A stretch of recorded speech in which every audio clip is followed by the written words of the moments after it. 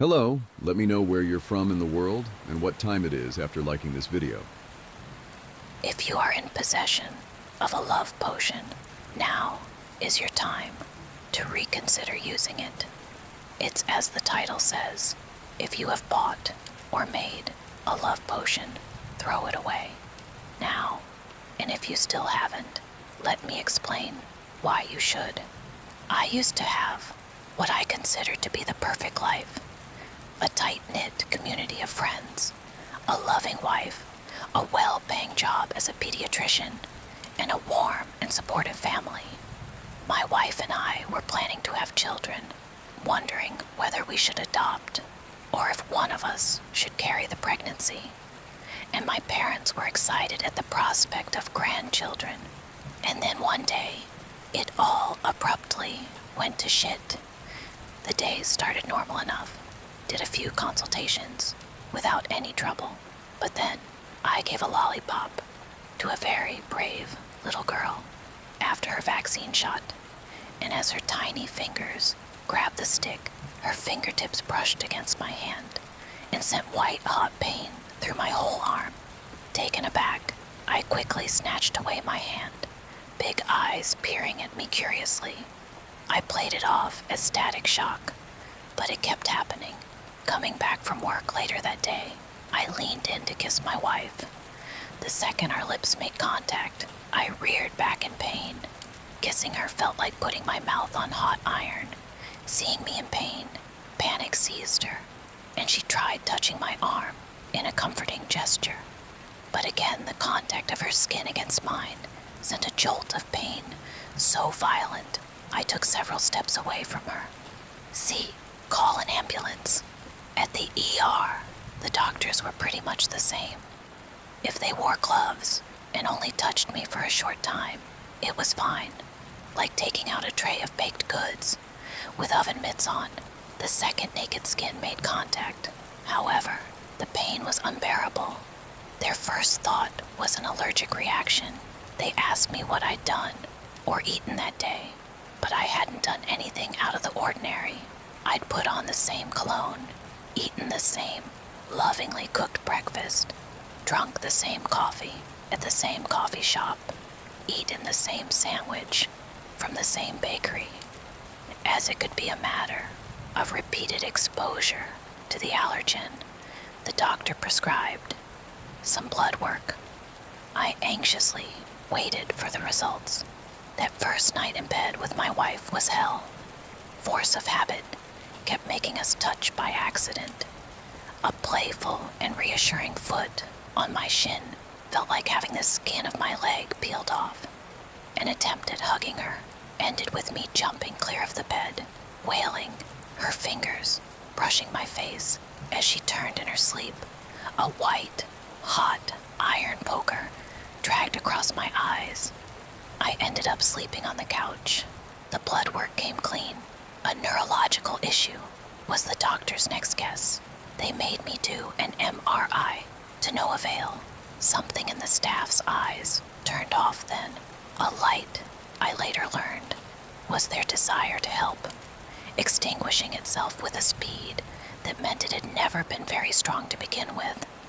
It was obvious that they no longer believed me, that they thought my pain was psychological, somatic, and therefore, in their mind, no longer real.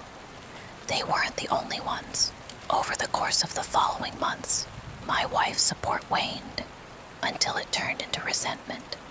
She took the fact that I couldn't touch anyone as a sign that I didn't want to touch her, that it was, somehow, a repressed homophobic part of me that was balking at the idea of starting a family together, and manifested it that way, which was ridiculous.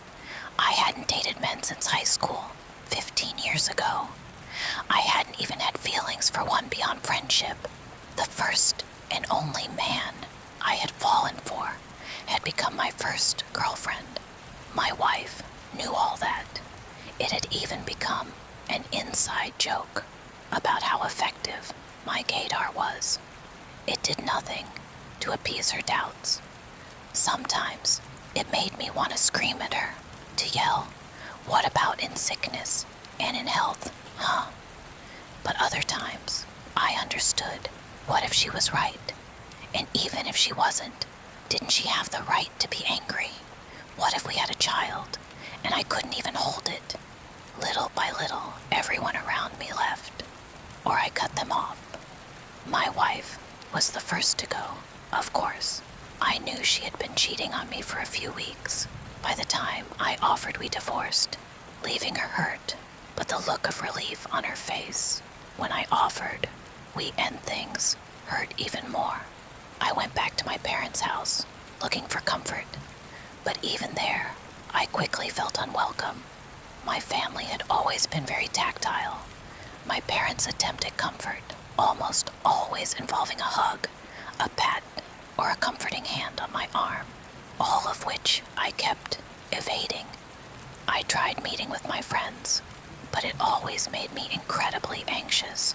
In summer, the heat made it hard to cover enough to avoid touch. In winter, it was easier, but even then, overheated interiors were hell. Worse than the pain was the constant fear of it, of a store clerk's fingertips brushing my palm when handing me back my change, of a stranger bumping into me, of a friend absent-mindedly leaning in to kiss my cheek. All those casual brushes of skin I had never thought about before that now brought pure agony. I felt like there was never enough layers of protection between myself and the searing pain other humans could inflict me. Unsurprisingly, my work too suffered from my new condition and subsequent paranoia. It was a bad look for a doctor to treat all of their patients like they were highly contagious, always wearing gloves, keeping touches to the strict minimum. I tried to compensate by being very friendly, but it was like both children and parents could feel something was off. The kids got restless. The parents started to suspect I had some sort of problem. Add word of mouth into the mix, and the number of patients coming to my office declined steadily. You would think eventually I'd build some pain tolerance, but if anything, it got worse. The oven mitts getting slimmer and slimmer. Soon I couldn't take the subway during rush hour, even clothed from head to toe, and could only go out when there were less people in the streets. I had to ask a colleague to put me on sick leave because I couldn't do consultations anymore. A year after the symptoms had first appeared, and I was at rock bottom. That's when I met Frank. I was at a cafe, so tired and miserable. I didn't look where I was going and bumped into him. I braced myself for misery, tensing every muscle, but nothing happened. Completely taken aback, I held the hand he offered me to get up. Without thinking, I was already regretting my choice when our palms closed against one another. But then, nothing. No pain. "Hey, you all right?" he asked. But I just stayed there frozen, gaping at him, hand tightened around his, feeling the touch of another human being for the first time in a year. I had never realized how real of a phenomenon touch starvation was. Of course, as a physician, I knew it was a thing, but it was different to experience it myself. As horrible as the deprivation had been, the euphoria of being able to touch someone again was unlike anything I'd ever felt before. The rush of endorphins was such a high, I almost swooned like a cartoon character. Coupled with our accidental bumping into, it seemed like a scene straight out of a romantic comedy. Love at first sight. Cue the violins and the platitudes about time stopping. "Are you okay?" Frank repeated. "Yes, I think you might be." My soulmate was not something I could just spring on the man, so having completely forgotten everything I'd painstakingly memorized in my teenage years about how to act around boys, I blurted, "I'm Nadia. Can I have your number?" Thankfully, that only made him laugh and blush a little, which was cute. He probably thought he was living something completely unreal. You and me both, buddy. When I went back home, I realized just how ridiculous I'd been. What if this had all been a coincidence? What if I was just cured? I went to hug my mother that night for the first time in a year. It felt like being burned alive. After a good, long cry alone in the bathroom, I came to terms with the reality of the situation. It really was something about Frank, and only him. Unsurprisingly, we quickly started dating after that, which led to a lot of soul searching. I'm 33 and had been identifying as a lesbian for the last 13 years, so it was a massive shock to fall for a man. It made me queasy to think my ex-wife might have been right, that it might have been my subconscious trying to tell me life with her wasn't what I really wanted, even if it had seemed so real. Dating Frank was fine, for the most part. Touching another human was a luxury I had clearly taken for granted. Every time we held hands or hugged was incredible. After months without it, more intimate gestures were more complicated. Kissing was still mostly okay, but as much as I had missed the touch of another human, anything beyond that made me really uncomfortable. I tried a couple of times to psych myself up when we were kissing, and his touches turned more pointed, but I just didn't feel any of the desire I'd felt for my ex-wife or girlfriends over the years, and I wasn't a teenager anymore. I knew what desire felt like for me, and I knew that I didn't feel it for Frank. But he was also the only human whose touch wasn't physically painful. At least Frank wasn't pushy. Of course, he was a bit bummed that intimacy between us was going at a snail pace, but he was content to wait. I had told him that I had a condition that made touch difficult, and he was very understanding. I love you, and I'm not going anywhere. I'll wait for as long as it takes, he told me. At the time, I was relieved and grateful to finally have someone in my life who was willing to give me the grace no one had given me in over a year. Now, however, I realize his words had a very different meaning. Personality-wise, Frank reminded me of some of my high school boyfriends. Before I'd realized I wasn't attracted to them, he was gentle, shy, not very manly. Actually, for some reason, he reminded me a little of my last boyfriend, who had, incidentally, turned to be my first girlfriend. Unlike her, though, Frank was very much a straight, cisgender man, and he would stay that way until he died. It sometimes led to friction. After dating women for so long, there were expectations I wasn't used to anymore. Not that dating women doesn't come with its own problems. Relationships are hard. At first, it was fun to get the princess treatment, not paying at restaurants, or having him open doors for me. It was novel. It stopped being cute when he told me I shouldn't wear heels because it made me look taller than him, or that he was uncomfortable that I earned so much money as a doctor. He also seemed really upset by the fact that I had had a life before him, sentimental and sexual, but we always managed to iron things out.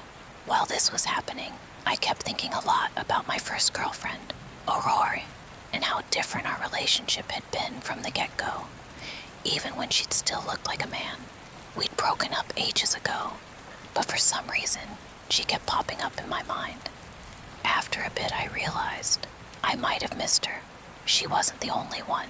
Beyond the isolation that had come from my debilitating fear of touch, being a lesbian had been such an integral part of my identity for so long. I felt deeply uncomfortable reconnecting with my friends now. I didn't feel like I belonged to the bars, cafes, or club I'd gone to. Didn't want to talk to the friends who's been at our wedding with my ex. I was all the more uncomfortable that I'd let a lot of biphobia fly from said friends. Over the years, and was now terrified of reaping what I'd sown. And then, one day, everything came crashing down. I was getting bubble tea at a little shop near my house when I heard a voice call behind me, "Nadia." And there she was, Aurora. She was a vision, radiant, like her name. She looked exactly as I remembered her, and yet nothing like it. The numbers of piercings on her ears and face had doubled, and new tattoos had bloomed on her arms, some covering older, less well-made ones. Her style had gone from chaotic young goth to sophisticated older goth, and it suited her perfectly. "Aurora," I whispered. "I can't believe it's you. It's been ages. How have you been?"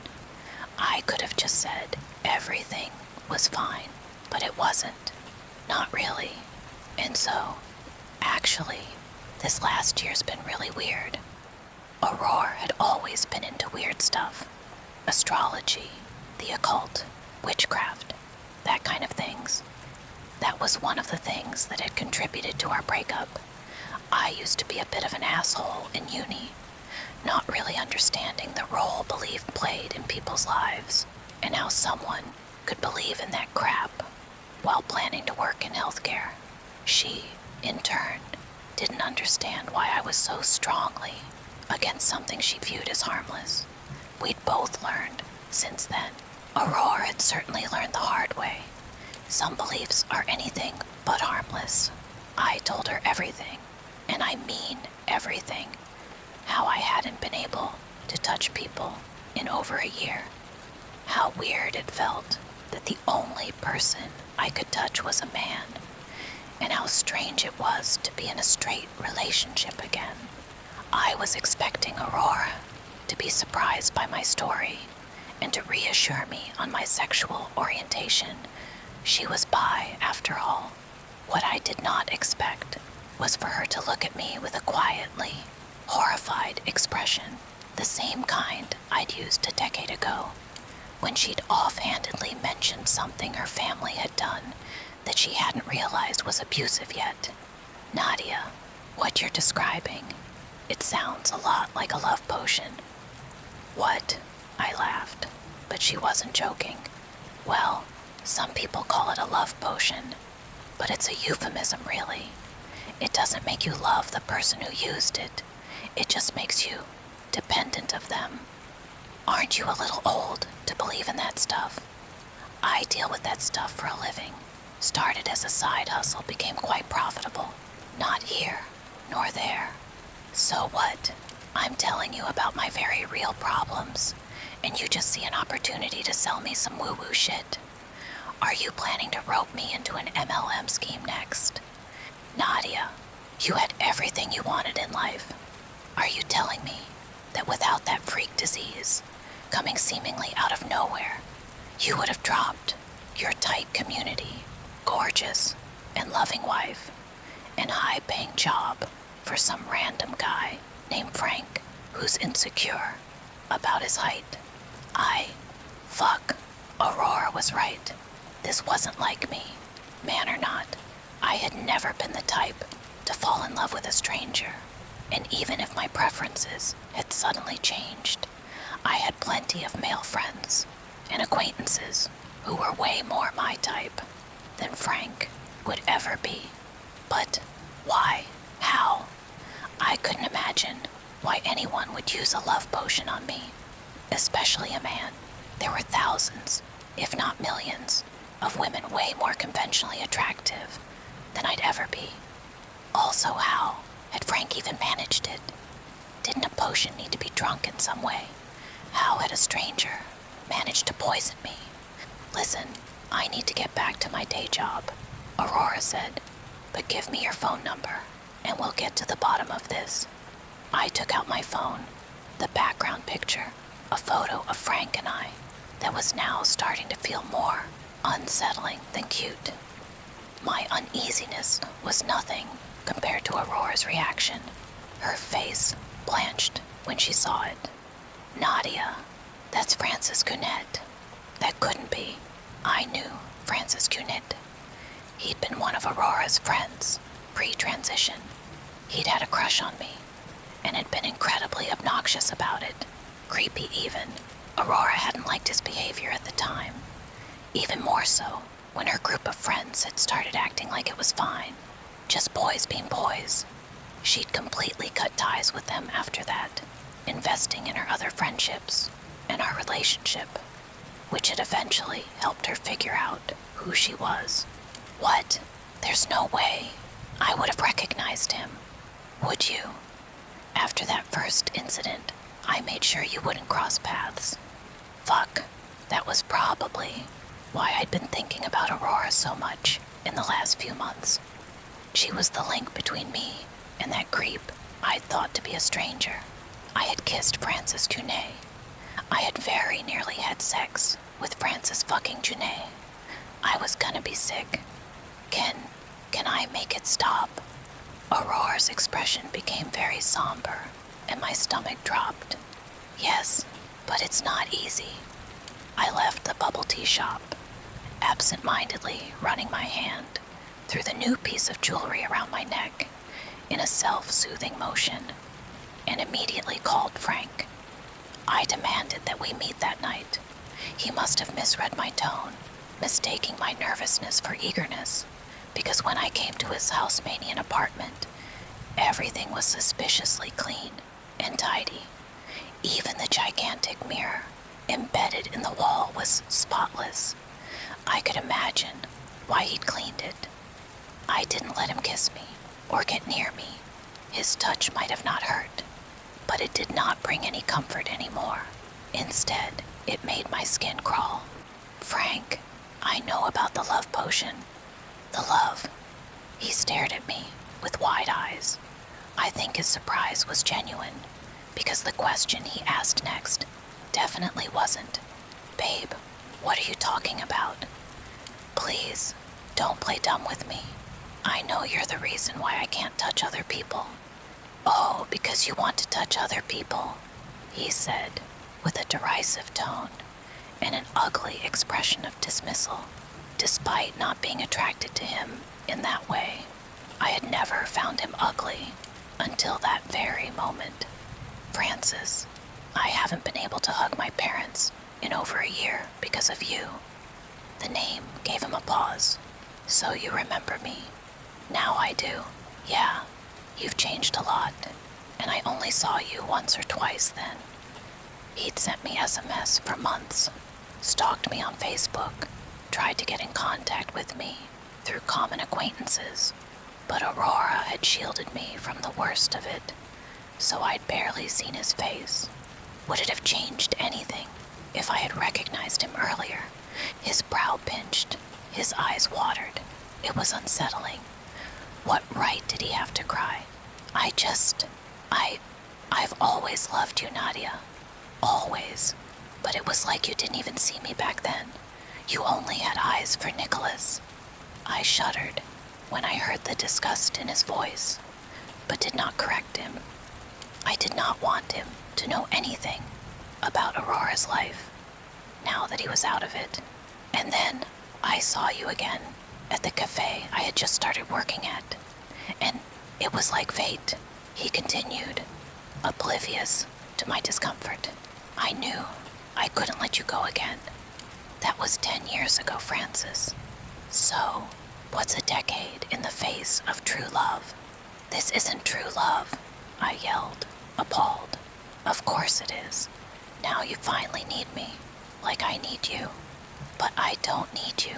Not really. I don't even love you. I just don't have a choice. You say that now, but if we spend more time together, then I'll just resent you more. Now I was the one crying. Please, let me go. Move on. There is a way to do that. I know about the fucking ritual. I'm not doing it, he said, cutting me. The tears were still there, on his cheeks, glittering in the low light, but his voice and face were hard, cruel, determined. Now that he finally had what he wanted, he wasn't going to let go. The ritual to get rid of the effects of the potion was a week long, It required both the user and the recipient's willing involvement, and Francis would indeed never do it. I could see it clear as day. He might pretend he would, if I begged or screamed or cried enough, if I left long enough, but ultimately he would bargain, would postpone, would blame. He already was, and how long until my own energy and patience ran out? How long until I was too exhausted to leave? I see, I said quietly. I took hold of the pendant Aurora had given me, my fist shaking as I held it in a tight grip. I took one long look at the man who had taken nearly everything from me, the man who had poisoned and isolated me, just so that I would look his way, and with all the hatred I felt for him, I pulled the pendant quickly, as hard as I could. The band of the necklace went taut, then snapped, the metal clasp breaking more easily than it ought to. I don't know what I expected to happen. Aurora had been purposefully vague about what the results would be. The old and massive mirror behind Frank started rippling. I frowned, unsure what I was seeing. It was so dark. Had it been this dark earlier? All of a sudden, a gigantic hand came out of the reflecting surface. It closed around Frank's entire body, cutting his breath.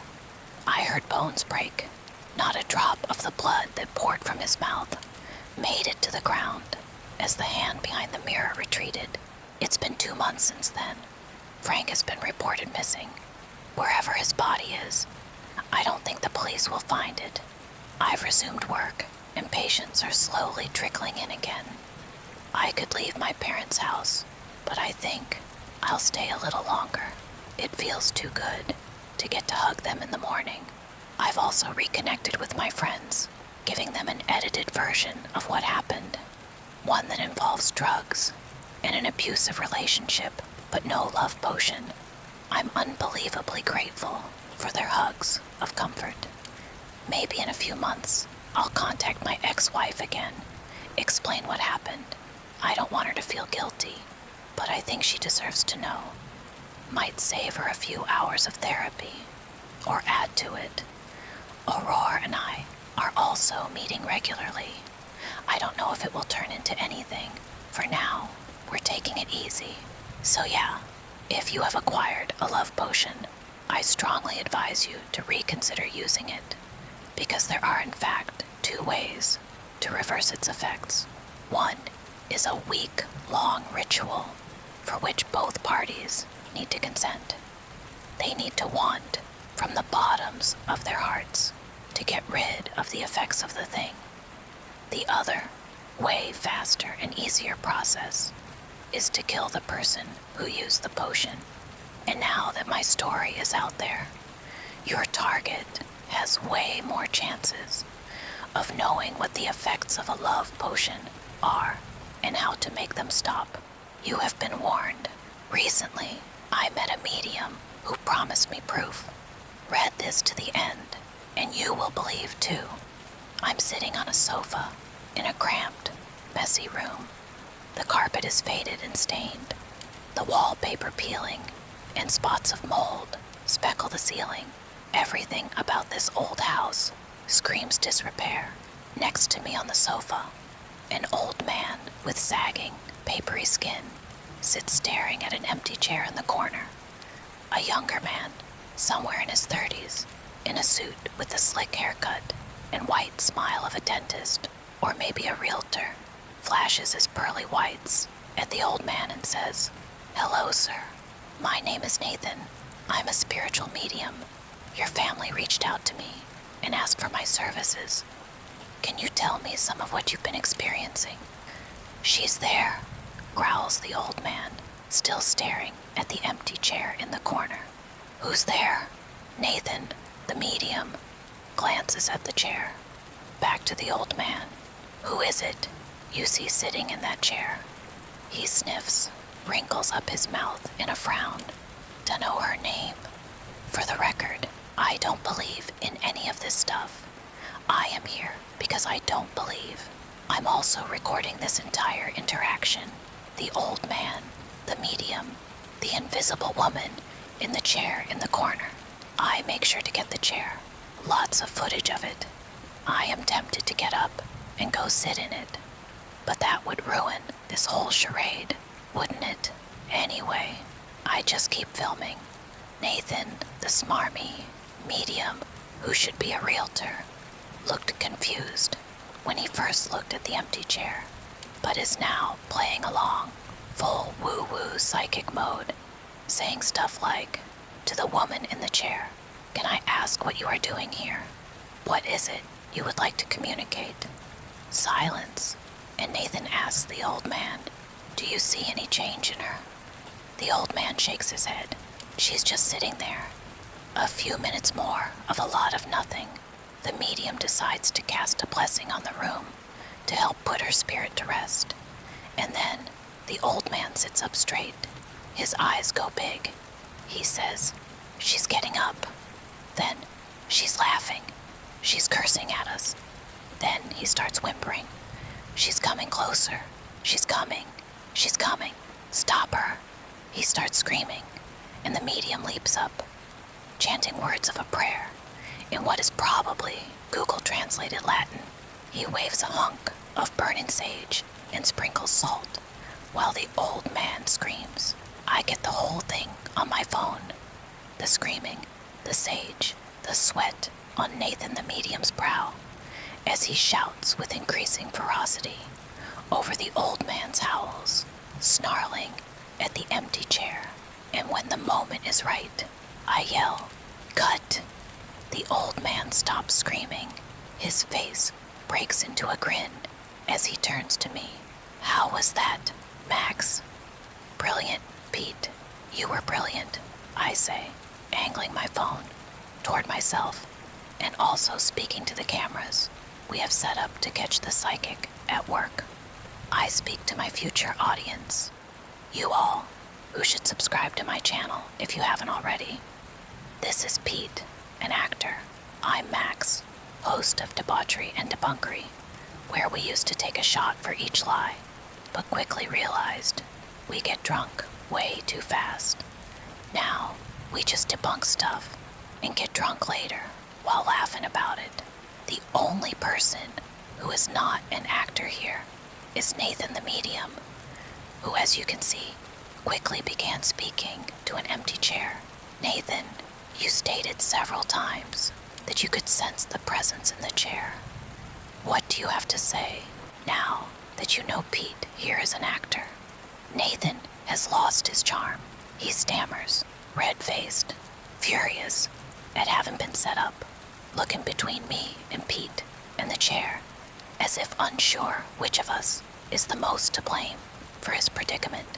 He insists his powers are genuine and babbles that there is a spiritual energy in the chair, while I go on to remark about how the chair itself is from Target.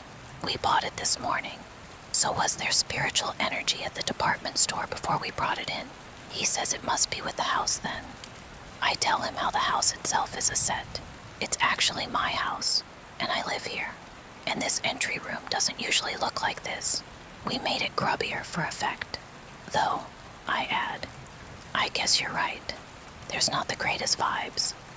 Feng Shui has always been a little off in here. And I do need to replace the carpet. The stains are real. The mold spots on the ceiling are fake. You get the idea. Call me Max, short for Maxine, or Maximilian, depending on my mood. I'm currently Nathan the medium's worst nightmare. What you are doing is entrapment, he snarls, his ruddy red face on the verge of tears. Oh, his business is gonna take a hit, all right. He keeps barking at me. You act so sanctimonious, but this bullshit is hurting people. You're hurting people by dismissing their beliefs, disrespecting the spiritual. I laugh at him. I'd say that's exactly what you're doing by taking advantage of people, just like you tried with Pete here. I bet you go into schools and debunk Santa Claus to the little kids. How telling that you compare what you do to lying to children. So you know you're lying. You just think it's okay, because they're feel-good lies. You know what? Make fun all you want, but this stuff is real. You're a fool to mess with it. He turns and storms out. My last shot of him is both middle fingers held up. His dramatic exit is marred almost immediately by his return moments later, his face now blank as thrusts a business card into my hand. For skeptics, he says, call her, and she'll make you believe. Thanks for the tip, Nathan. Probably won't, though. It usually doesn't work when people know ahead of time. Call her. She will make you believe, he repeats again before turning on his heel and striding out. I look at the card. It just says, make believe on one side, and on the other is an eye and a number. The eye has a nifty effect where it appears to always be looking at you. The card is matte black with simple lettering. I tuck it in my pocket. A few days later, Nathan the medium contacts me via text. The episode has already aired. I'm sure Nathan is pissed about it. No doubt, he's getting a lot of emails and calls. He's getting roasted in the comments. So is messaging me. It's not surprising. Probably to beg me to remove it, offer to bribe me. I've had all kinds of things. His message, when I open it, surprises me. Forget what I said about the card. Just throw it away, please. Now, I've always been a contrarian. Had forgotten about the card until that moment. But of course, after his request, I go digging it up. The matte black, the eye, the words, make believe, and the number to call. I call it out of curiosity, making sure to record the call. So I'll have material later for an episode if this turns into anything. There's no ringing, just a voice, connecting almost immediately. The address is redacted. Come if you want to believe. Corny, probably not worth the effort of a debunk, but the address isn't too far from my sister's house, and I have to visit her anyway to help her with a few things and talk about my brother-in-law. He's battling cancer. I make a note about it, and the next day, before I head over to see my sister, I swing by the address. It takes a while to find. A small psychic reading shop. More of a nook, really, tucked between a bakery and a bookstore. You have to go down a set of stairs to even find the door, and the room is so small, it feels like stepping into a janitor's closet. The woman inside is neither old nor young. She's somewhere between 30 and 50. An unremarkable bird of a woman with beady dark eyes and hair like a crow's wings. Glossy black with a bluish sheen, must be dyed.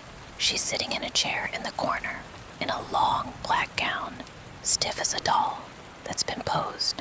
She has only one eye, which follows me as I step in and sit down in the chair opposite her. The other eye is shrouded in shadow. Also, the lights in here are very low. It's a nice effect, hokey, but visually arresting. Props to her for atmosphere. Minus a few points for being so cliche. Hello, Max, says the woman. So Nathan obviously did give her the heads up. So much for debunking. Even so, I ask her if I can record. She cackles a little and motions for me to go ahead. So I take out my phone and start recording us both.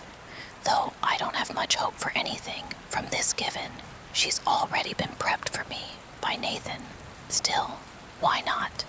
I clear my throat and say, I'm told you can make anyone believe. Sure, she agrees. Okay, make me believe. Her head cocks, raven-like, and she examines me. Her eye drifts to the camera. Is this really what you want, Max? To be made to believe? Me and my viewers, and your viewers. Again, that throaty chuckle. How nice. All right then, Max, the debunker. I'll make a bargain with you. In 5 days, if I've made you believe, you publicly announce your belief before you end yourself and your channel. If you still don't believe in 5 days, nothing happens to you. The sheer gall of this lunatic, I can't help smiling. And myself and my channel, I echo. That's the worst bargain I've ever heard. Why would I agree to that? Because you don't believe. You believe. You won't believe. And you're an arrogant shit who wants clicks. And making this bargain will give them to you. She makes actually a very good point. Also, she's right. I absolutely do not believe. I say as much to my camera, and then say, okay, crazy lady, fine, I accept your bargain, but just recording this to note that I have no plans to commit suicide, and if I appear to do so, and this lady has murdered me, I expect her to be arrested. She just looks at me with a flat, black eye. So how are you going to make me believe? I ask. Tell me the names of 3 people. She grunts. Kenji, I say, my brother-in-law. He dies on Friday, she says. Loses his battle with cancer. My condolences. Wow, okay. Obviously, you did your research. It's called a hot reading, when a purported psychic will look up information about a subject before the reading and then recite facts about them that seem astonishing to the audience. Nathan told her I was coming, so she obviously looked up my brother-in-law and his condition. My brother-in-law could pass at any time. Friday is very specific, but it's not a bad gamble. I find it in poor taste. She throws out his death so casually, though, wagering her whole charade on his ill health. That one's too easy, she says, as if agreeing with my thoughts. Who else? Sarah, my sister, who is going through it right now with Kenji's illness. She shakes her head.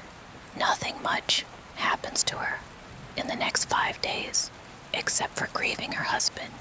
Name someone else. What? Number? You said I could name anybody. I named Sarah. You can't make a prediction for her. She sighs and rolls her eyes. It's your episode, Max. There are plenty of more interesting options, but fine. Your sister Sarah forgets a bag of groceries and has to go back for it. Inside are 2 apples, some herbal medicine your brother-in-law requested that she'll never get a chance to deliver to him, and chocolates for you. This is all so specific. Already, I'm thinking of how it could be staged. Could this woman bribe one of the store workers at the co-op my sister shops at? Or maybe this make-believe woman has got a bug in her ear now.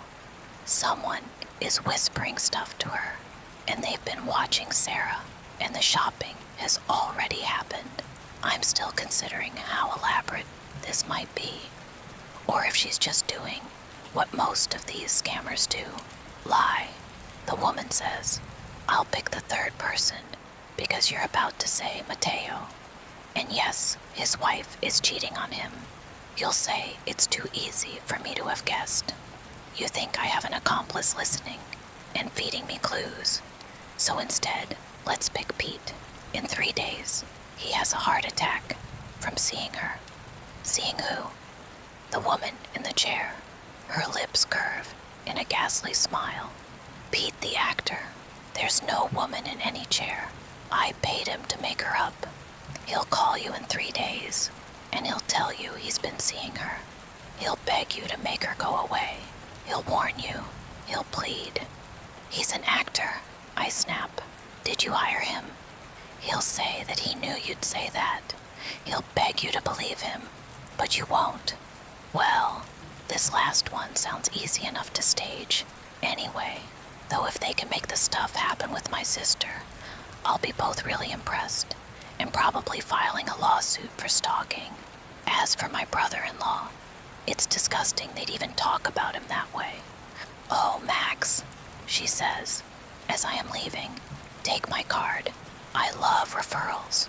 Refer me to someone else, and maybe I'll make them believe in your place.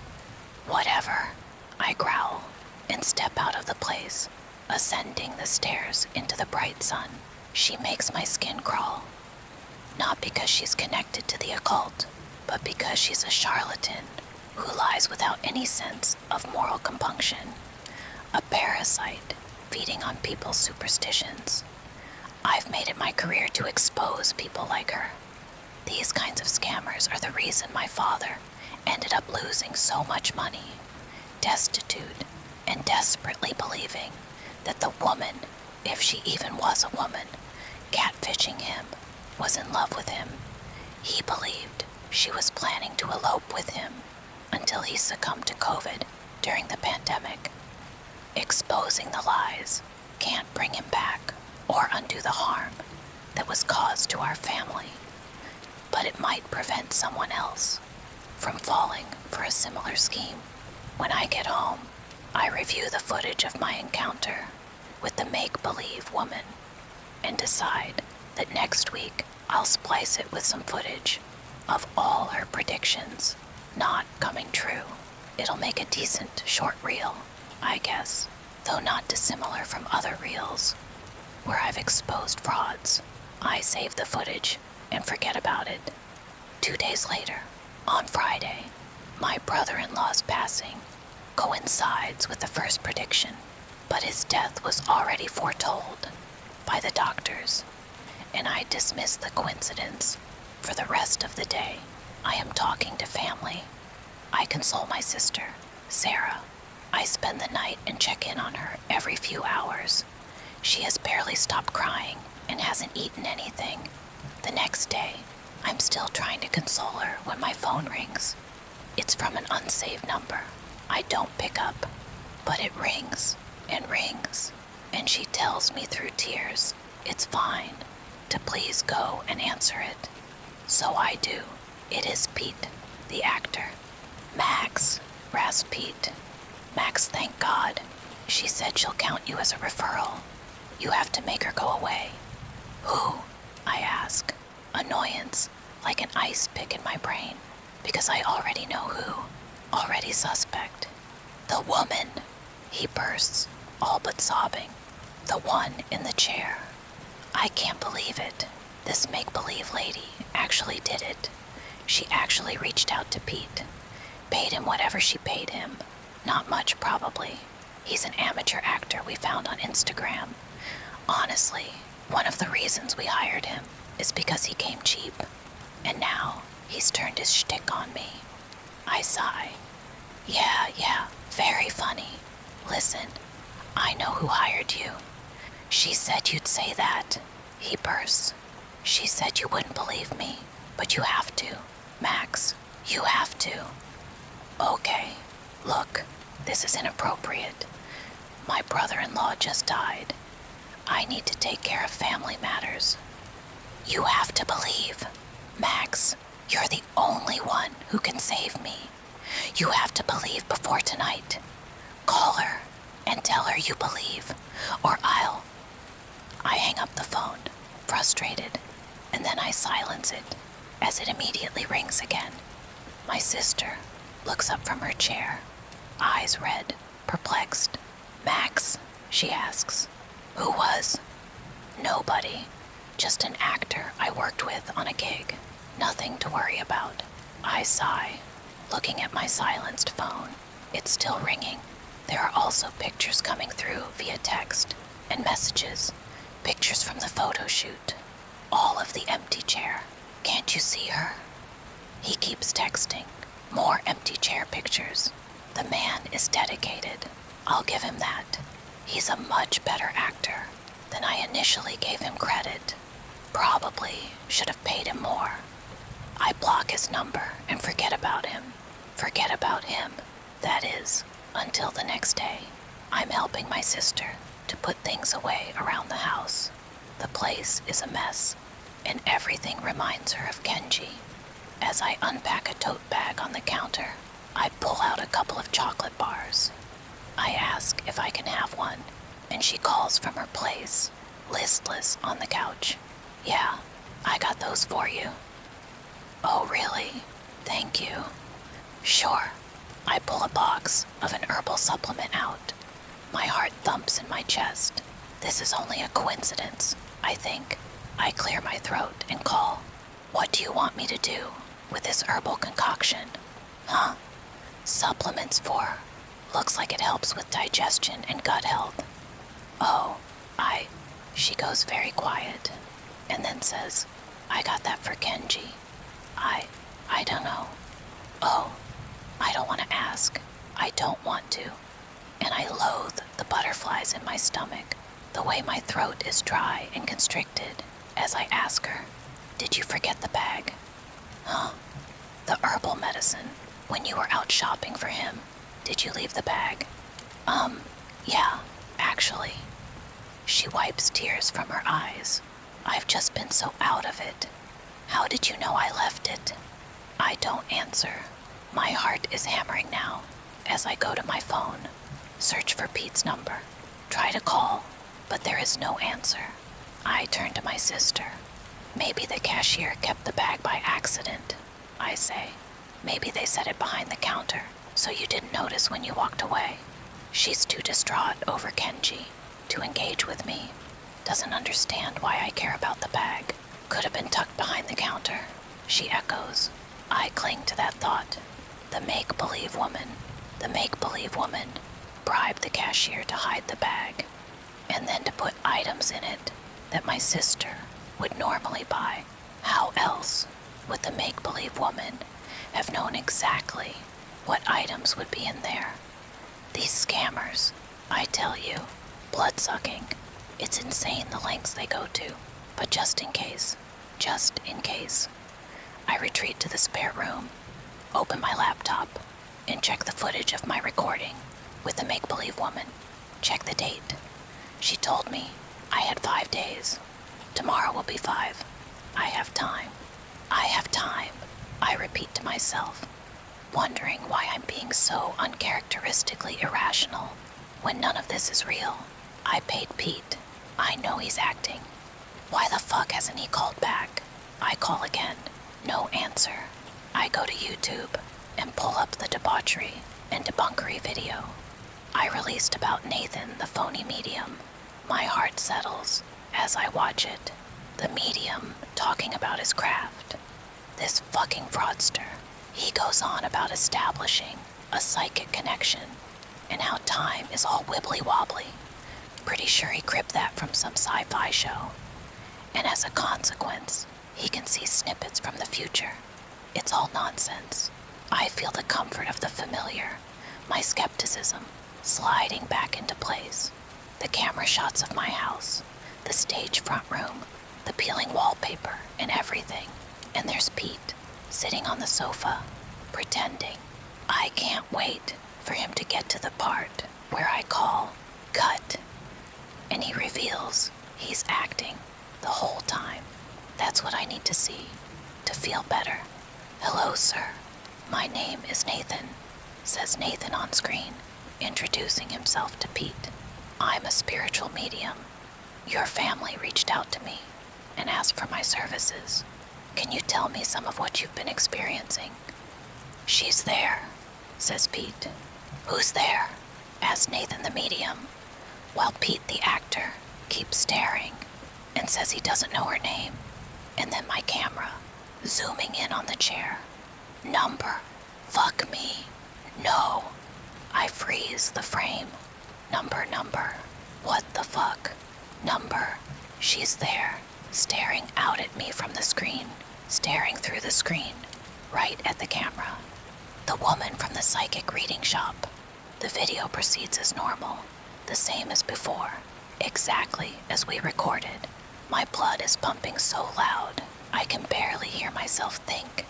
My pulse raging, drowning out the dialogue in the video as the medium leans forward and asks what the woman is doing now. Pete says she's just sitting there. The camera pans back to the empty chair, but it's not empty. The woman is sitting in it. The camera returns to Nathan the medium as he gets up and begins performing a blessing on the room until suddenly Pete sits up straight on the sofa and announces, she's getting up. She's laughing. My throat constricts. My heart sledgehammers my ribs so hard, I think I might go into cardiac arrest. The phone camera remains trained on Pete, on his hammy acting. Only now, instead of looking hammy, he looks genuinely terrified. He really is a better actor than I gave him credit. I hear my own voice chuckling under my breath on the recording, trying not to giggle at what I evidently thought was a great performance by our actor. And then finally, my phone pans back to the chair. I scream aloud, in my room by myself, and jerk back from my laptop. The woman is standing, lurching toward the camera, toward me. She's coming closer. Pete's voice screams on the recording. I'm cowering on the floor, gasping as the woman steps nearer, nearer to the camera, her face swallowing the screen. "Cut!" shouts my voice. Then everything is back to normal. The woman on the video is gone. There's only Nathan, red-faced and ashamed, as Pete and I tease him. I hear my own arrogant voice. I'm Max, host of Debauchery and Debunkery, where we used to take a shot for each lie, but quickly realized we get drunk way too fast. I slam my hand on the laptop to shut it, but then something occurs to me. If the woman was really there, if I wasn't seeing things, others must have noticed her too.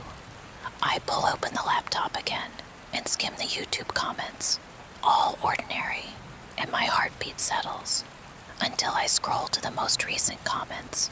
Specifically, there's a bunch left by the user, Pete Hamsitup. It's the handle for our actor, and he has commented over and over, "Pete Hamsitup, I believe. Pete Hamsitup, I believe. Pete Hamsitup, I believe. Pete Hamsitup, I believe. Pete Hamsitup, I believe." I check Pete's Instagram account, the one we hired him from. His account is gone, deleted. I call Pete, and while the phone rings, "Max."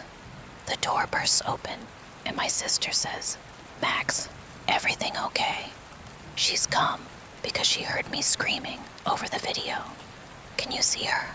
I ask, trying not to hyperventilate, as I turn my laptop toward her, rewinding the video to just before the cut.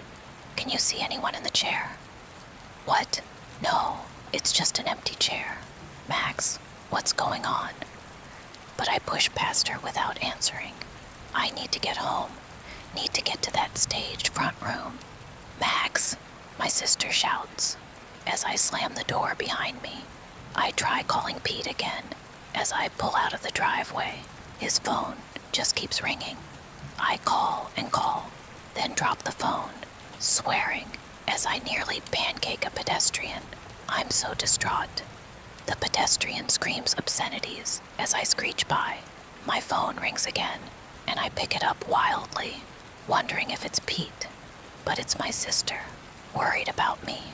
I lie that I'm fine, running a red light and careening along residential streets, and finally screeching into my driveway. And I leap out, rushing up the front steps, through the porch, and into the stage living room area. See the chair, still empty. Thank God, everything still the same as on the day of Nathan the medium's visit. "Nathan, I need to call Nathan. Nathan," I burst as the call connects. "It's Max from Debauchery and Debunkery. I need you to make her stop. I pause, stammering over my next words, and grit my teeth and make myself say, "I'll take down the debunk video. I'll say you were right. Just make her stop." "Do you believe?" comes the tinny voice on the phone. "Sure, fine. Just make her stop." "If you believe," says the voice, "you must publicly announce your belief before you end yourself and your channel." What? The blood in my veins turns to ice as I remember the deal, that absurd deal. If I believe, I end my channel and myself. If I don't believe, nothing happens. "So Max, you'll be fine if you don't believe," says the small, rational voice in my head. If I don't believe, as long as I'm still a skeptic, but tears start into my eyes, the phone shaking in my fingers, because I'm looking at my texts and there's a new one from Pete. Hello, this is Jay on my grandfather's phone. He had a heart attack yesterday and passed away. Scrolling up to the previous text, it's just the picture he sent, over and over again, of the chair. But now, I see her. I fucking see her. And now I can't make myself unsee her. I can't. And I'm certain that when finally I see her in the flesh again and my 5 days are over, I'll end my account and myself. And oh, fuck me. How do I stop it? Please help me. I whimper into the phone. Nathan's voice cackles, only it doesn't sound like Nathan. I sink down to the floor in despair, and that's when I find it on the carpet. That matte black card of hers, black like the blackest void in the universe. Except those words, make believe, and in the picture of the eye, looking at me and the number. And I remember, she likes referrals. I still have a few hours left to find someone else, so I'm making this final post. Please, are you a skeptic? You think I'm making this all up? That it's just nonsense? That I'm I'm an actor? Ha. Perfect. Okay, please, listen, I believe, and I need you to look her up. I need you to call her. Call this number. Redacted. Call her. And no matter how skeptical you are, she'll make you believe.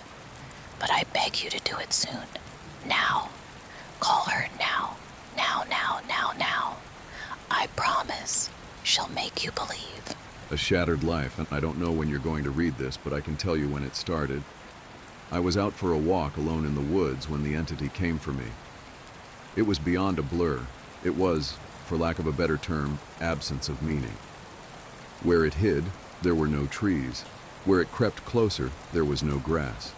Through the arc it leapt at me. There was no breeze of motion. There was no air at all. As it struck, I felt the distinct sensation of claws puncturing me somewhere unseen, somewhere I'd never felt before. My hands and arms and legs and torso seemed fine and I wasn't bleeding, but I knew I'd been injured somehow. As I fearfully ran back home, I could tell that I was less. I was vaguely tired, and it was hard to focus at times. The solution at that early stage was easy. A big cup of coffee helped me feel normal again. For a while, that subtle drain on my spirit became lost in the ebb and flow of caffeine in my system. You could say my life began that week, actually, because that was when I met Mar. She and I got along great, though. To be honest, I'm pretty sure I fell in love with her over the phone before we even met. It was almost as if the strong emotions of that first week made the entity fight back. It was still with me, latched on to some invisible part of my being. The first few incidents were minor, and I hardly worried about them. The color of a neighbor's car changed from dark blue to black one morning, and I stared at it before shaking my head and shrugging off the difference. 2 days later at work, a co-worker's name changed from Fred to Dan. I carefully asked around, but everyone said his name had always been Dan. I figured I'd just been mistaken. Then, as ridiculous as this sounds, I was peeing in my bathroom at home when I suddenly found myself on a random street. I was still in my pajamas, pants down, and urinating, but now in full view of a dozen people at a bus stop. Horrified, I pulled up my clothes and ran before someone called the cops. I did manage to get home, but the experience forced me to admit that I was still in danger. The entity was doing something to me, and I didn't understand how to fight back. Mar showed up that evening, but she had her own key. "Hey," I asked her with confusion. "How'd you get a key?" She just laughed. "You're cute. Are you sure you're okay with this?" She opened a door and entered a room full of boxes. "I know living together is a big step, especially when we've only been dating 3 months. Living together? I'd literally just met her the week before. Thing was, my mother had always called me a smart cookie for a reason. I knew when to shut my yap. Instead of causing a scene, I told her everything was fine, and then I went straight to my room and began investigating. My things were just as I had left them, with no sign of a 3-month gap in habitation. But I did find something out of the ordinary. The date. I shivered angrily as I processed the truth. The entity had eaten 3 months of my life. What the hell was I facing? What kind of creature could consume pieces of one's soul like that? I'd missed the most exciting part of a new relationship, and I would never understand any shared stories or in-jokes from that period. Something absurdly precious had been taken from me, and I was furious. That fury helped suppress the entity. I never imbibed alcohol. I drank coffee religiously. I checked the date every time I woke up. For 3 years, I managed to live each day while observing nothing more than minor alterations. A social fact here and there, someone's job, how many kids they had, that sort of thing. The layout of nearby streets, the time my favorite television show aired, that kind of thing. Always, those changes reminded me the creature still had its claws sunk into my spirit. Not once in 3 years did I ever let myself zone out. One day, I grew careless. I let myself get really into the season finale of my favorite show. It was gripping, a fantastic story. Right at the height of the action, a young boy came up to my lounger and shook my arm. Surprised, I asked, "Who are you? How did you get in here?" He laughed and smiled brightly. "Silly daddy." My heart sank in my chest. I knew immediately what had happened. After a few masked questions, I discovered that he was 2 years old, and that he was my son. The agony and heartache filling my chest was nearly unbearable. Not only had I missed the birth of my son, I would never see or know the first years of his life. Mar and I had obviously gotten married and started a family in the time I'd lost, and I had no idea what joys or pains those years contained. It was snowing outside. Holding my sudden son in my lap, I sat and watched the flakes fall outside. What kind of life was this going to be if slips in concentration could cost me years? I had to get help. The church had no idea what to do. The priests didn't believe me and told me I had a health issue rather than some sort of possession. The doctors didn't have any clue. Nothing showed up on all their scans and tests, but they happily took my money in return for nothing. By the time I ran out of options, I decided to tell March. There was no way to know what this all looked like from her side. What was I like when I wasn't there? Did I still take our son to school? Did I still do my job? Clearly I did, because she seemed to be none the wiser. But I still had a horrible feeling that something must have been missing in her life when I wasn't actually home inside my own head. But the night I set up a nice dinner in preparation, she arrived not by unlocking the front door, but by knocking on it. I answered and found that she was in a nice dress. She was happily surprised by the settings on the table. "A fancy dinner for a second date? I knew you were sweet on me."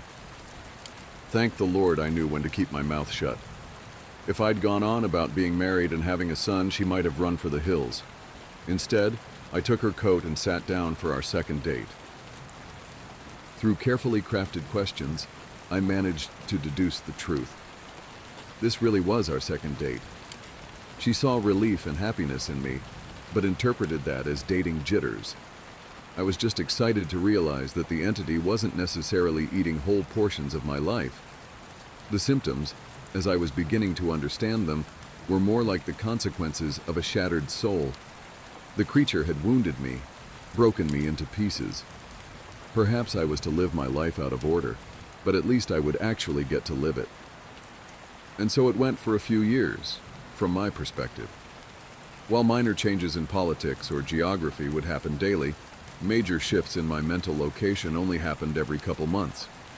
When I found myself in a new place and time in my life, I just shut up and listened, making sure to get the lay of the land before doing anything to avoid making mistakes.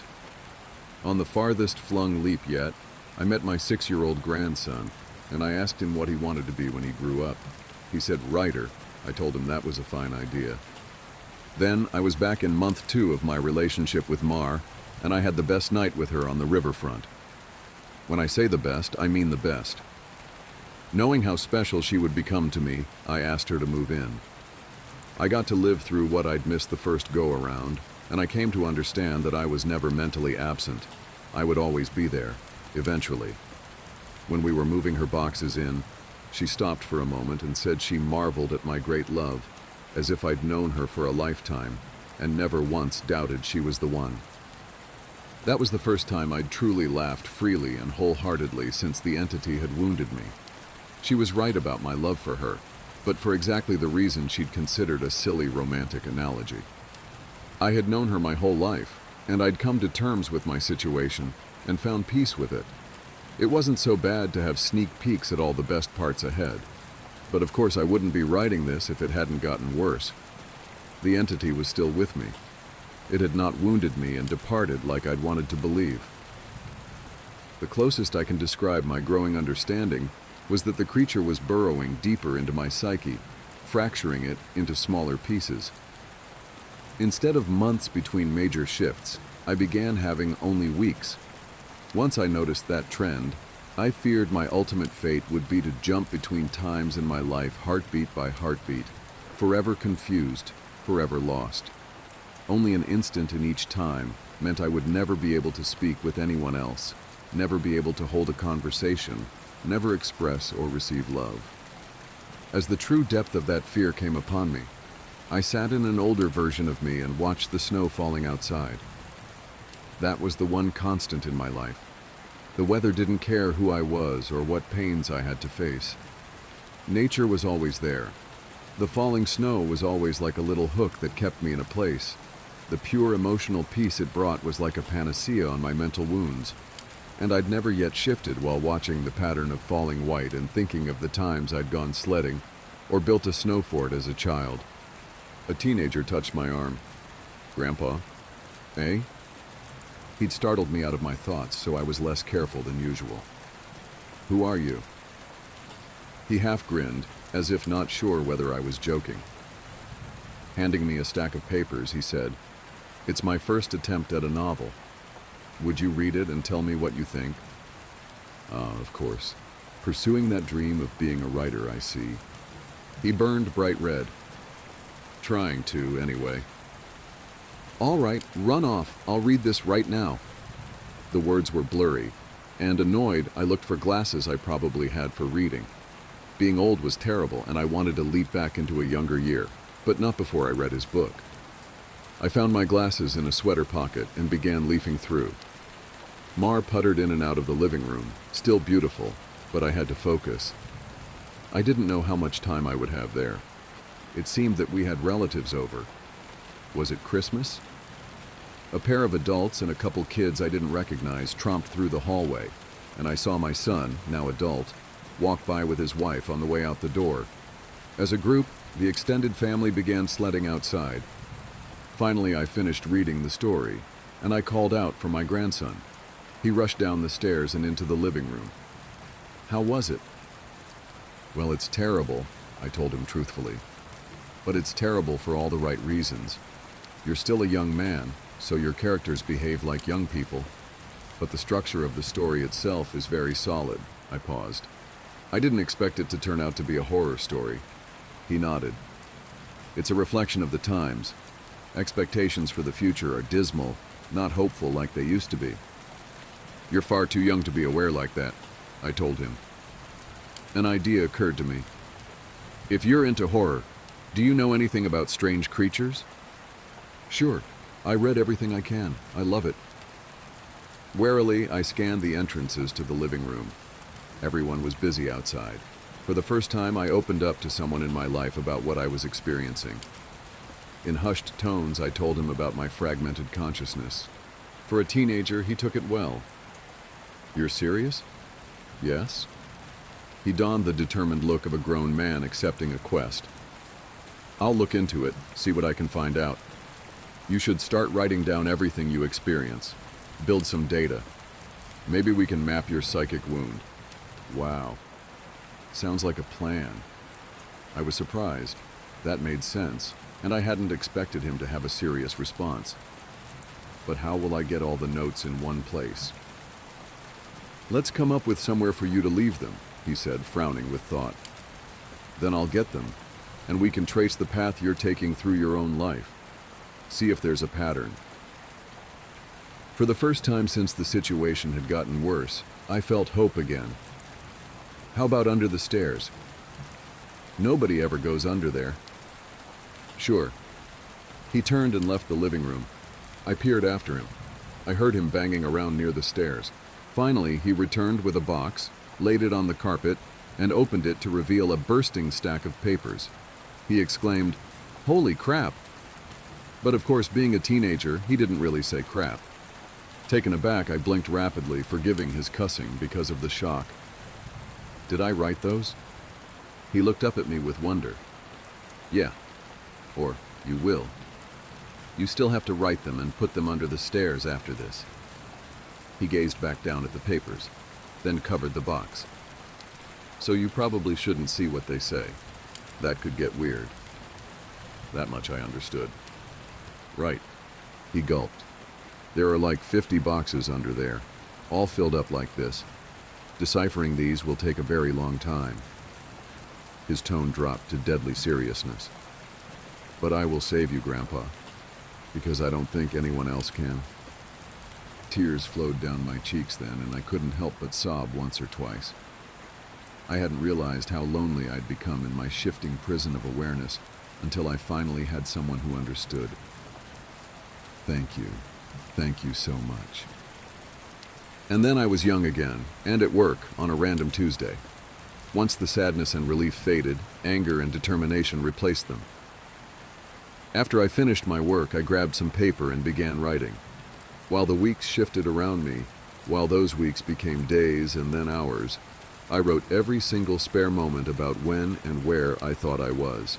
I put them under the stairs out of order. My first box was actually the 30th, and my last box was the 1st. Once I had over 50 boxes written from my perspective, and once my shifting became a matter of minutes, I knew it was up to my grandson to take it from there. I put my head down and stopped looking. I couldn't stand the river of changing awareness any longer. Names and places and dates and jobs and colors and people were all wrong and different. I'd never been older. I sat watching the snow fall. A man of at least 30 that I vaguely recognized entered the room. Come on. I think I finally figured it out. I was so frail that moving was painful. Are you him? Are you my grandson? Yes. He took me to a room filled with strange equipment and sat me in a rubber chair facing a large mirror twice the height of a man. The pattern finally revealed itself. How long have you worked on this? I asked him aghast. Tell me you didn't miss your life like I'm missing mine. His expression was both stone cold and furiously resolute. It'll be worth it. He brought 2 thin metal rods close to my arm and then nodded at the mirror. Look, this shock is carefully calibrated. The electric zap from his device was startling, but not painful. In the mirror, I saw a rapid arcing light silhouette appear above my head and shoulder. The electricity moved through the creature like a wave, briefly revealing the terrible nature of what was happening to me. A bulging leech-like mouth was wrapped around the back of my head, coming down to my eyebrows and touching each ear, and its slug-like body ran over my shoulder and into my very soul. It was a parasite, and it was feeding on my mind. My now-adult grandson held my hand as I took in the horror. After a moment, he asked, "Removing it is going to hurt very badly. Are you up for this?" Fearful, I asked, "Is Mar here?" His face softened. Number not for a few years now. I could tell from his reaction what had happened, but I didn't want it to be true. How? We have this conversation a lot, he responded. Are you sure you want to know? It never makes you feel better. Tears brimmed in my eyes. Then I don't care if it hurts or if I die. I don't want to stay in a time where she's not alive. He made a sympathetic noise of understanding and then returned to his machines to hook several wires, diodes, and other bits of technology to my limbs and forehead. While he did so, he talked. I've worked for 2 decades to figure this out, and I've had a ton of help from other researchers of the occult. This parasite doesn't technically exist in our plane. It's one of the lesser spawns of Mu Beta Mu, and it feeds on the plexus of mind, soul, and quantum consciousness, reality. When details like names and colors of objects changed, you weren't going crazy. The web of your existence was merely losing strands as the creature ate its way through you. I didn't fully understand. I looked up in confusion as he placed a circlet of electronics like a crown on my head, in exact line with where the parasite's mouth had ringed me. "What's mu beta mu?" He paused his work and grew pale. "I forgot that you wouldn't know. You're lucky, believe me." After a deep breath, he began moving again and placed his fingers near a few switches. "Ready? This is carefully tuned to make your nervous system extremely unappetizing to the parasite, but it's basically electroshock therapy." I could still see Mars smile, even though she was dead. I'd just been with her moments ago. "Do it."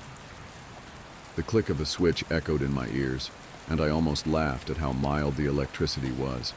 It didn't feel like anything, at least at first. Then I saw the mirror shaking, and my body within that image convulsing. Oh, number, it did hurt. Nothing had ever been more painful. It was just so excruciating that my mind hadn't been able to immediately process it. As my vision shook and fire burned in every nerve in my body, I could see the reflected, trembling light silhouette of the parasite on my head as it writhed in agony equal to mine. It had claws, 6 clawed, lizard-like limbs under its leech-like body, and it cut into me in an attempt to stay latched on. The electricity made my memories flare. Mars' smile was foremost, lit brightly in front of a warm fire as the snow fell past the window behind her. The edges of that memory began lighting up, and I realized that my life was one continuous stretch of experience. It was only the awareness of it that had been fragmented by that feasting evil on my back. I'd never managed to be there for the birth of my son. I'd jumped around it a dozen times, but never actually lived it. For the first time, I got to hold Mars' hand and be there for her. Number, no. That moment had shifted seamlessly into holding her hand as she lay in a hospital bed for a very different reason. Not this. God, why? It was so merciless to make me remember this. I broke down in tears as nurses rushed into the room. I didn't want to know. I didn't want to experience it.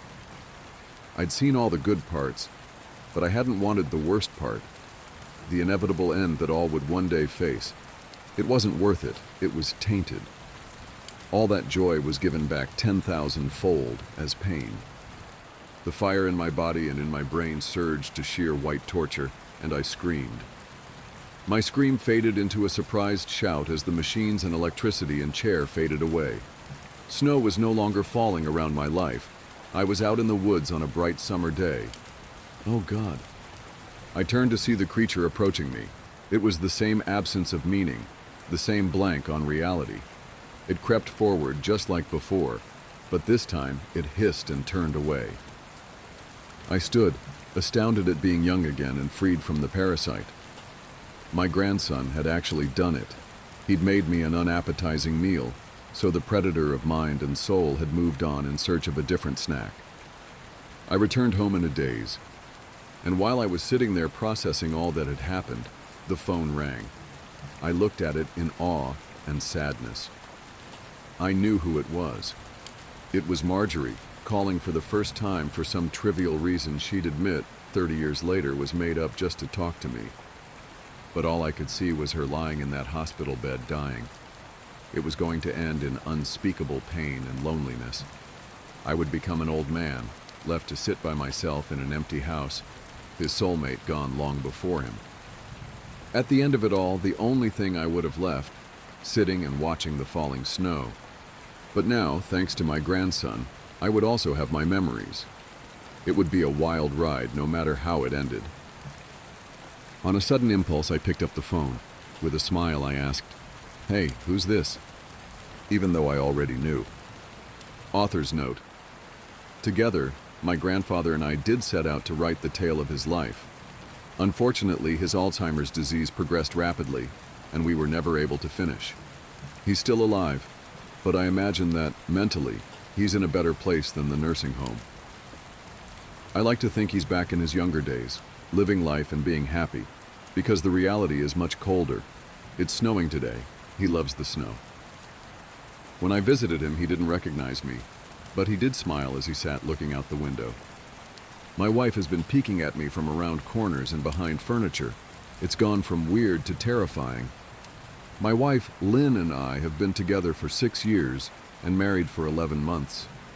Our entire history together has been very normal, and never once have I noticed any weird behaviors or red flags. I can't stress enough how out of character this whole thing is for her. Lynn is very kind, intelligent, and thoughtful. She's always been the no-nonsense type of person. Being childish or trying to scare me is not something she'd normally do. She doesn't even like watching horror movies.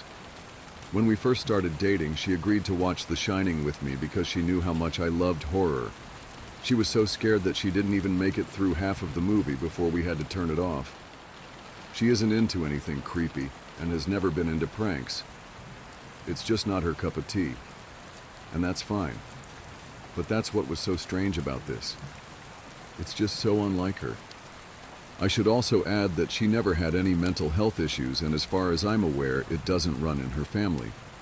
I know some people are able to hide their mental health problems, but in the 6 years we've been together, I think I'd have seen some sort of sign. 2 months ago, I was in the kitchen making myself some coffee before work. I was running a bit late that morning and knew I wouldn't be able to make it to Dunkin' Donuts for my usual morning fix.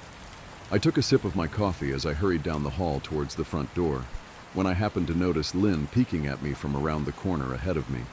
I could only see her eyes, and a strand of her long dark hair hanging against the wall. The rest of her body was concealed behind the corner. I nearly spilled my coffee when I saw her. I did burn the shit out of my lips. "Geez, Lynn," I said, wiping a few drops of coffee from my pants. "You scared the shit out of me." She immediately popped out of view like a little kid that had been caught. I heard her scurry off towards the living room, and by the time I got to the front door, she was out of sight. It was really weird, and just totally out of character for her, like I said, but I also found it kind of funny that she was being more playful and a little less serious. I shouted that I loved her and called her a weirdo. As I shut the door behind me, I heard her laughing. Her behavior was a bit odd, but it certainly wasn't something to call a priest over. I forgot about it by lunch, and by the time I got home, she was her normal self. I didn't bring it up, and neither did she, and life went on. The next incident happened 3 days later. It was around 2 a.m., and I had woken up to get a drink.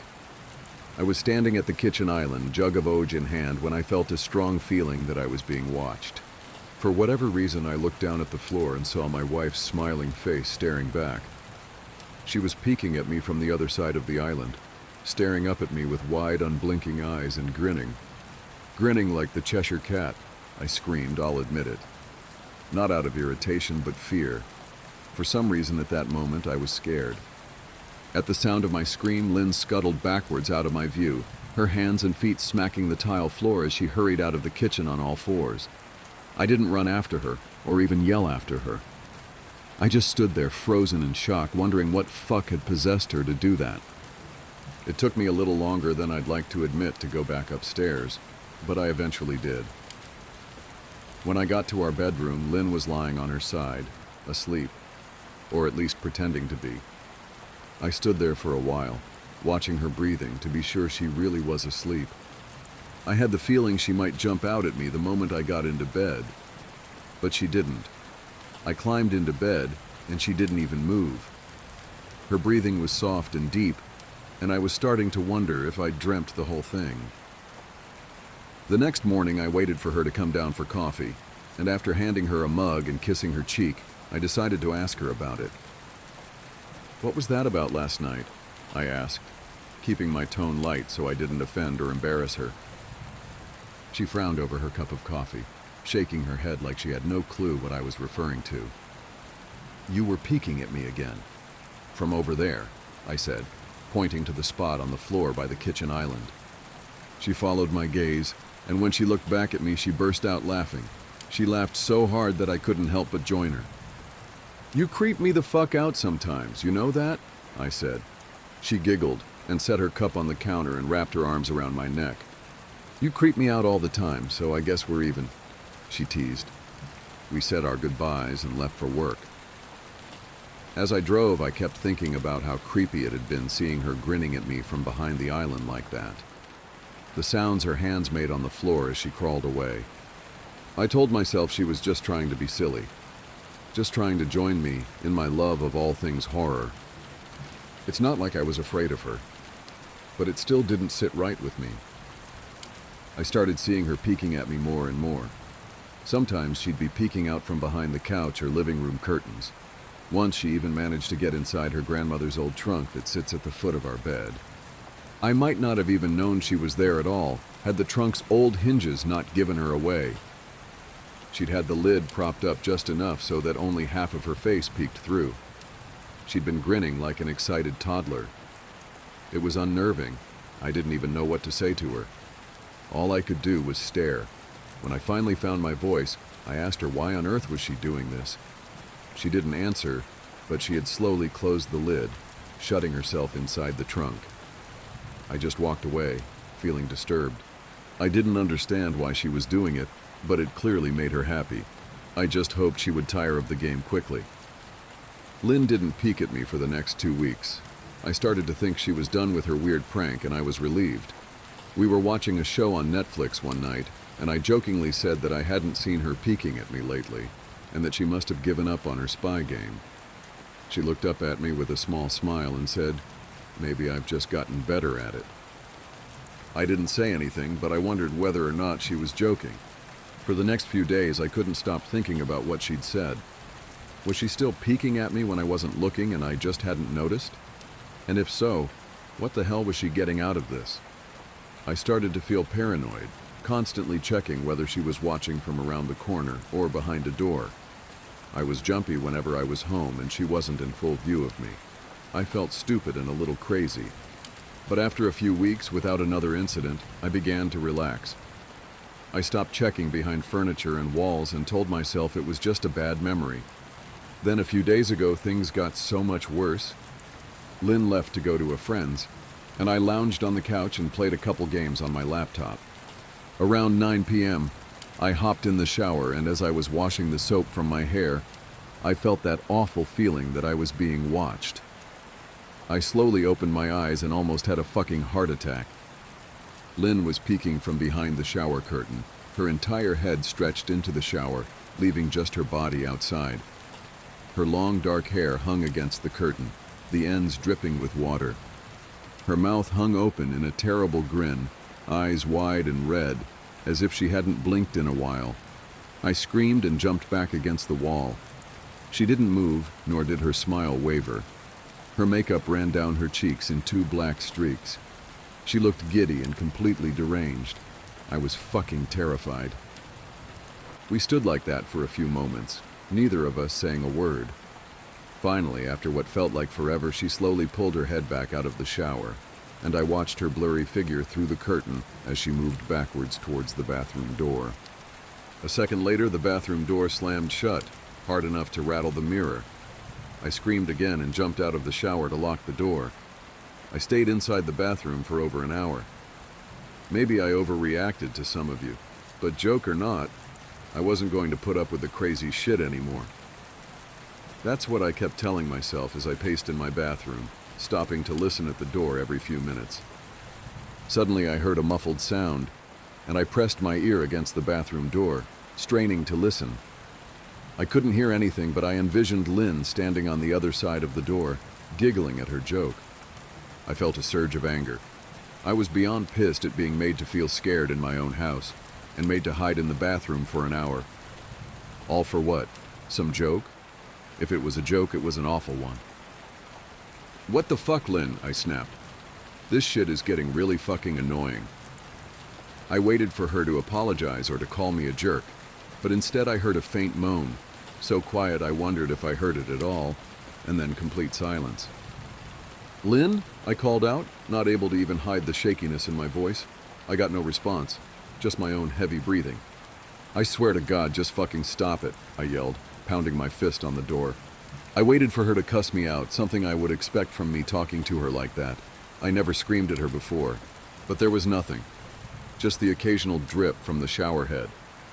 I won't deny that I was scared, too afraid to open the damn door and face my own wife. I waited another 30 minutes or so, which feels like a fucking lifetime when you're scared.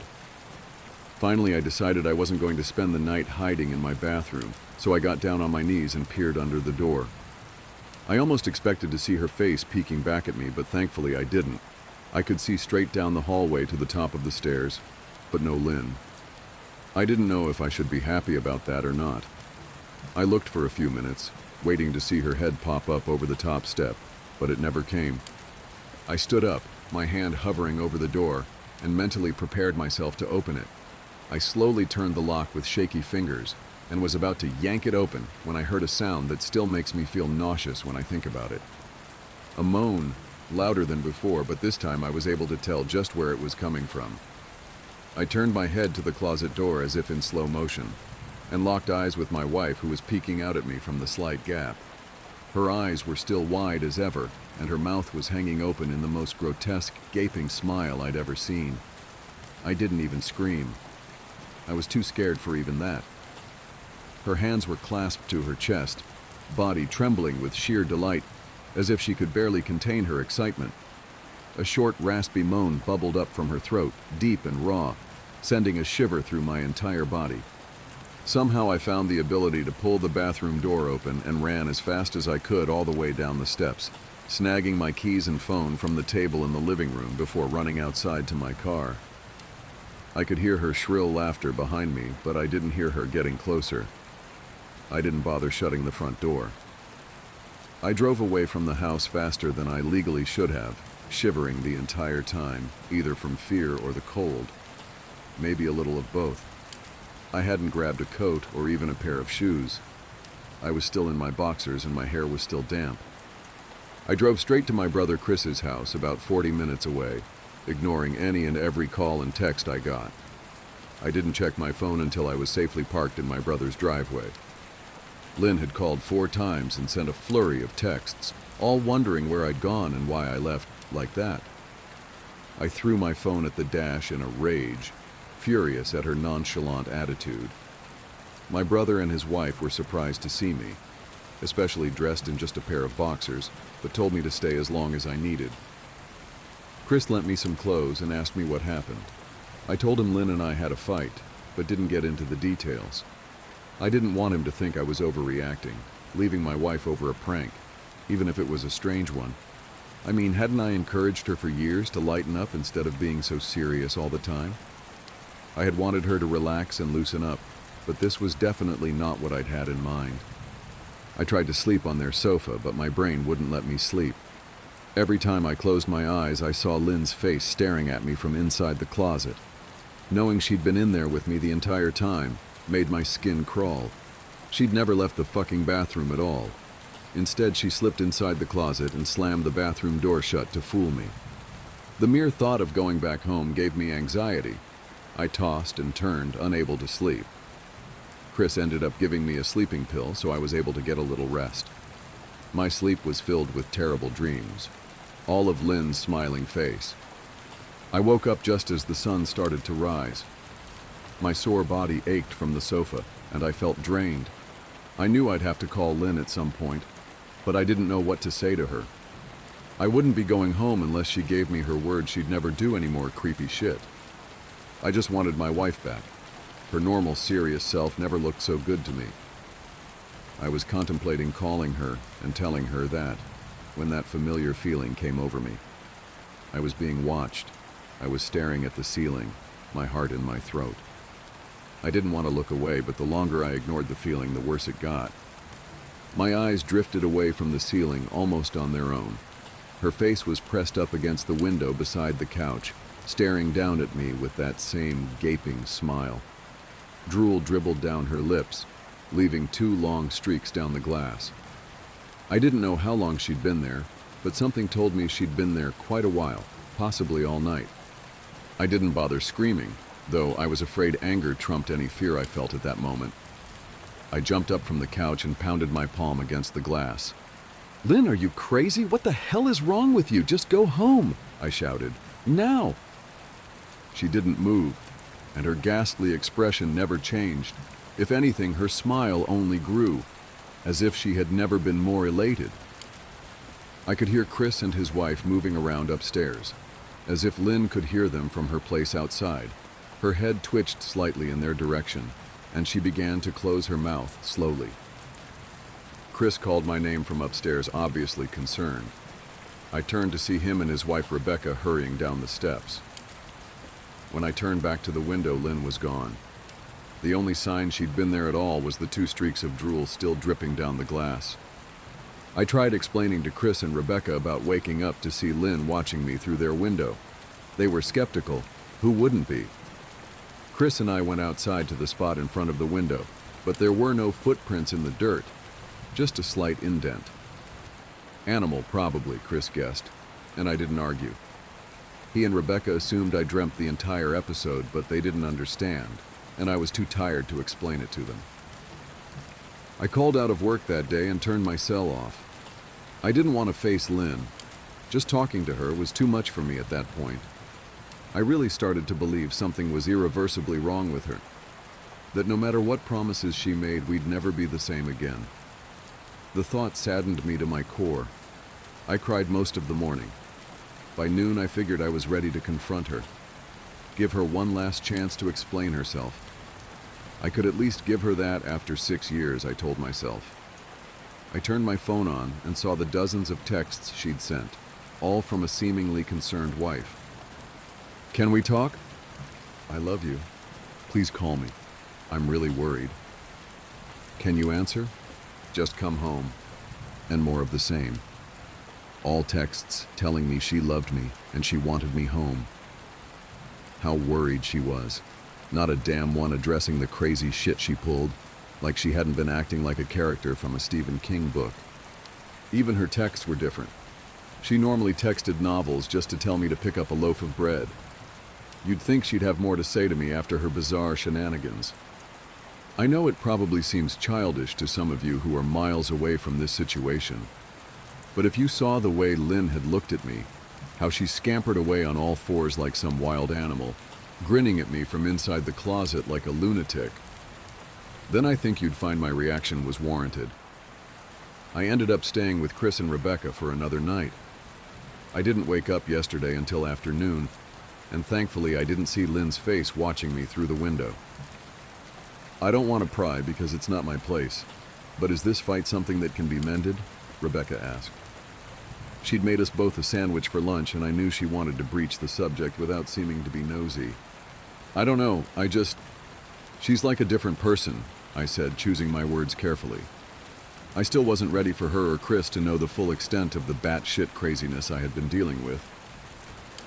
People change, Ben, but she's still the same woman you married. Maybe you both just need to talk through your issues. Whatever's going on, I'm sure it can be fixed, she said, ever the peacemaker. I think it's beyond that now. I don't think talking would help. I just don't trust her, I said.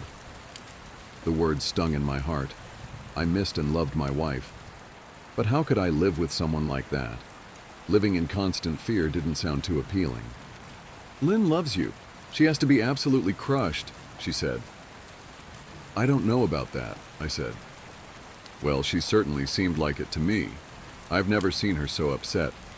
Very much unlike the Lynn I know, Rebecca said, shaking her head sadly. It took a full minute for her words to really sink in, and when they did, I felt dread worming its way through my skin. Wait, what do you mean? You saw her? You saw Lynn? I asked, my mouth suddenly dry. Rebecca nodded casually, as if that fact wasn't nightmare fuel. Maybe for her it wasn't. She stopped by this morning just after Chris left for work, she said, cleaning the plates from the table. I didn't see her car, though. Maybe she took an Uber or something. Beck, what did she say? Did she come inside? I asked, sweat starting to break out on my forehead. I began looking around, examining corners as though a predator lurked behind them. Number, she just asked if you were awake yet, and I said that you weren't. I asked if she wanted me to wake you, but she said no. Just said to let you sleep, she said as she washed the dishes. That's all? She didn't say anything else? I asked. Number, she looked awful, though, like she hadn't slept in days. I think you should call her. I got up from the table and thanked Rebecca for lunch. I felt a little bit better at the knowledge that at least she hadn't come inside. Still, I needed to double-check that the doors were locked. I sat for a while trying to figure out what to do next. I didn't want to go home, but I felt that I owed it to Lynn to help her if I could. Hadn't I sworn an oath to love and honor her through sickness and in health? Clearly, she was very sick.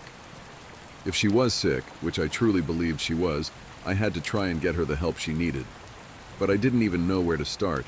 I didn't want to call the police, and besides, what the hell was I going to tell them? That my wife was peeking at me? That she was being creepy? As bizarre as she'd been, she still hadn't committed any crime. Not yet, anyway. The police would have probably said that I was overreacting. But this wasn't some prank. It felt wrong, dangerous even, like something sinister lurked beneath her smile. I knew as her husband I was well within my rights to have her committed, but what if she simply acted normal in their presence? She'd obviously been able to fool Rebecca into thinking she was just a concerned wife.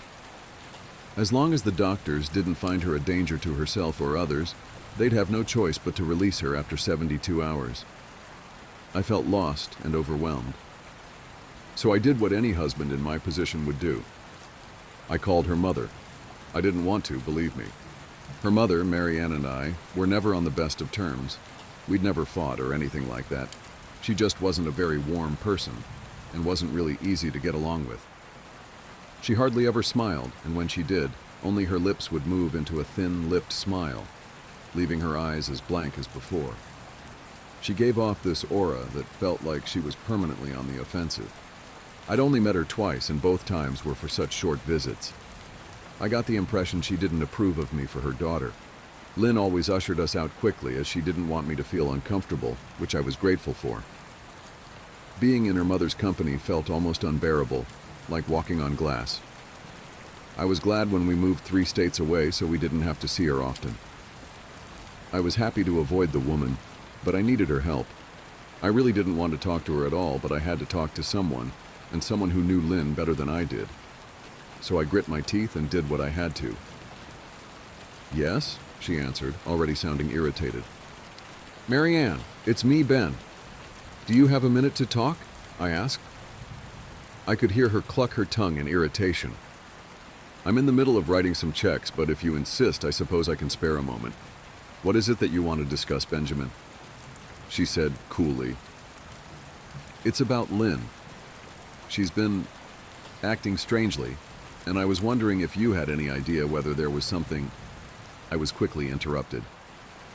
"It's a bit difficult to follow your rambling, Benjamin. What is that you want from me?" she asked.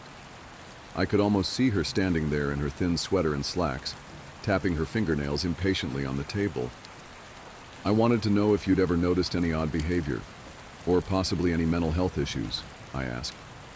There was a long, uncomfortable pause that I couldn't tell was because she was just thinking, or something else. Finally, after a few seconds, she spoke.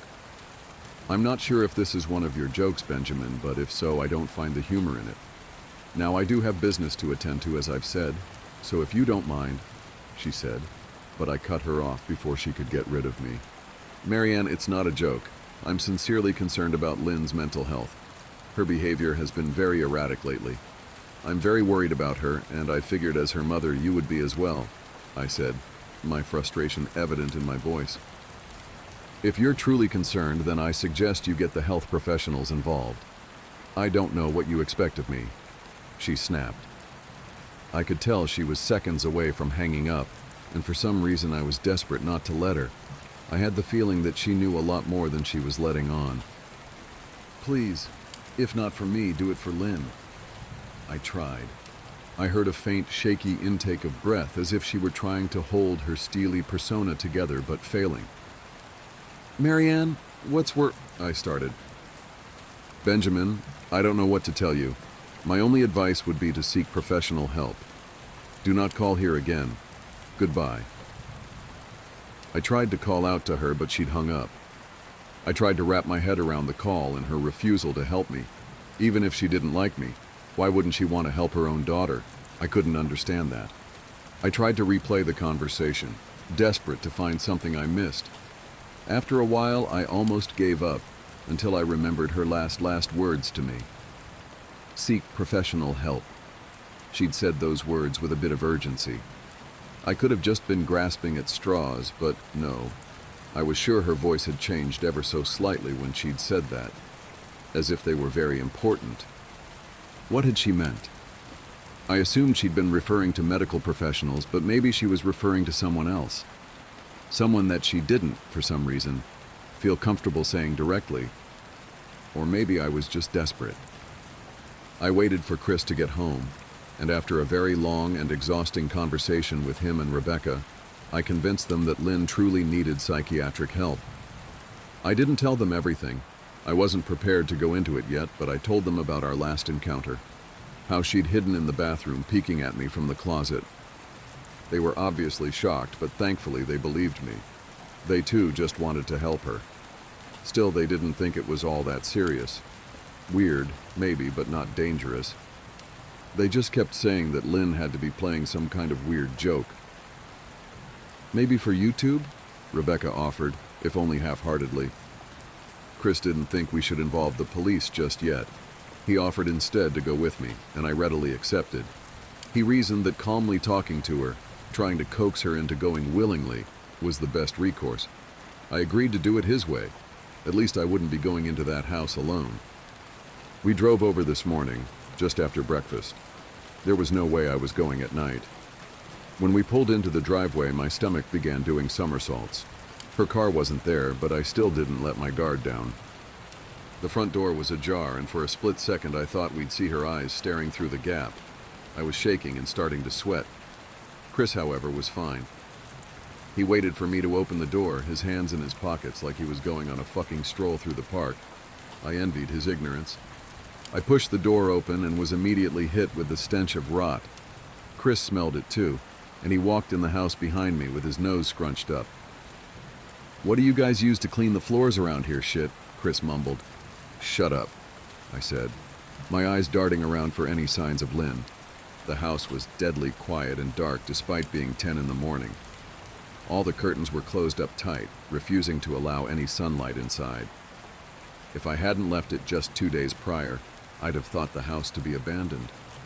We moved through each room, carefully checking any place that she might hide, occasionally calling her name.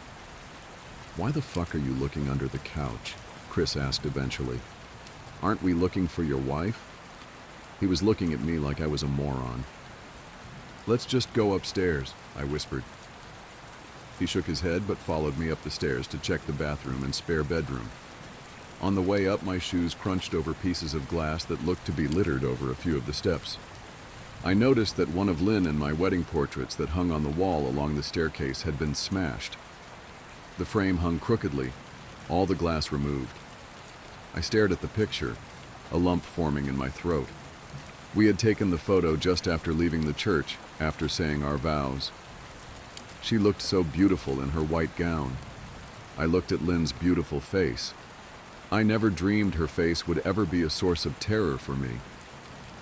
We climbed the rest of the steps and checked the spare bedroom, but it looked completely untouched. I was hesitant to go into the bathroom, my fear from that night coming back to me all at once. Chris noticed and offered to go in by himself, but I couldn't let him do that.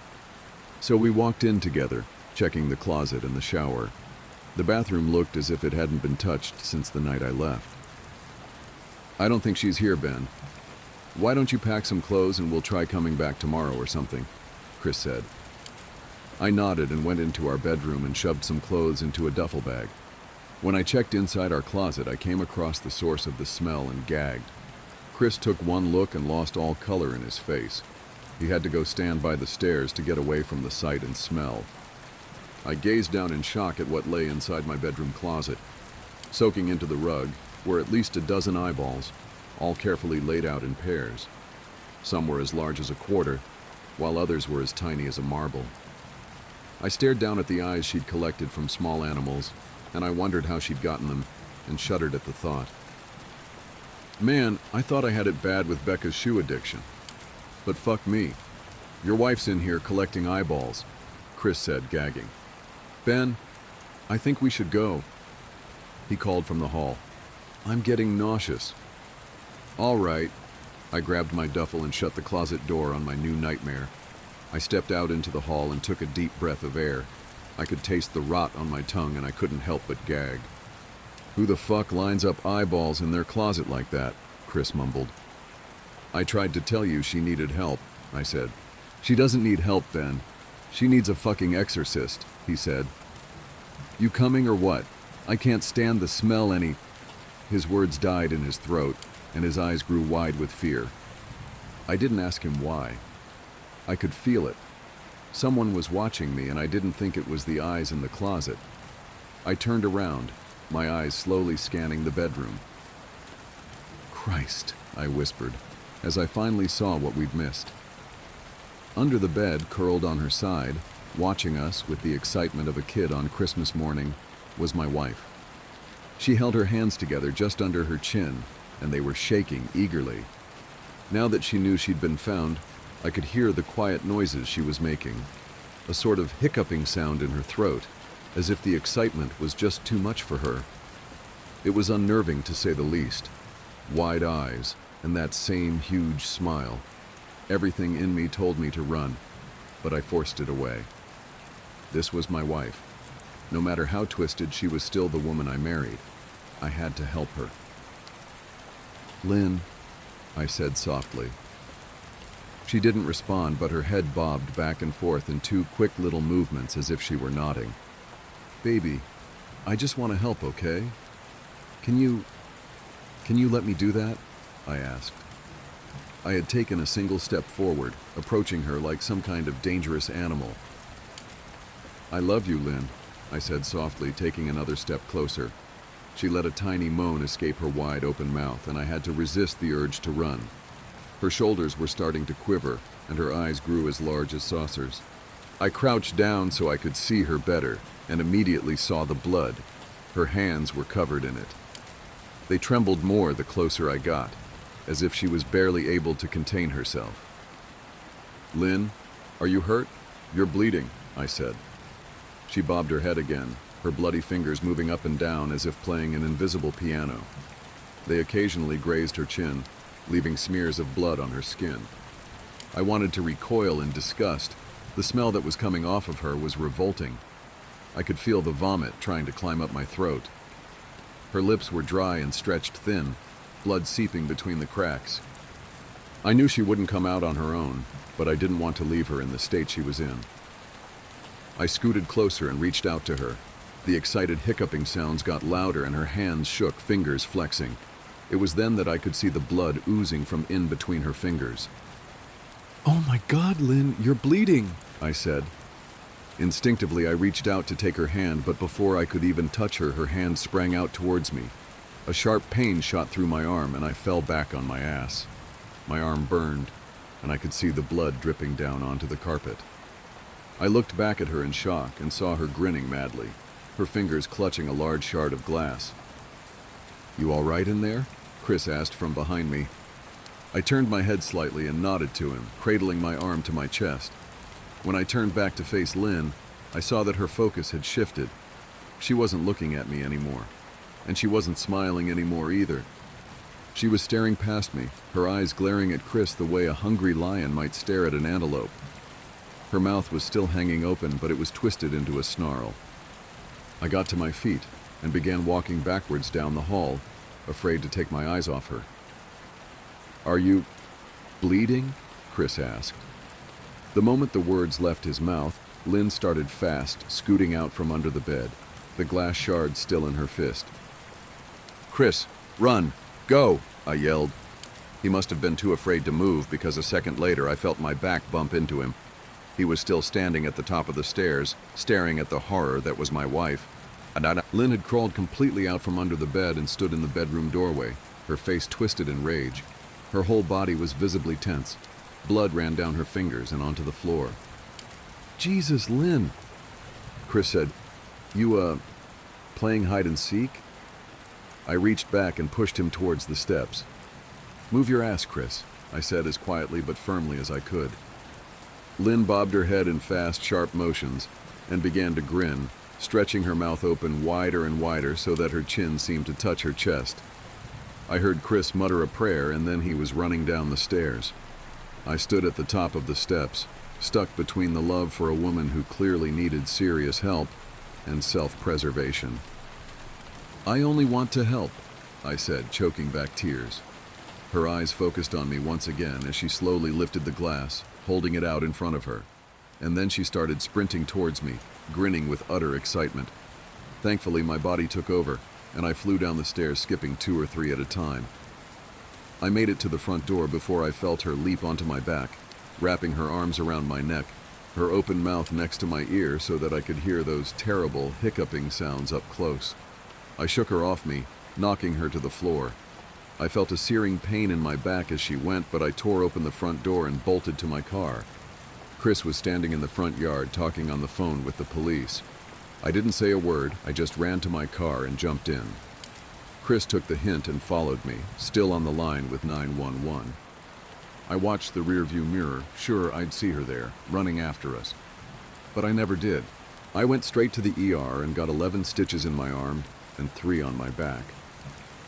The police asked a lot of questions and went back to the house to do a search, but of course Lynn wasn't there. They advised me to stay with a friend or relative for a while and to file a restraining order as soon as I could, but none of those things would matter. Somehow I just knew.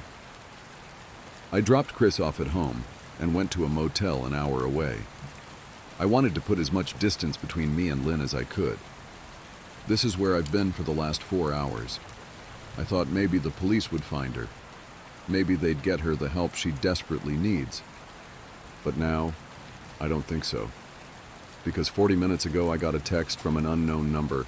Just 3 words, "I found you," and a picture attached. The picture was dark and grainy, but I instantly knew what it was. There was no mistaking my wife's eye. I started typing this out immediately after. I don't know what to do.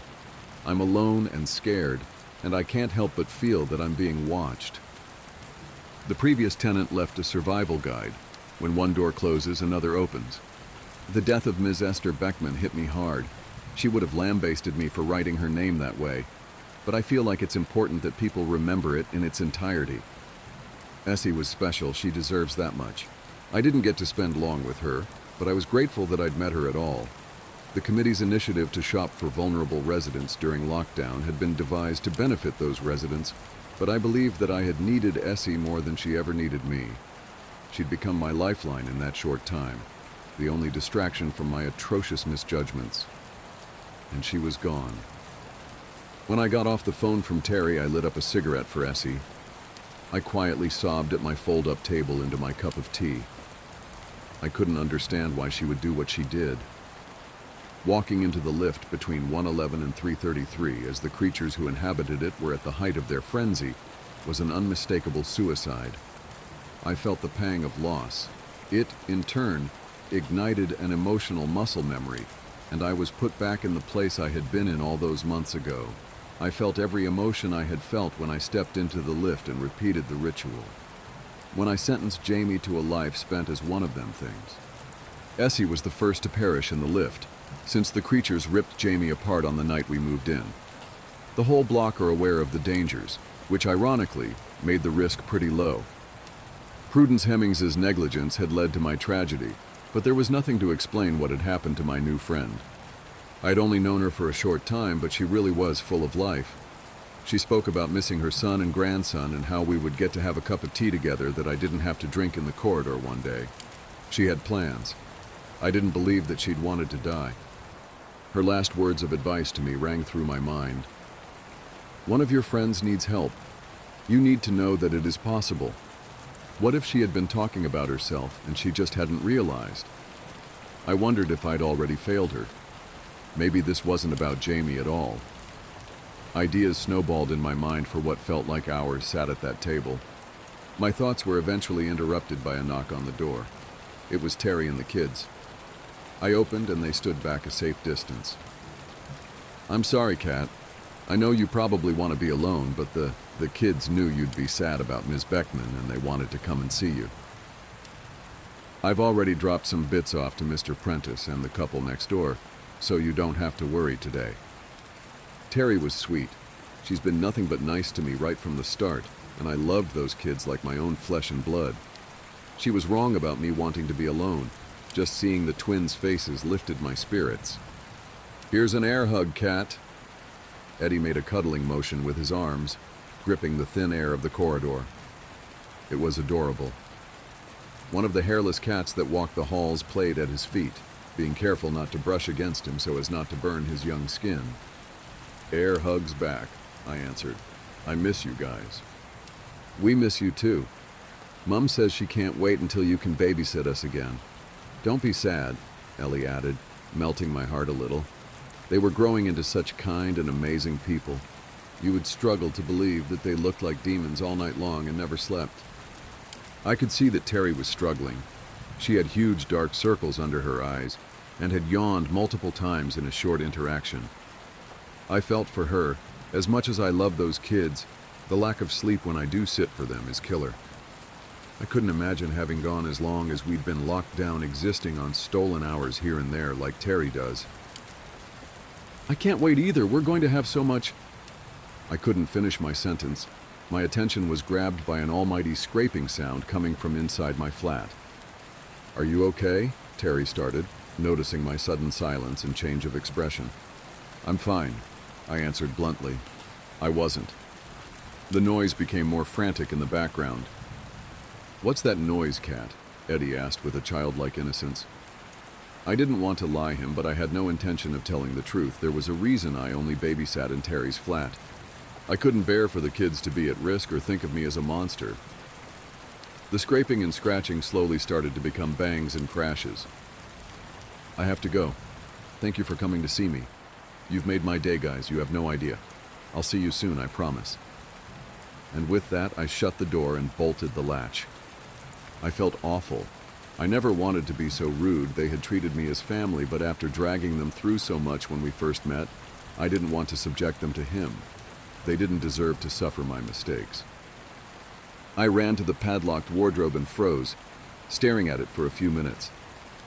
I watched as the central line where the two doors met expanded and contracted with every pound from inside, as if the doors were breathing.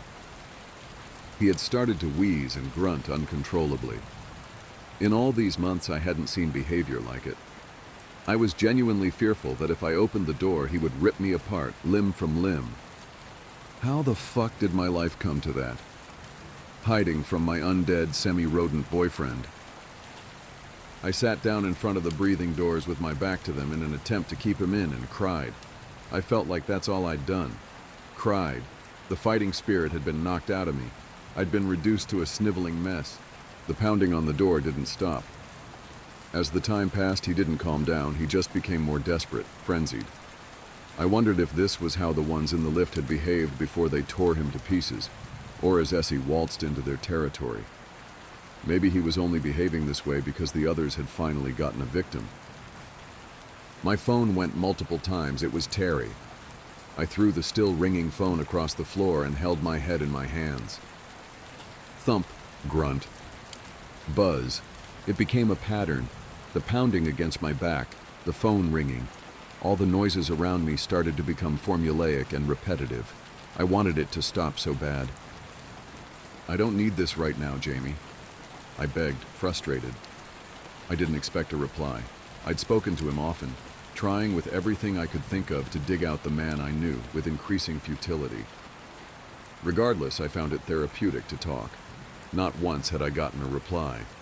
Until then. Kay, he rasped in something that I can't really describe as a proper voice.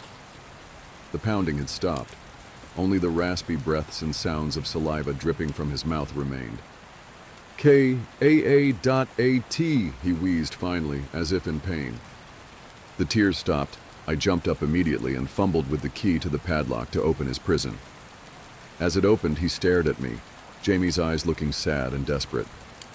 I stared back, wiping the tears from my face. For a brief interlude, it wasn't the creature looking back at me, it really was Jamie. It hurt. For just a moment, I was truly alone with my soulmate. But it didn't last. It couldn't. His eyes turned from the familiar blue tone to black. It made him look more rodent-like. The lack of a distinguishable iris made them beady, just like a rat. I stood still, watching uncomfortably as he stood on his hind legs, stretching out from his usual hunched positioning. I noted the sharp teeth, tucked underneath his deformed and fleshy nose. It was one of the few patches with no fur. In the blink of an eye, he launched himself forward, clawing at my face. I was taken off guard and flew backwards as he made contact. He hesitated on top of me, my face inches from his grotesque snout for a moment, baring his teeth with a lust in those black eyes, spittle dripping onto my face from the tips of his sharpened fangs. He didn't seem so small anymore. It gave me just enough time to roll the fire poker I kept up against the wardrobe towards me. Weaponizing the entire flat was a rule of prudence's that, unlike others, had actually proved useful.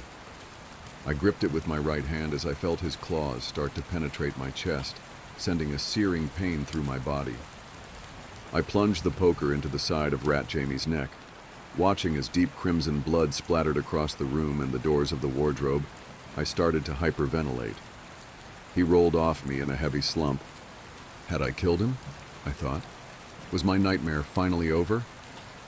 I agonized over the fact I hadn't had the bottle to put him out of his misery, but had been able to follow through when he attacked me. I felt like such a selfish person. Despite this, I was relieved, looking at the blood and the unmoving fur heap on the floor next to me. My hand shook violently, alerting me that I was still holding the poker. I dropped it instantly with a loud clank and took a moment to breathe. My relief was short-lived. The furry, patchy heap on the floor started to slowly rise and sink rhythmically. He was breathing. Blood stopped pouring from the wound, and he lethargically raised a clawed hand to wipe at the area like an animal would. I took no chances and dragged him back into the cupboard before his strength rebuilt. I know what you're all thinking, and I assure you it crossed my mind too. Just keep going. Keep stabbing until he doesn't wake up. It's a reasonable thought process. I wish it were that simple, but nothing in this building is. If he got up from that attack, stabbing wasn't the answer. He should have been dead. 3 times over with the amount of blood lost.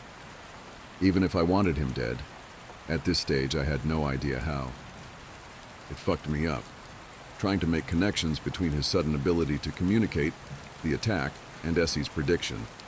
I didn't even know where to start.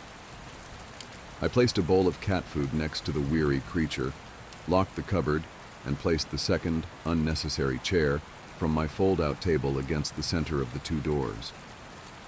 I was at a total loss, and things were spiraling out of control. I sat on the now singular chair in my living room and smoked. I smoked and I drank tea. I think it must be some kind of ingrained British coping mechanism I've adopted, because whilst it didn't cure my anxiety, it did calm me down. I texted Terry to tell her everything was fine. I tried to type out the truth multiple times, but I deleted every single attempt. I didn't know how to tell her I'd lied to her for all this time. So I carried on lying. She had always told me she was there if I needed to talk. I know she meant it. She was the most loyal friend I'd ever had. Which is why disappointing her was even more terrifying. After a few hours, the screaming started. The inhuman, earth-shattering screaming with intervals of low growls. Jamie had come to. The noises rivaled Mr. Prentice's, and I wondered if the neighbors would be concerned. But in a block like mine, late-night screaming and growling is the norm. Jamie could be eating me alive, and no one might think to check. Even if they did, there's not much they could do to help. I visualized Percy and Sylvia turning up their television to drown out my screams. It wasn't screams of pain. It was anger. A battle cry. The attack he'd subjected me to was just a warning. I could feel the disdain coming through the thin wooden barrier separating us. If his behavior continued, I was going to be dead for sure. About 11 p.m.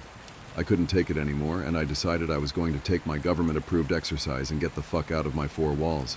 The halls were alive. The more peaceful of our not-so-average residents had utilized the quiet time to enjoy their home. The cats frolicked, wrestling and chasing each other up and down the stairs. I wondered if they skipped for the them too, and if they'd ever escaped each other by ending up on different floors. As I descended, the man on floor 5 was as stoic as ever. I smiled. He had become somewhat of a favorite of mine. Passing him on the stairs always meant that home was nearby. "Hi, Clive," I waved at him as I passed. I gave him a different name every time in the hope that one day I would get it right. He didn't respond, didn't even look, but then again, he never did. I added Clive to my catalog of not names. The boy who lived in the mirror that runs adjacent to the stairs waved. His hair was tousled and messy, and he wore a stained green striped t-shirt. He pulled faces and blew raspberries frantically at me in my reflection. I blew them back, pushing up the center of my nose to resemble a pig, which was met with silent, roaring laughter. The stairs were poorly lit at night, but I still managed to count every landing I reached. 9 flights this time. Not bad, I thought, grateful it wasn't any worse. When I reached the bottom, I felt a release, like everything bad about my life was locked away in that flat and I was free. It was chilly outside. I'd worn a thin cardigan, but I could still feel it in the air. I made a beeline for the bench by the postage stamp of a garden next to the block. It was strange to see the city so empty. Usually outside the tower was brimming with activity, but the threat of the virus had left it desolate. As I sat in the cool air, I tried to clear my mind. A good friend once told me that being in nature helps our brains to release serotonin, and it's true. The soil will literally make you happier. I tried to embrace the serenity of the nature, but it was soon infiltrated by a series of tiny mewing sounds coming from the foliage I had planted against the outer wall of the block. I fumbled in my pockets for my phone and played around with it until the torch turned on. I approached the greenery with caution, not wanting to spook a cat if it was injured in there. The fallen bits of foliage crunched underneath my feet as I got closer to the small shrub, but the mewing didn't stop. After a gentle search, I realized that the sound was coming from 3 tiny kittens. They were so small with wrinkled, furless skin. They weren't newborn, their eyes were open, and they were relatively alert. They were for certain offspring of the cats that wandered the halls. I was baffled. I'd had no idea they could reproduce. As the largest of the 3 rubbed its head against my hand, I felt my fingers singe a little. I sat with the kittens for ages. They took the opportunity to sit in my lap pretty quickly, and I waited for their mother to return. I grew increasingly worried, and the 3 little naked kittens seemed to get cold. I set them down on the bench wrapped in my cardigan and started to call for the mother, shivering myself. About 20 minutes passed and nothing appeared. I wrapped the bundle up a little snugglier for extra warmth and started to search the bushes. They were part of a planted bed that stretched a third of the length of the tower block. I kept an eye on the bench and moved further along the foliage. I looked hard until I eventually found something. A fair-sized ventilation grate was hidden behind one of the shrubs. I hadn't remembered it being there when I planted it.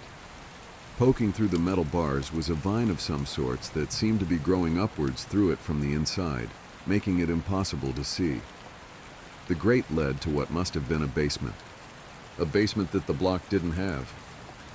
I squinted hard, trying to make out the inside of the room, but I couldn't see a thing.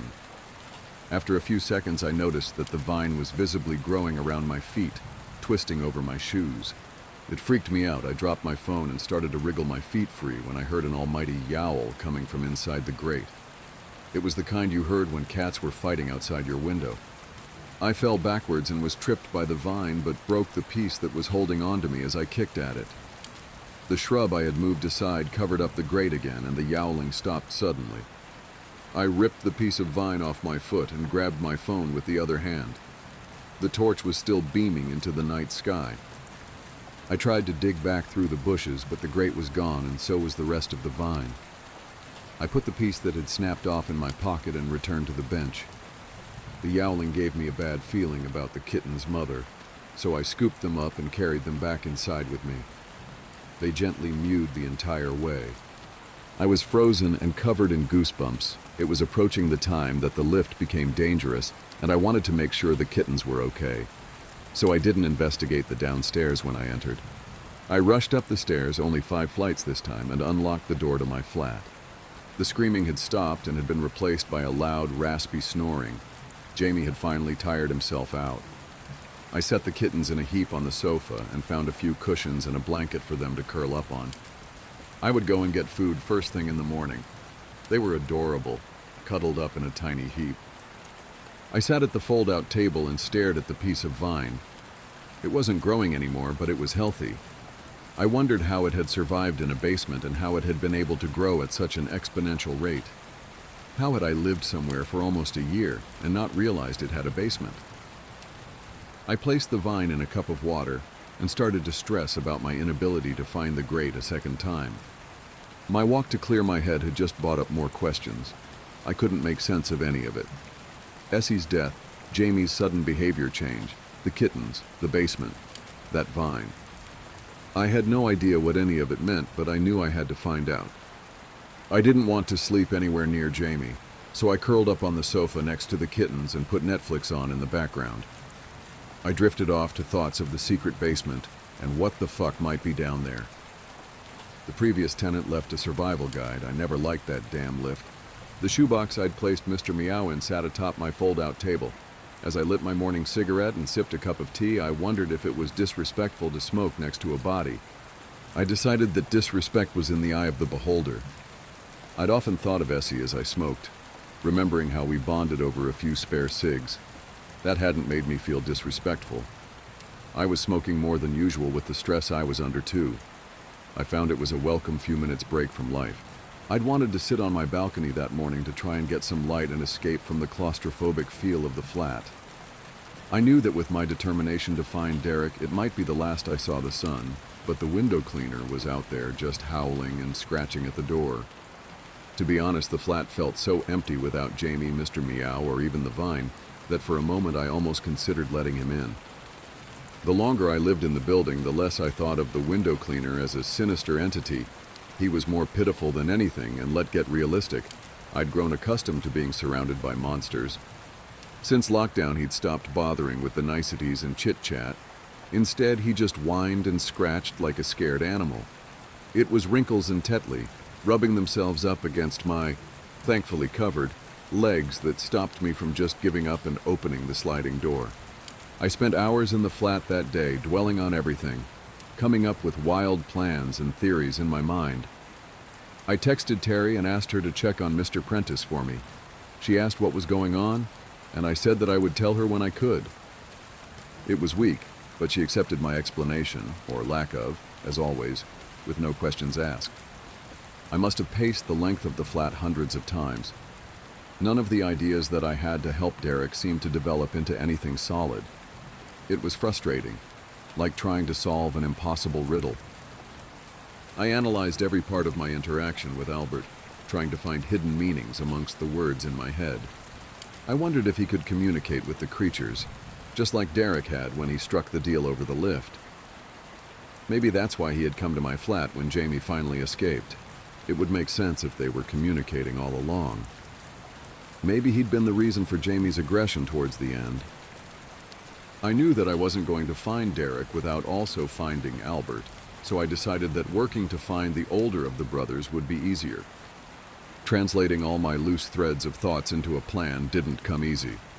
I tried to stop myself multiple times, worrying that I was going down the wrong route, but when it finally hit me, I knew that I had nothing better. Eventually, I settled on my next steps. I started after I had fed the kittens and washed up the bowls, after they'd fallen asleep on the sofa, after I'd had time to dwell in stress. After it got dark outside and no human residents were left in the dimly lit corridors, I had little faith in my plan and didn't want to risk anyone getting hurt as a byproduct.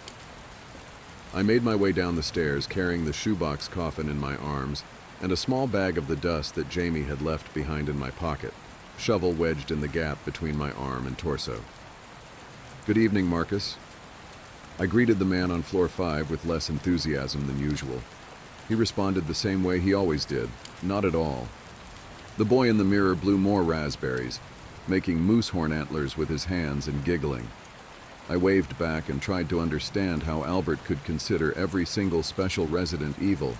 These beings had become my family over time. The outside of the building was empty again. A city that usually never slept was taking the nap of a lifetime. I felt peaceful in the garden with the breeze blowing my hair around. The park opposite was eerily mystical under the stars. It was warmer than it had been a few nights before when I'd first discovered the kittens and the grate.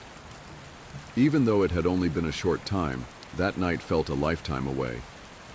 I fought the urge to sob as I dug the tiny grave amongst the shrubs I'd found them in, and for the first time since Essie's death, I was successful. My mind was so focused on my goals that I managed to pull myself together and not become a wreck. I wasn't sure I had any tears left. I made full speeches instead, first to Mr. Meow and then to Jamie, who I sprinkled on top of the buried shoebox, vowing that I would do something good in all this before covering them back up with dirt. I stood and stared at the patch of soil for a while. At one point I could have sworn I caught a glimpse of the metal grate, but it was gone in a blink, replaced by flat, gray concrete.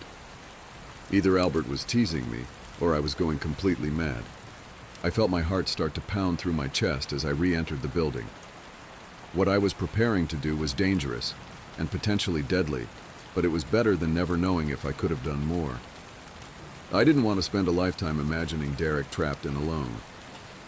Every time my life is in crisis in this place, I seem to find myself outside the lift, and that night was no different. Even if everything in me was telling me to flee up the stairs and drop it, there I was, staring at the huge metal doors. It had killed friends, taken me to places no one else could see, and housed monsters that infected my nightmares. As my own heart continued to pound, I imagined that the lift could be considered the building's heart, carrying human life to every floor like we were the blood of the tower. My eyes flitted from the intimidating metal doors to the display on my phone. I was a few minutes early, and those few minutes felt like 1,000 years. I edged as close as I could to the button to call the lift, and as soon the numbers changed, I knew it was time to start. 1:11 a.m. I jabbed the button violently, took a deep breath, and reached into my pocket. It was hard to fight back the bile as I pulled out Mr. Meow's severed foot that I had carefully plucked from the shoebox earlier, but I managed and I threw it. It landed about 3 meters or so from the lift's entrance. I retreated and stood to the edge of the stairs, just out of sight, my entire body shaking as I waited for the rattling noise of the opening doors. The first part of my plan worked as well as I could have hoped, and soon, for the first time, I was faced with my boyfriend's killers. I had only seen Jamie and Prudence's granddaughter Lila's iterations of the monsters in person. The creatures that they were spawned from had remained largely a mystery to me, and I had never considered they could be different from what I'd already experienced. They were larger, much larger, than Jamie or Lila had been. I remembered what Derek had said about the survivors strengthening with each one that dies. They were probably the same height as a fully grown adult male with fur-covered, defined, muscular limbs. They maintained the posture of a rat and had long, razor-sharp teeth protruding from their elongated jaws. Their eyes were different to Jamie's, too. Instead of being a beady black, they had a bright daffodil yellow sheen. I thought what was living in my wardrobe had been frightening, but he was nothing compared to them. The two huge, rodent, humanoid creatures skulked out of the lift. They were on their hind legs, but their backs were hunched over in a way that would have allowed them to break into a four-legged sprint at any moment. They started to edge towards the kitten foot, sniffing at it intensely. Knowing I had moments before they smelled me too, I left my corner by the stairs and started sprinting towards the open metal doors. I hoped that releasing the creatures during their frenzy would be enough to summon Albert. He didn't seem to appreciate a scene. If I could just hide in that awful metal box for long enough, he would have to come, and if they weren't in there with me, then I would be safe. My stress and sleep deprivation had got to me. I knew my plan was severely flawed, and I hadn't properly considered the risks.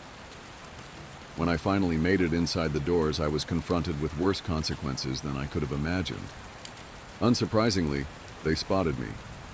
As I hammered on the button that should close the doors and lock me in, I could see them snarling, long strings of saliva stretching from their mouths to splatter on the floor as they prepared to run towards me.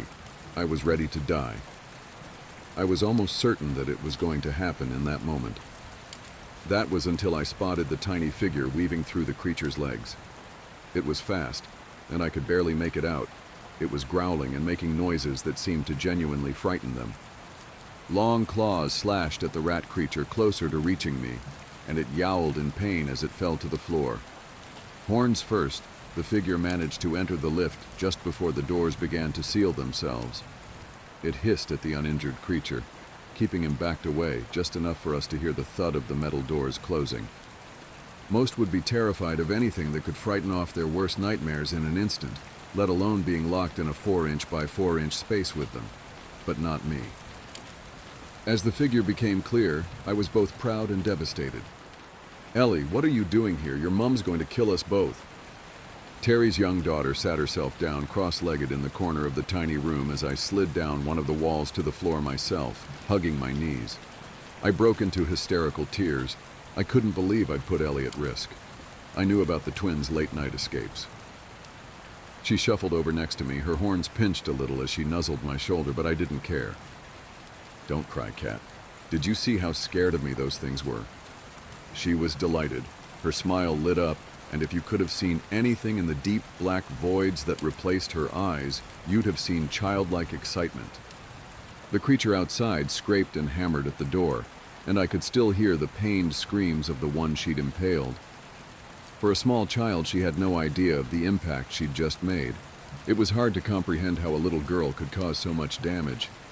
"You shouldn't be out. Why aren't you at home? Is Eddie out too? Your mom will go looking. What if they get her?" I started ranting. Ellie's face dropped immediately. I usually would have felt awful, but I couldn't shake the thought of her whole family being killed because of me. Of the other people that might be in mortal danger. How could I be so fucking stupid? "Eddie's at home playing with his truck, and Mum fell asleep. I just wanted to come and explore, and I was playing on the stairs when I saw you. I've missed you, Cat. Are they going to eat Mum?" Her little voice cracked, and she started to sob. I wanted to be reassuring and tell her that they wouldn't, but I didn't want to lie. I started to understand the gravity of what I'd released.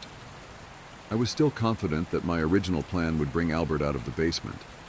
However, I wasn't so confident that Albert would just let Ellie go. He might see her as evil, like he saw everything else here. I had to do everything I could to protect her. Esther Beckman's ridiculous prophecy played in my mind once again, and I silently cursed her.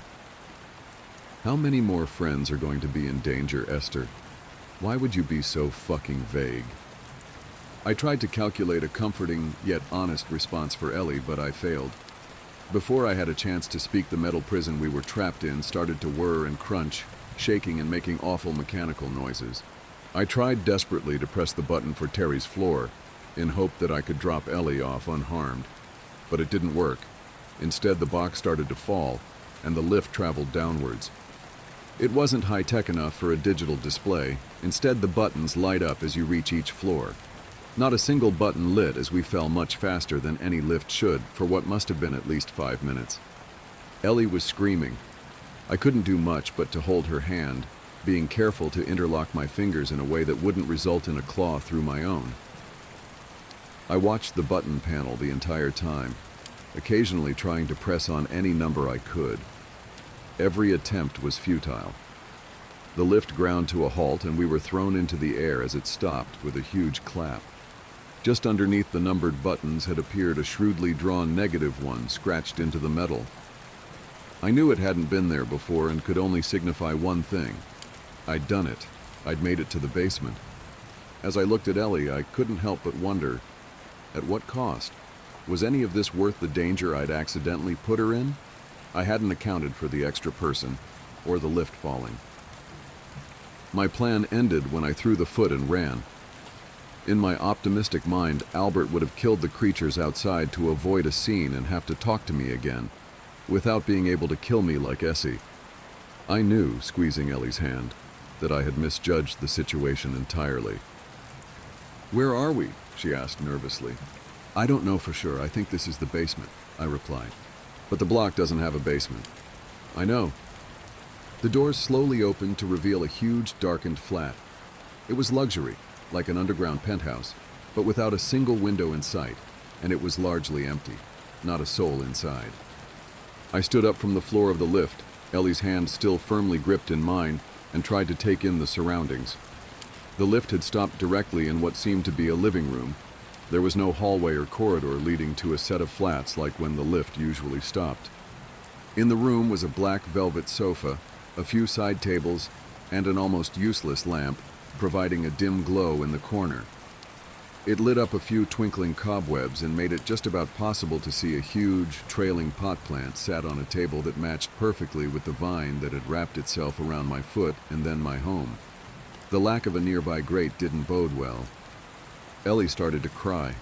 I couldn't see actual tears with the voids for eyes, but I could hear her soft whimpers. I searched my mind again for some comforting thoughts, but I couldn't find a single one. If I was right and Derek was trapped here, we were fucked. Attempts to jab the buttons were pointless. It was as if the lift had run out of battery. We couldn't even close the doors. I took a step into the room and Ellie followed. Before I could say a word, we heard the metal doors clap together, and by the time we turned around, the lift had been replaced by a blank wall. "Where the fuck are you?" I screamed, desperately hoping that Albert's smug face would just appear from the shadows. It didn't.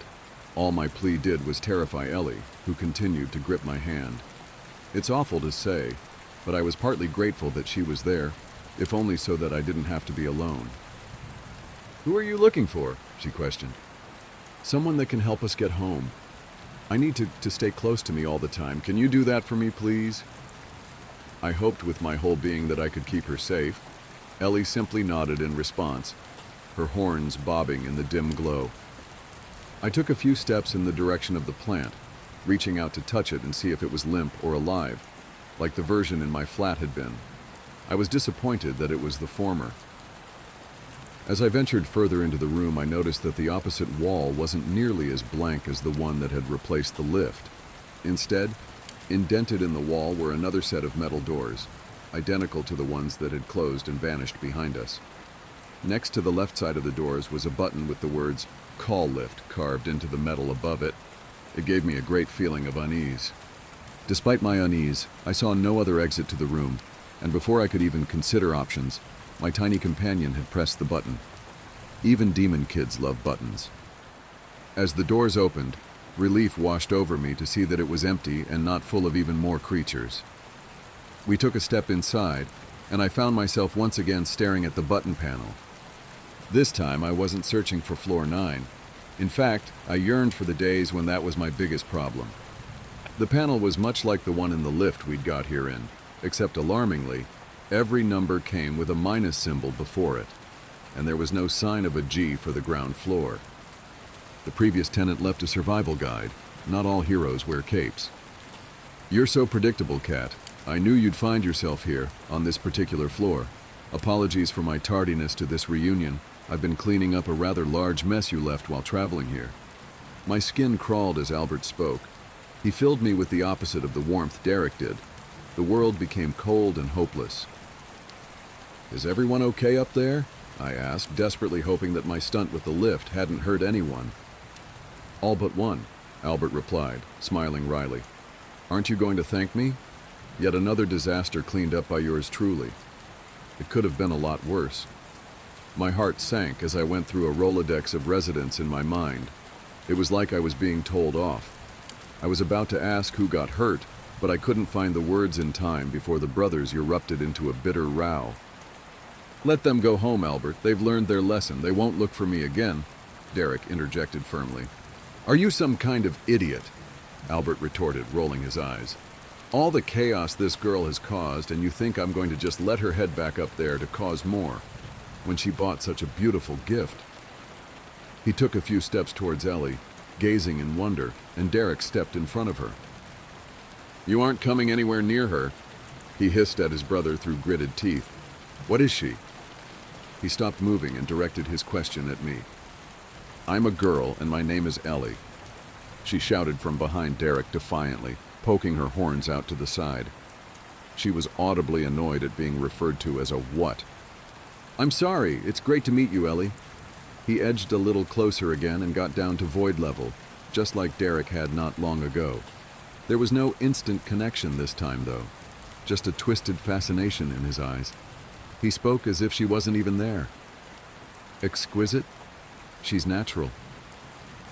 "Of course she is," Derek responded, stepping back as he continued to guard the little girl. "Nothing you mess with works out very well, does it? That depends on your definition. Your successes all panned out pretty poorly, don't you think, little brother?" He snapped back. "What are you talking about?"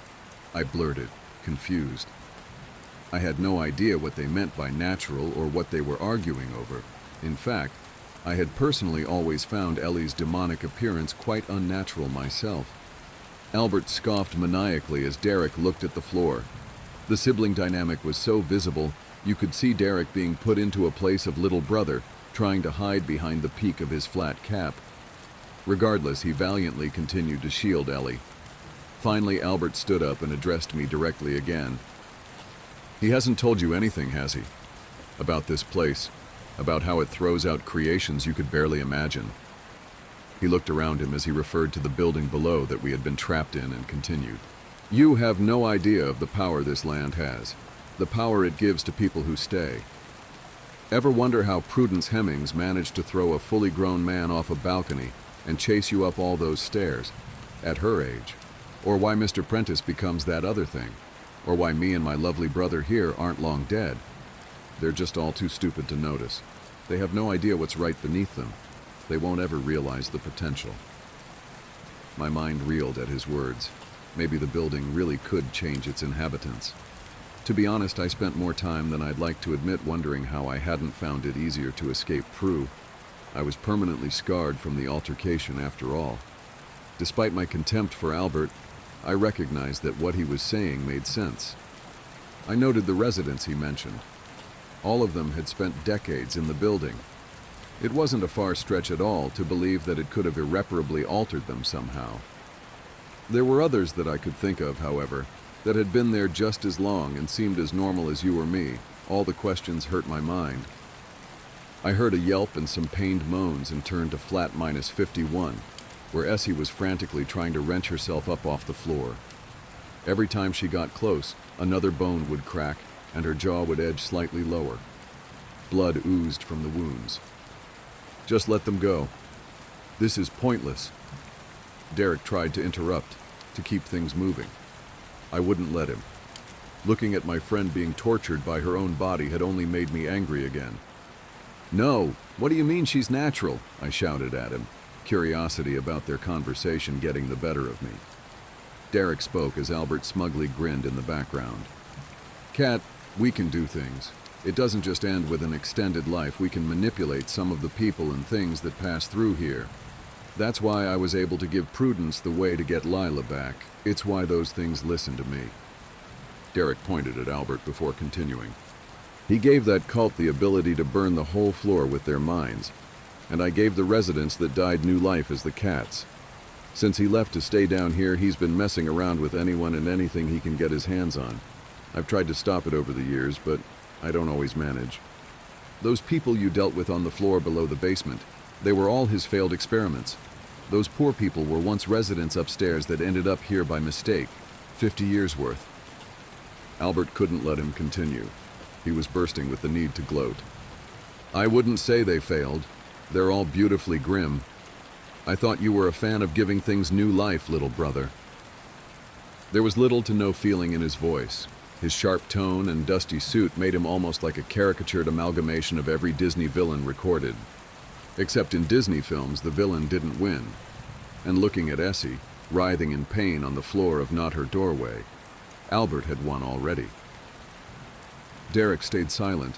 I could see he felt guilty for even being associated. He just looked at me in desperation.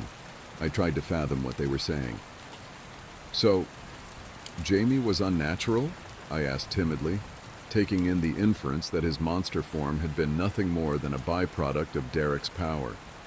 Just another twisted experiment, like the mangled people whose screams rang in my ears. I wondered if he had felt pain like they did. Albert erupted into laughter and once again clapped mockingly.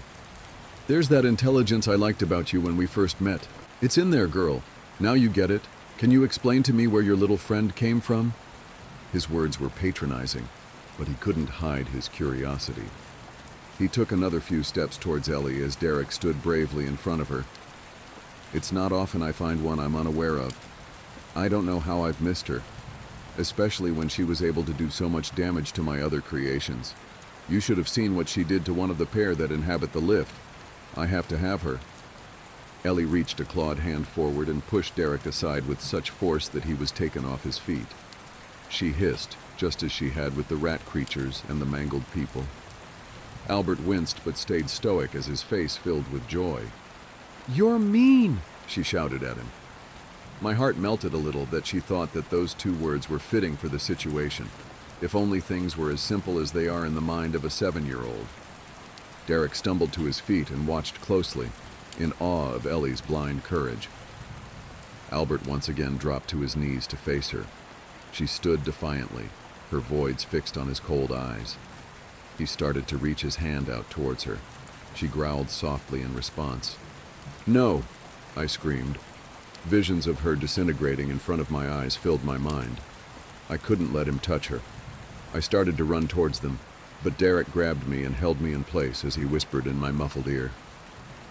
"He won't hurt her, but he will hurt you." I looked at his stumped hand and listened, despite my discomfort. I thought back to the article about Albert's son's death, and for the first time, I wasn't sure I trusted Derek. How could I know for sure that he wouldn't hurt her? I was ready to jump forward and throw Ellie out of the way at any point. Albert stopped just millimeters short of Ellie's face, his fingers hovering in front of the deep black voids. His eyes were filled with wonder. The expression on his face was how I must have looked the first time I saw her too. "It isn't just you, is it, Ellie?" he mused, a smile erupting across his face. "There's two of you." I should have been alarmed, worried that he had realized she was a twin. I should have pondered how he knew, but at this stage semantics were pointless. Instead, his lack of knowledge about Eddie's existence filled me with relief that he hadn't been harmed upstairs. If he had, Albert wouldn't have been so fascinated by his sister. "Eddie wouldn't like you either," she said bluntly, breaking the magic in his eyes. Before I could make a single move, Derek had leapt across the room and got between them again. "Let them go," Derek said calmly, one more time. "They don't belong down here." I'm finding it hard to believe that she didn't come from down here. And I promised that one. Albert tilted his head in my direction. A fate just like hers. He pointed at Essie, who had bloodied red tears running down her face as she squirmed on the floor. I watched the jagged edge of her snapped thigh bone scrape against the carpet, pulling it further out of her skin, and I cringed hard. Derek didn't respond to his brother. Instead, he grabbed Ellie's clawed hand and walked her towards Essie's flat. "What are you doing?" Albert cried out in a condescending fashion, scrambling up from his knees and following. I couldn't bear to see him get closer. An anger bubbled inside me, and the entire floor went dead silent. All noise was replaced by a deep mental echoing of the screams of the mangled people. I thought of all the suffering the landlord had caused and watched as he edged towards that pure, innocent, demonic little girl, and I saw red. I sprinted at him and threw myself forwards, tackling him to the floor from behind. Raising a clenched fist, I punched him hard in the face. I had never hit anyone like that before. I'd never felt the red mist that those who get angry describe until that moment. I wasn't sure what I thought my interference would do. I knew that I wasn't going to be able to kill him, and that I probably wouldn't be able to do any damage at all. But Ellie had saved me so many times already that night that I couldn't let him get to her. Albert's cold, dead-looking eyes bore into my soul, and he let out a joyless giggle as he wrestled me to the ground so that he had the upper hand. He hovered his hand over my face, just like he had Jamie, pinning me down with the other. I wondered if it was the last thing his son had seen before he died. Jamie, Essie before the torture, all of them. Had this been it? Could the last real memory they had be those cold eyes? I prepared to die. Since moving into the tower block, it was something that I'd done more than most, but this time felt permanent. Everything but Albert went black. I squeezed my eyes shut tightly and tried to think of the things I wanted to remember, the people upstairs that had become family to me. Death never came. Instead, I felt a crushing and release as someone grabbed Albert from above me and threw him against the wall. I sat up panting, in shock that I was alive. I was disoriented and my ears continued to ring. I opened my eyes. The artificial light started to penetrate the black, and all I could see was Derek's tweed flat cap on the floor beside me. My heart stopped. The next sound I heard was familiar, but somehow bigger than ever before.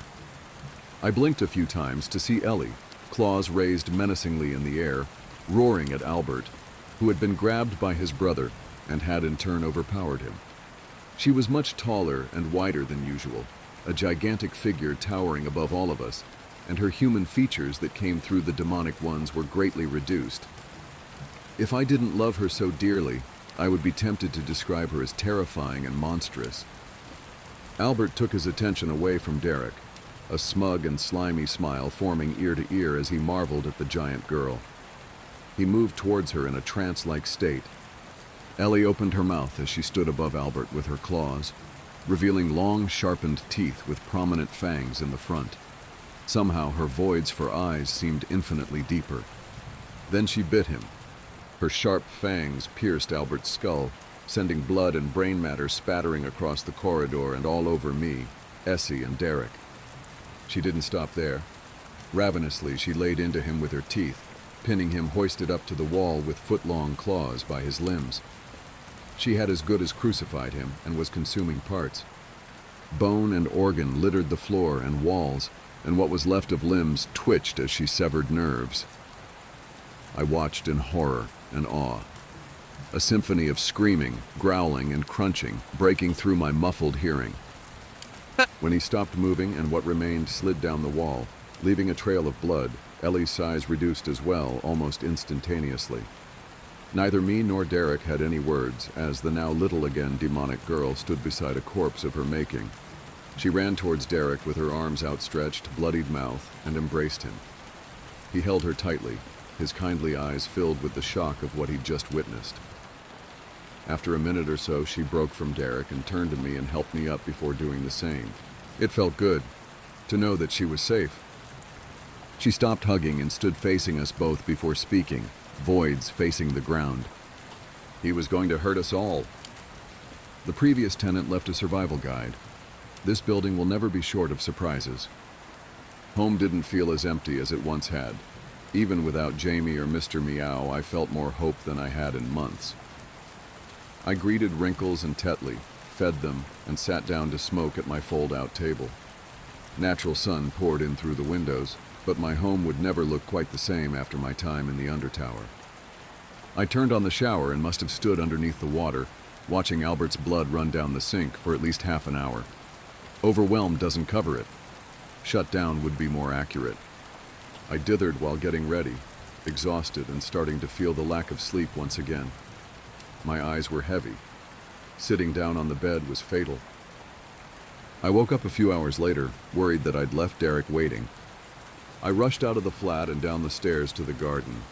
They were extra kind and only made me take one flight going straight from my floor to the main entrance. I couldn't have been more grateful, I was so exhausted. Outside on the bench, there he was.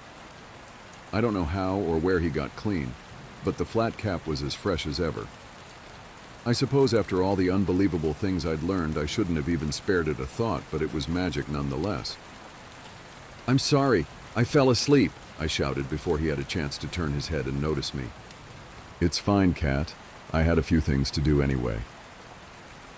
He spoke with a smile, the kind that you can hear just in a person's tone, and as I approached him in the garden, I realized why. I felt a lump form in my throat and tears well in my eyes as I noticed the tiny bundle in his lap. It was bald, wrinkly, and had exactly 3 legs. Mr. Meow. There was nothing I could do about his foot. I think the others ate that. But I thought this little guy deserved another shot at life. Derek grinned from ear to ear as I stared in disbelief at the tiny cat in front of me. Disregarding their burning properties entirely, I scooped him up and held him close, only putting him down as he singed my face a little. Thoughts started to whir in my mind, but before they could ever fully develop, Derek turned to me gravely and squashed them. "I know what you're thinking, but there was nothing I could do for Jamie. After what Albert did." "Don't apologize." I cut him off. "What I did was selfish. Albert was right. Jamie died a long time ago. Sometimes I wonder if, even if I could have him back, maybe I'm a different person now to the one he knew." Derek didn't respond. He just watched while I played with Mr. Meow, tickling his belly as he rolled around, purring on my lap. I know you must still have a lot of questions, and if I'm honest, I'm not sure any of them have answers that will satisfy. I'm no oracle. I still have questions myself, but I want to tell you what I know. I looked at him in confusion. Almost all loose ends had already been tied, and anything else seemed almost arbitrary. But Derek did everything with purpose, so I stayed quiet and I listened. Albert and I were never close. I told you downstairs that not trying harder was my biggest regret. I've come to realize that was a lie, and it's time I faced the true regret that haunts me. I tried to imagine what he could be talking about, but I couldn't. I nodded and listened instead. When we moved in, after our father died, we continued to lead very separate lives. I worked on the garden, and I embraced the strange things that happened around me. I don't know why I found it so easy to accept. I've seen hundreds come through this block, and almost all of them have been horrified at first, but I wasn't. When we first got here, there were only a handful of occurrences that showed themselves. The boy that lives in the mirror and the postman, along with others, came with the building. The longer we stayed, the more we discovered. I saw it as magic, a whole new world that most people never get to see. Albert didn't see it that way. He became paranoid, always looking over his shoulder, thinking that things were out to get him. Derek took a moment to look at the grass, a sadness on his face, and I grabbed his fingerless hand to comfort him. What happened to him? I asked. He wasn't always the man you met. He was always a cold, ruthless bastard, but I would have never considered him evil. This place, the place that you and I call home, it started to drive him into darker and darker places. He didn't move his family in with him. He wanted to keep them separate from his business. And although I was intent on staying here, Albert never expected to be here longer than a few months. They would come and visit, and his wife Darla started to express concerns to me. She would come by my flat after visiting him, leaving their son with him to spend some time together while she claimed she was shopping in the city. She said he seemed frightened and angry. She was worried that he was losing his mind. Tears started to roll from his kindly eyes. Derek had always seemed so wholly good, such a wonderful person that it was hard to consider him mourning someone like Albert. But no one chooses the family they're born into, and I don't believe that anyone is entirely good or bad. Having feelings for an awful person couldn't take away from his spirit. What did you do?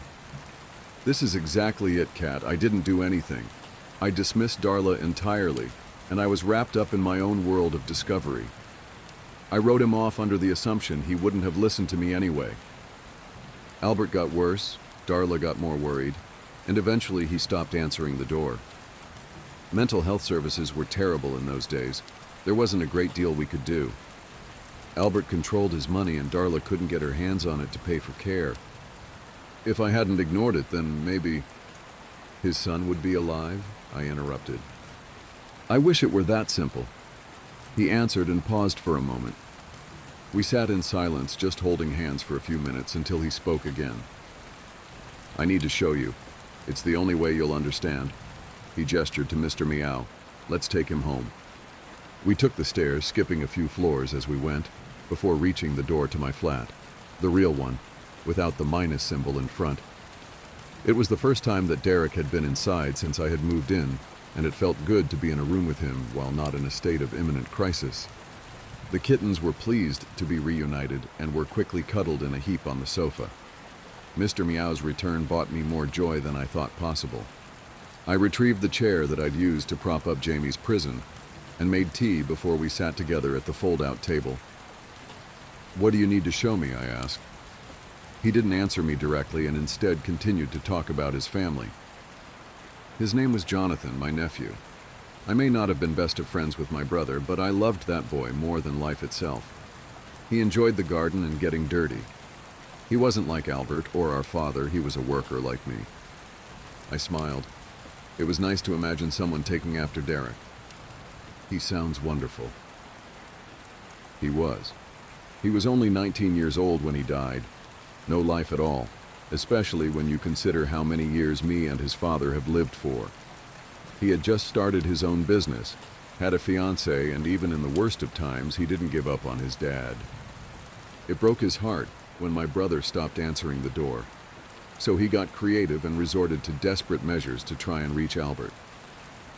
I started to piece things together in my head, a pit forming in my stomach as I stopped him to ask the one question that was on my mind. What was his business? Derek looked at me, shame in his eyes. He knew that he would have to say it out loud and confirm what I already knew. He was a window cleaner. I didn't say a word. I wasn't sure how to respond. I racked my brain trying to comprehend what I was hearing. The knocking on the balcony doors from behind the curtain started. The familiar groaning and whining sound soon followed. Derek could sense my discomfort and broke the silence. When Jonathan climbed the tower to try and see his dad, he scared him. Albert wasn't in a good way. He was edgy and defensive. I don't know what happened for sure, but that knock from the outside must have really triggered something. He went outside and he stabbed him, multiple times with a kitchen knife, but you know that bit. It's what happened next that wasn't reported. My mouth hung open. Albert came to me. He told me exactly what he'd done. We fought. I could have killed him myself, but when I looked at him, I could see that he wasn't right. It was in his eyes, Kat. He wasn't my brother anymore. I tried to reason with him and get him to hand himself in, but he refused and got aggressive with me, saying that I just wanted to get my hands on the block. I left him in my flat to calm down so I could go to Jonathan. The window cleaner continued to scratch on the balcony door, his whines accompanying Derek's tale. He was out there on the balcony. He was dead. One look at him and I knew no ambulance could help him anymore. I sat with him for an eternity, trying to work out what to do. I should have called the police, but I couldn't bring myself to shot my own brother. There was no hope for Jonathan, but I thought I could help Albert. I was wrong. When I returned to my flat, he was gone. I begged the building to help me. I would have done anything to bring Jonathan back. But wishes work in mysterious ways here, and once the body was found, Albert was already missing, and my nephew had become the monster that lives on the balconies to this day. I stopped him. I tried to process what he was telling me. But he wasn't found for days. Why didn't you call the police? Why did you tell the residents not to let him in? I asked, confused. Love works in mysterious ways, Kat. I hope that you of all people can understand that. I was never fond of my brother, but I did love him, and without any way of saving his son, I wanted to give him a head start. And the residents? I asked again, remembering the strict rule that Prudence had left, stating I shouldn't let him in under any circumstances. That's where things get complicated. I didn't realize at the time, but what he became was the building's way of giving him back to me. He is what he is because of me. When you see, you'll understand. He grabbed my hand and walked me to the balcony doors, letting go and pulling back the curtain to reveal the friendly-looking man I'd always seen outside my window, collapsed against it, scratching on the glass. Upon second inspection, I could see the family resemblance, but it wasn't one that I'd ever considered possible before. Prudence had told me about her experience with him, with Derek showing her what he truly looked like. I still hadn't expected quite what I saw when Derek rested his hand on my shoulder and told me to look. The window cleaner was gaunt, with bones protruding beneath his tight, thin, grayed flesh, raw skin, and wounds that were in varied stages of healing. He looked truly horrifying, but what alarmed me the most were his impossibly deep black voids for eyes. They were all too familiar. I turned to stare at Derek, unsure of quite what to say, as a million realizations crossed my mind. He started to speak again. I didn't want the residents to hurt him, Kat. When he gets inside, this form is revealed, and so many tried to hurt him at first. I found myself constantly telling people to ignore the friendly window cleaner in the hope that he would be safe from their fear of the unknown. I'd seen Albert's reaction to anything remotely different, and I couldn't bear Jonathan to face the same from the entire block. It was safer to leave him out here. After all, only someone who sees the good in everyone would let him in and accept him, and those people are 1 in a million. Derek half smiled, knowingly. Terry. I gulped, finally realizing who the twins' father was. I didn't know about them. Albert had me trapped below by the time Terry was in school, but the second I saw Ellie with you in that stairwell, I knew that she was family. When I realized that Jonathan's new form was a direct result of my actions, I started to come to terms with the power this place had given me. I embraced it, and I used it. I used it to hide Jonathan from his father, who I discovered had fled to the sealed floors not long after the murder. He never knew what became of his son. That shielding must have transferred when the twins were born. It was why he didn't know they existed. Once Albert had discovered his power, along with all his issues and the isolation he drove himself into, it just twisted him up into the man you knew him as. He made it his mission to know all of the special residents, but he never saw Jonathan again. "Why are you telling me this?" I asked, emotion making it a little hard to speak. I wondered if Terry had continued a relationship with the window cleaner and why she had kept so quiet about the twins' dad. I processed the fact that Ellie had not only saved my life, but in doing so, she had killed her own grandfather. I couldn't judge Terry or Derek for their actions. He was right. Love works in mysterious ways. Just as it had when I made my choice regarding Jamie, and when I subsequently accepted that he was gone. I'm showing you because I think you'll understand, and because I don't want you to spend your life riddled with guilt for Jamie. We all make mistakes. Mine was a big one, but out of it came two of the purest creatures to walk this earth, and for that I'm grateful. He smiled again as he thought of Ellie and Eddie. Then he looked me dead in the eyes and spoke again. It's time I corrected my wrongdoings. Solemnly, he walked towards the doors and slid them open, coming face to face with the monstrous shell of a man holding a squeegee. The window cleaner took a step inside, struggling to move on his bone-thin legs, and stopped, millimeters from Derek's face. I couldn't help it. Despite what I knew, he scared me. The twins had balance. Even in their demonic form, there was a visible person there. Their father didn't resemble a person at all. The visceral reaction he ignited in me further proved Derek's point. People will generally attack what they fear. Had I been alone and let him in, I'd have almost certainly done the same. I watched with bated breath as Derek wrapped his arms around the bag of bones in a warm embrace. I watched as he let out a gentle sob and the window cleaner began to disintegrate into dust before my eyes. "No!"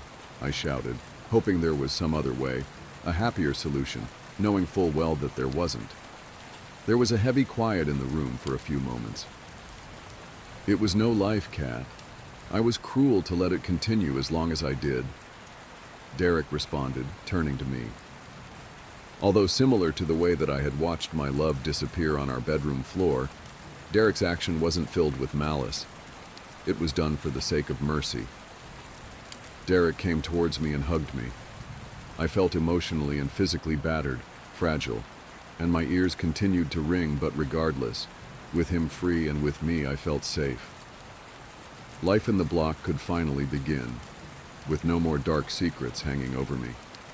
Amongst all the death and chaos, there was joy to be found. "It's over now. A new chapter," he whispered into my ear as I sobbed tears of relief into his shoulder, and the three cats played at our feet. Days passed and normality started to resume. I broke lockdown in order to give Terry some rest and spend some time with the twins. It was the least of all my sins throughout this time. It took a lot of explaining and apologizing, but she eventually came round and forgave me for endangering her kids. It sounds simple when put like that, and I'm sure parents reading this would deem me unforgivable. But their kids aren't Ellie and Eddie, and there aren't many folk out there as forgiving and loyal as Terry. I haven't broached the subject of their paternity to her. I'm not sure I ever will, but I hope that one day she'll feel comfortable enough to volunteer the information herself. I continue to pick items up for Mr. Prentice and take money to Carmilla at the Gnome.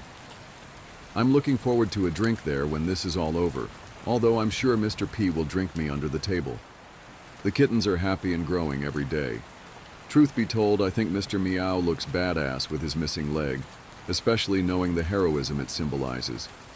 Things had started to look so positive that I almost forgot where I lived. I'd been in such a daze of relief that I hadn't noticed that the stairs had skipped floor 5 from the moment we returned from the undertower. I probably would have gone longer in blissful ignorance if I hadn't have found myself on that floor earlier today. The black sign was much the same as the one on the floors below that had sported a minus symbol before it. Thankfully, however, the artificial light that plagued those floors was nowhere to be seen, and sunlight poured in. I smiled when I first saw the sign, prepared myself to greet the man with a new name. But he wasn't there. His absence was a reminder that no matter how many tribulations I may have conquered, living here there would always be another just around the corner. Instead of the man without a name, in his place was the woman, Angela. If you are in possession of a love potion, now is your time to reconsider using it. It's as the title says, if you have bought or made a love potion, throw it away now. And if you still haven't, let me explain why you should. I used to have what I considered to be the perfect life. A tight-knit community of friends, a loving wife, a well-paying job as a pediatrician, and a warm and supportive family. My wife and I were planning to have children, wondering whether we should adopt or if one of us should carry the pregnancy. And my parents were excited at the prospect of grandchildren. And then one day, it all abruptly went to shit.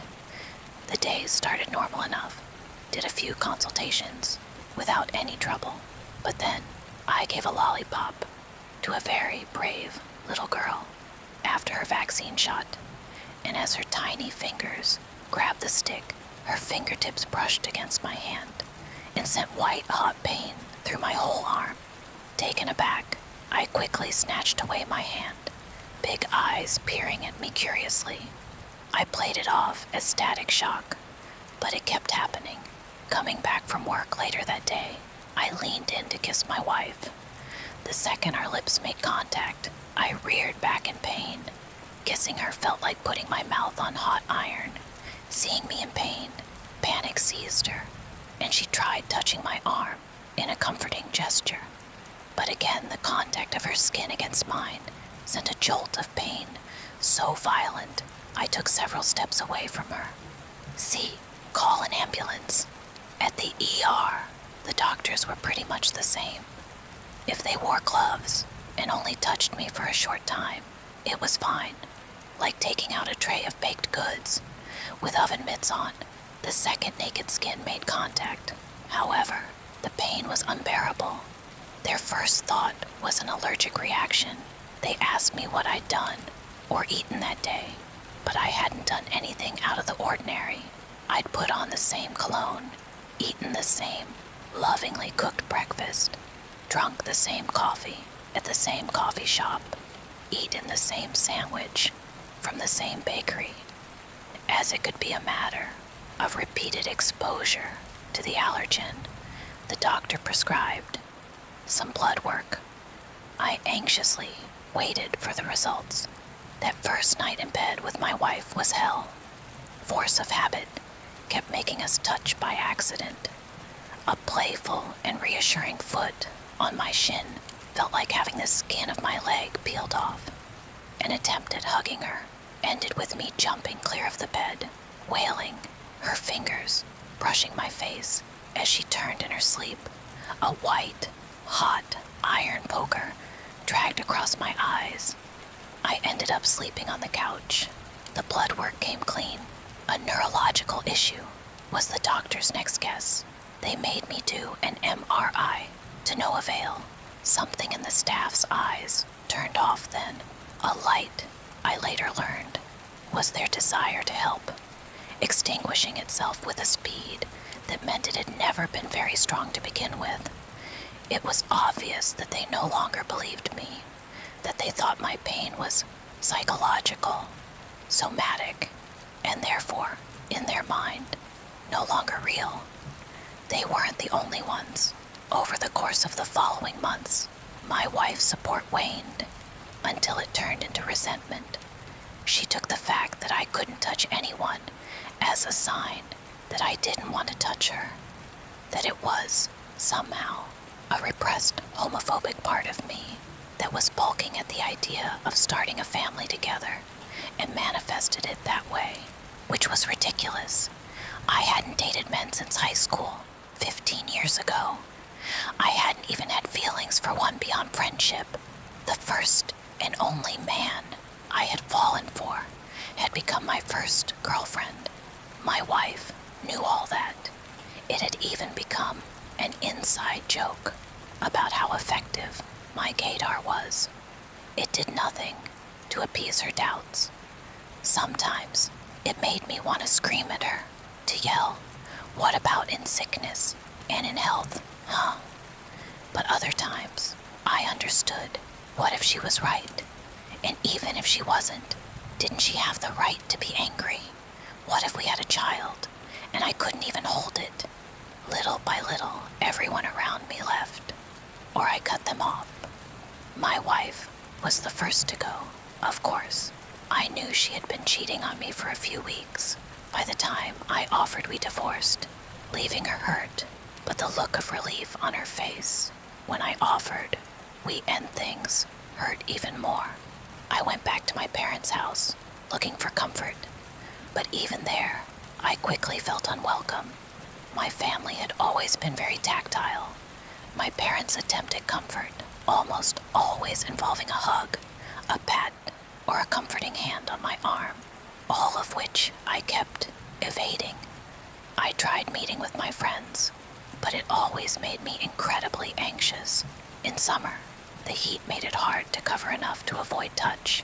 In winter, it was easier, but even then, overheated interiors were hell. Worse than the pain was the constant fear of it, of a store clerk's fingertips brushing my palm when handing me back my change, of a stranger bumping into me, of a friend absent-mindedly leaning in to kiss my cheek. All those casual brushes of skin I had never thought about before that now brought pure agony. I felt like there was never enough layers of protection between myself and the searing pain other humans could inflict me. Unsurprisingly, my work too suffered from my new condition and subsequent paranoia. It was a bad look for a doctor to treat all of their patients like they were highly contagious, always wearing gloves, keeping touches to the strict minimum. I tried to compensate by being very friendly, but it was like both children and parents could feel something was off. The kids got restless. The parents started to suspect I had some sort of problem. Add word of mouth into the mix, and the number of patients coming to my office declined steadily. You would think eventually I'd build some pain tolerance, but if anything, it got worse. The oven mitts getting slimmer and slimmer.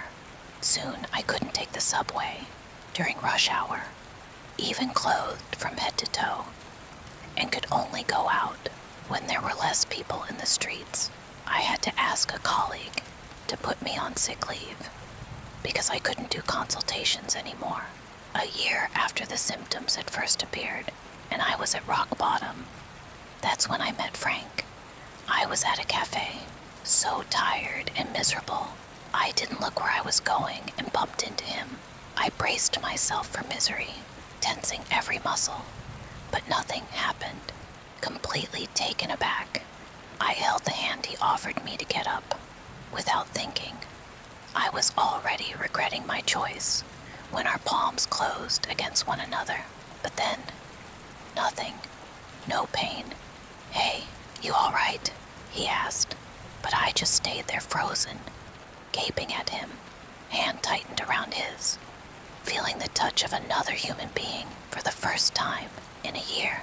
I had never realized how real of a phenomenon touch starvation was. Of course, as a physician, I knew it was a thing, but it was different to experience it myself. As horrible as the deprivation had been, the euphoria of being able to touch someone again was unlike anything I'd ever felt before. The rush of endorphins was such a high, I almost swooned, like a cartoon character.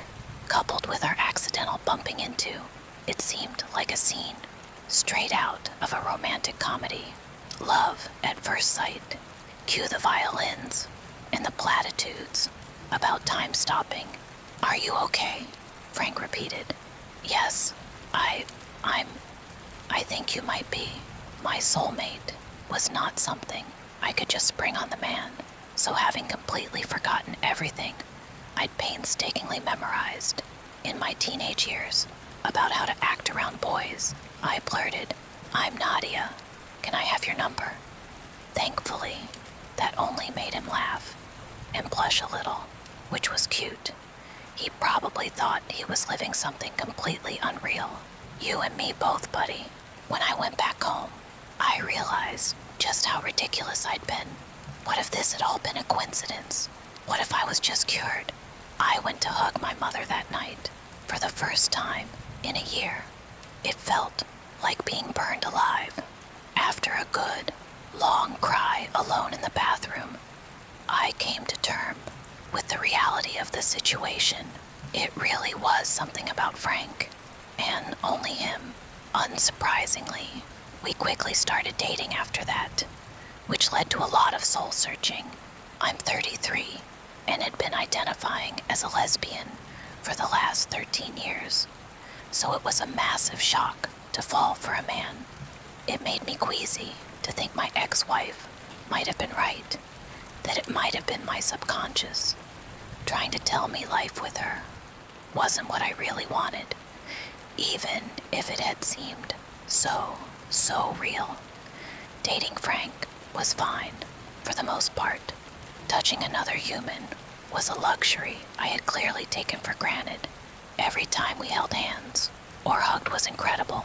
After months without it, more intimate gestures were more complicated. Kissing was still mostly okay, but as much as I had missed the touch of another human, anything beyond that made me really uncomfortable. I tried a couple of times to psych myself up when we were kissing, and his touches turned more pointed, but I just didn't feel any of the desire I'd felt for my ex-wife or girlfriends over the years, and I wasn't a teenager anymore. I knew what desire felt like for me, and I knew that I didn't feel it for Frank, but he was also the only human whose touch wasn't physically painful. At least Frank wasn't pushy. Of course, he was a bit bummed that intimacy between us was going at a snail pace, but he was content to wait. I had told him that I had a condition that made touch difficult, and he was very understanding. "I love you, and I'm not going anywhere. I'll wait for as long as it takes," he told me. At the time, I was relieved and grateful to finally have someone in my life who was willing to give me the grace no one had given me in over a year. Now, however, I realize his words had a very different meaning. Personality-wise, Frank reminded me of some of my high school boyfriends. Before I'd realized I wasn't attracted to them, he was gentle, shy, not very manly. Actually, for some reason, he reminded me a little of my last boyfriend, who had, incidentally, turned to be my first girlfriend. Unlike her, though, Frank was very much a straight, cisgender man, and he would stay that way until he died. It sometimes led to friction. After dating women for so long, there were expectations I wasn't used to anymore. Not that dating women doesn't come with its own problems. Relationships are hard. At first, it was fun to get the princess treatment, not paying at restaurants, or having him open doors for me. It was novel. It stopped being cute when he told me I shouldn't wear heels because it made me look taller than him, or that he was uncomfortable that I earned so much money as a doctor. He also seemed really upset by the fact that I had had a life before him, sentimental and sexual, but we always managed to iron things out. While this was happening, I kept thinking a lot about my first girlfriend, Aurora, and how different our relationship had been from the get-go, even when she'd still looked like a man. We'd broken up ages ago, but for some reason, she kept popping up in my mind. After a bit, I realized I might have missed her. She wasn't the only one. Beyond the isolation that had come from my debilitating fear of touch, being a lesbian had been such an integral part of my identity for so long. I felt deeply uncomfortable reconnecting with my friends now. I didn't feel like I belonged to the bars, cafes, or club I'd gone to. Didn't want to talk to the friends who's been at our wedding with my ex. I was all the more uncomfortable that I'd let a lot of biphobia fly from said friends over the years, and was now terrified of reaping what I'd sown. And then, one day, everything came crashing down. I was getting bubble tea at a little shop near my house when I heard a voice call behind me, "Nadia," and there she was, Aurora. She was a vision, radiant, like her name. She looked exactly as I remembered her, and yet nothing like it. The numbers of piercings on her ears and face had doubled, and new tattoos had bloomed on her arms, some covering older, less well-made ones. Her style had gone from chaotic young goth to sophisticated older goth, and it suited her perfectly. "Aurora," I whispered. "I can't believe it's you. It's been ages. How have you been?" I could have just said everything was fine, but it wasn't. Not really. And so, actually, this last year's been really weird. Aurora had always been into weird stuff. Astrology, the occult, witchcraft, that kind of things. That was one of the things that had contributed to our breakup. I used to be a bit of an asshole in uni, not really understanding the role belief played in people's lives, and how someone could believe in that crap while planning to work in healthcare. She, in turn, didn't understand why I was so strongly against something she viewed as harmless. We'd both learned since then. Aurora had certainly learned the hard way. Some beliefs are anything but harmless. I told her everything, and I mean everything. How I hadn't been able to touch people in over a year. How weird it felt that the only person I could touch was a man, and how strange it was to be in a straight relationship again. I was expecting Aurora to be surprised by my story and to reassure me on my sexual orientation. She was bi, after all.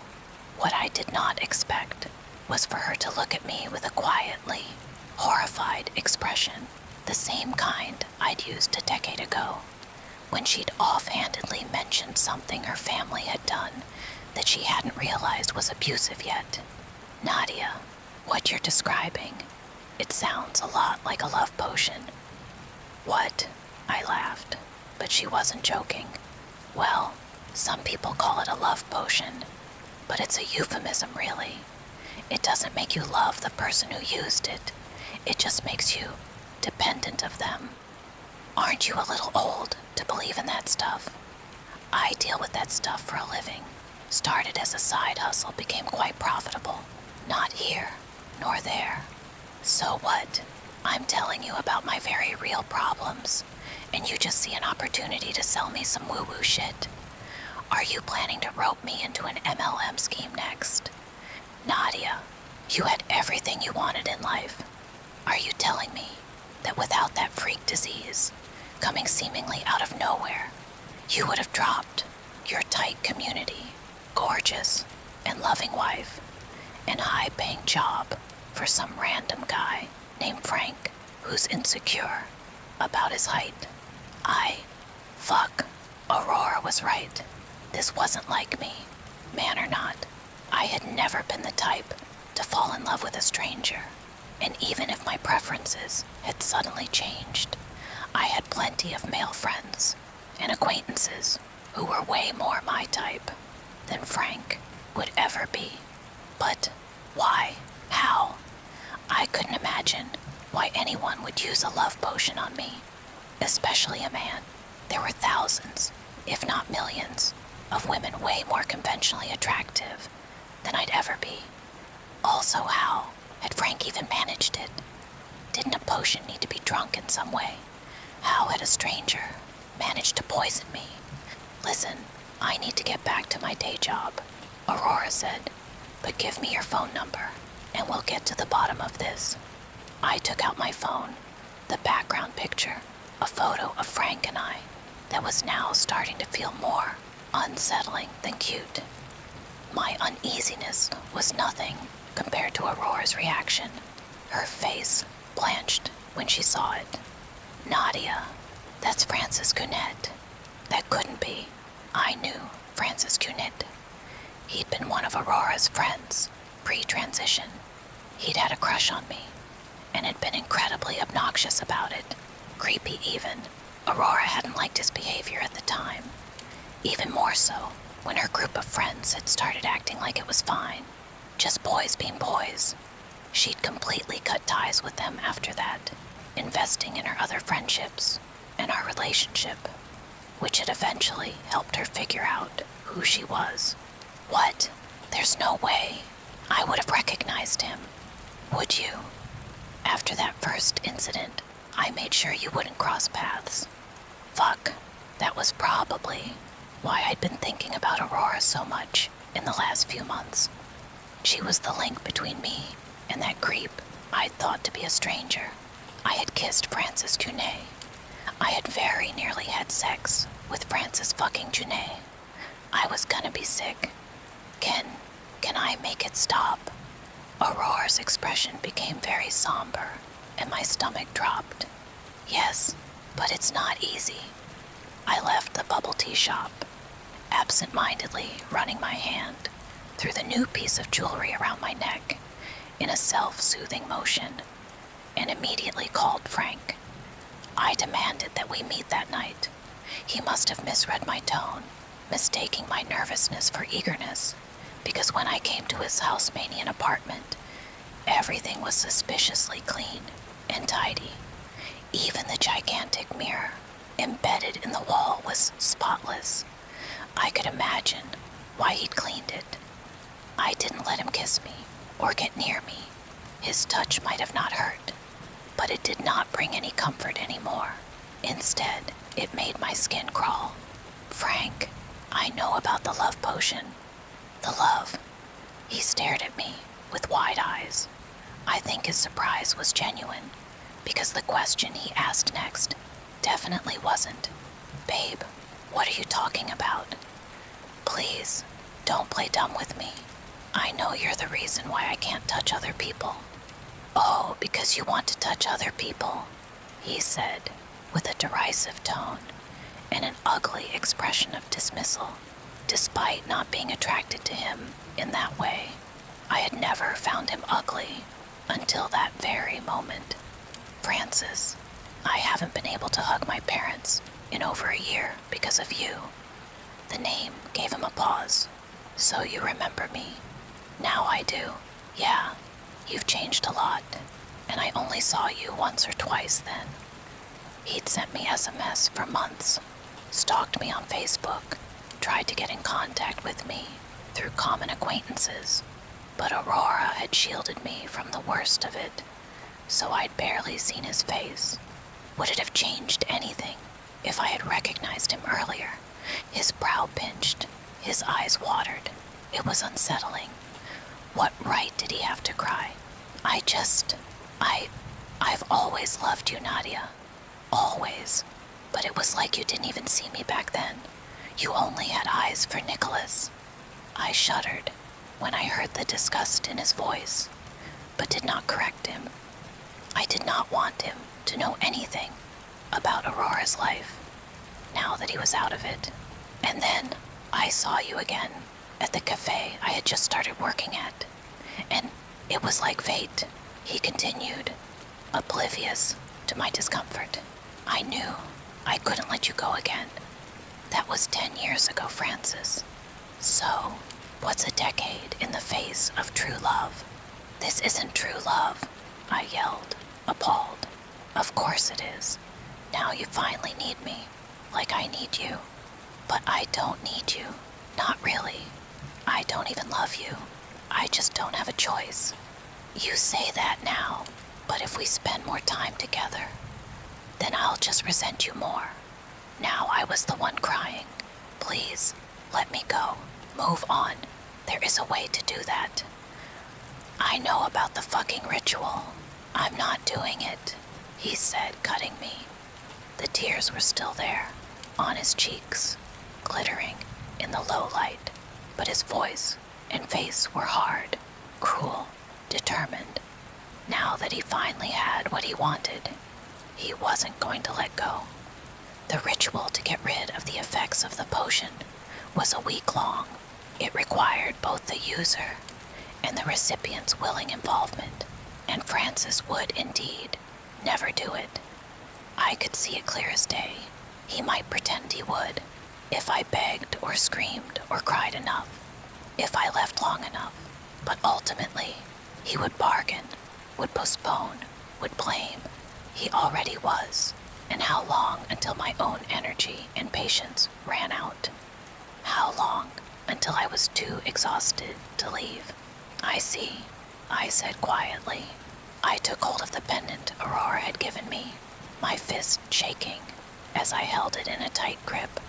I took one long look at the man who had taken nearly everything from me, the man who had poisoned and isolated me, just so that I would look his way, and with all the hatred I felt for him, I pulled the pendant quickly, as hard as I could. The band of the necklace went taut, then snapped, the metal clasp breaking more easily than it ought to. I don't know what I expected to happen. Aurora had been purposefully vague about what the results would be. The old and massive mirror behind Frank started rippling. I frowned, unsure what I was seeing. It was so dark. Had it been this dark earlier? All of a sudden, a gigantic hand came out of the reflecting surface. It closed around Frank's entire body, cutting his breath. I heard bones break. Not a drop of the blood that poured from his mouth made it to the ground as the hand behind the mirror retreated. It's been 2 months since then. Frank has been reported missing. Wherever his body is, I don't think the police will find it. I've resumed work, and patients are slowly trickling in again. I could leave my parents' house, but I think I'll stay a little longer. It feels too good to get to hug them in the morning. I've also reconnected with my friends, giving them an edited version of what happened. One that involves drugs and an abusive relationship, but no love potion. I'm unbelievably grateful for their hugs of comfort. Maybe in a few months, I'll contact my ex-wife again, explain what happened. I don't want her to feel guilty, but I think she deserves to know. Might save her a few hours of therapy, or add to it. Aurora and I are also meeting regularly. I don't know if it will turn into anything. For now, we're taking it easy. So yeah, if you have acquired a love potion, I strongly advise you to reconsider using it, because there are in fact 2 ways to reverse its effects. One is a week-long ritual for which both parties need to consent. They need to want from the bottoms of their hearts to get rid of the effects of the thing. The other, way faster and easier process is to kill the person who used the potion. And now that my story is out there, your target has way more chances of knowing what the effects of a love potion are and how to make them stop. You have been warned. Things have deteriorated here to a degree that I didn't foresee. I didn't know how much writing about the things that are happening out here would affect every single part of my life. And maybe that was stupid of me. Maybe I should have considered it more seriously. But honestly, I just thought I was writing about things that a few people would want to hear. I didn't think it would get this much attention.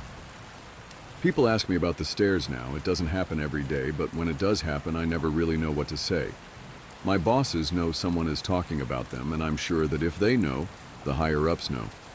And I can tell you that they aren't happy about it. I've been formally told that I am not to speak a word about them to anyone anymore, which is part of the reason this has to be my final update. I can't risk my job for this. As much as it's been wonderful to get a lot of these things off my mind, I still do love my work, and I need to be out here. If anything, my being aware of what's really going on is enough reason to stick it out. I may not be able to tell people that they're out there, but if I see them, I can direct traffic away to somewhere safer. Because of the amount of attention the stories have gotten, I've heard a lot of stories being swapped back and forth. I've heard so many I can't even remember most of them. The ones I do remember are the ones that I wish I could forget. One story that's made the rounds here was about a young woman who disappeared upstate. Initially, everyone assumed she was a runaway. She didn't come from a great home life, and so it really wasn't any kind of surprise that she'd choose to cut and run. But people started coming forward saying that they'd seen her around the park shortly before she vanished, so some of the rangers in the area were sent out to make sure she hadn't hung herself or something on any of the back trails. It took them a while, but they did find her. Well, not all of her. Just half of her tongue and a quarter of the lower jaw. Very clean cuts, from what I heard. They've never found the rest of her. So many stories about children, so many of them going missing and turning up in caves, wedged in between impossibly tight spaces. So many of them found on mountain peaks or at the bottoms of sheer gullies. Missing shoes, missing socks, or found with both in perfect condition despite them being miles and miles away from where they vanished. So many stories of black-eyed people wandering around the woods and calling out in the night, mimicking the sound of running water or a bobcat screaming. One man in particular goes to every news station he thinks will listen to him and tells the same story. He was deer hunting, had camped out in a very remote area, and woke up because something was scraping against his tent. He thought it was a raccoon or a fox until the thing pressed its face against the door of the tent, at which point he could very clearly make out a human nose and mouth. He kicked at it, but it leapt back and was gone by the time he opened the tent flap, gun at his side. He fired 2 warning shots, and when the sound had faded, he heard a snap behind him. A man was standing at the edge of the campsite. This man was not wearing any clothing, but he also didn't possess any kind of human flesh. As this hunter described it, the man was made of some kind of amalgamation of raw meat and hair, as if someone had scooped up roadkill and molded it into the vague shape of a man. The face was lumpy and only a rough approximation of a human face. The thing opened its lopsided mouth, and from it came the sound of the gun the hunter had fired. It did this twice before mimicking the sound of the tent zipper and fleeing into the night. A young couple, out for a hike in the rocky areas of my park, reported to me yesterday that they had seen something strange out on a peak I'm very familiar with. They were taking turns looking through a pair of binoculars when the man noticed a hiker climbing up a very steep part of the cliff face. He watched the man scale the slope, and it didn't occur to him until the incident was over that this person had no climbing gear. When the climber reached the top of the peak, which was about 5 miles away, they turned and faced the young man. He said whoever, or whatever this person was looking right at them. The climber waved in an exaggerated manner before snapping in half at the waist, sideways, and leaping off the peak. The young man didn't see where the climber landed. I sent them on their way with assurances that I'd check it out. I lied. I won't be turning in a report because there are 10 others exactly like it. The climber is well known in that area. I don't question it anymore. There are so many things I won't ever be able to understand about my job, and it would take me years to relate all of the things I've heard in the last few months. When I feel like my job isn't in jeopardy, I will come back. It may be in a different format, but I will come back. Thank you all for sticking by my side and enjoying the things I've talked about. If you go out into the woods, I encourage you to be safe. Bring water, food, survival equipment. Let people know where you're going and when you'll be back. Don't go on uncharted paths unless you know exactly what you're doing. And above all, don't touch them. Don't look at them. Don't go up them. They should have never confiscated my son's Tamagotchi. Until 3 weeks ago, I was living what most would consider a simple and happy life. I'm a stay-at-home dad, probably on Reddit, more than I care to admit. I met my wife, Noriko, or Nori for short, in Osaka, Japan, 12 years ago, during a work trip for an advertising agency. Shortly after we started dating, Nori was offered a senior position at her company's newly opened NYC branch. At the time, I was living in Connecticut, but working remotely, so it was an easy decision to move in together in NYC. Plus, her mother has lived in Queens for the past 30 years, so it just made sense. 3 years later, we got married. The following spring, we had our son, Nicholas. Again, I'd like to emphasize that we've lived what I call a pretty normal life. We've had our ups and downs, but have never experienced anything quite like what I'm about to share. 3 weeks ago, Nicholas pulled this little gizmo out of his backpack.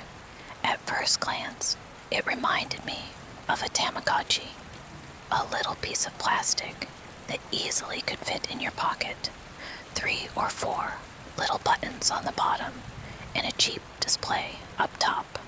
However, the design wasn't colorful, like I remember Tamagotchis being. It was obsidian black.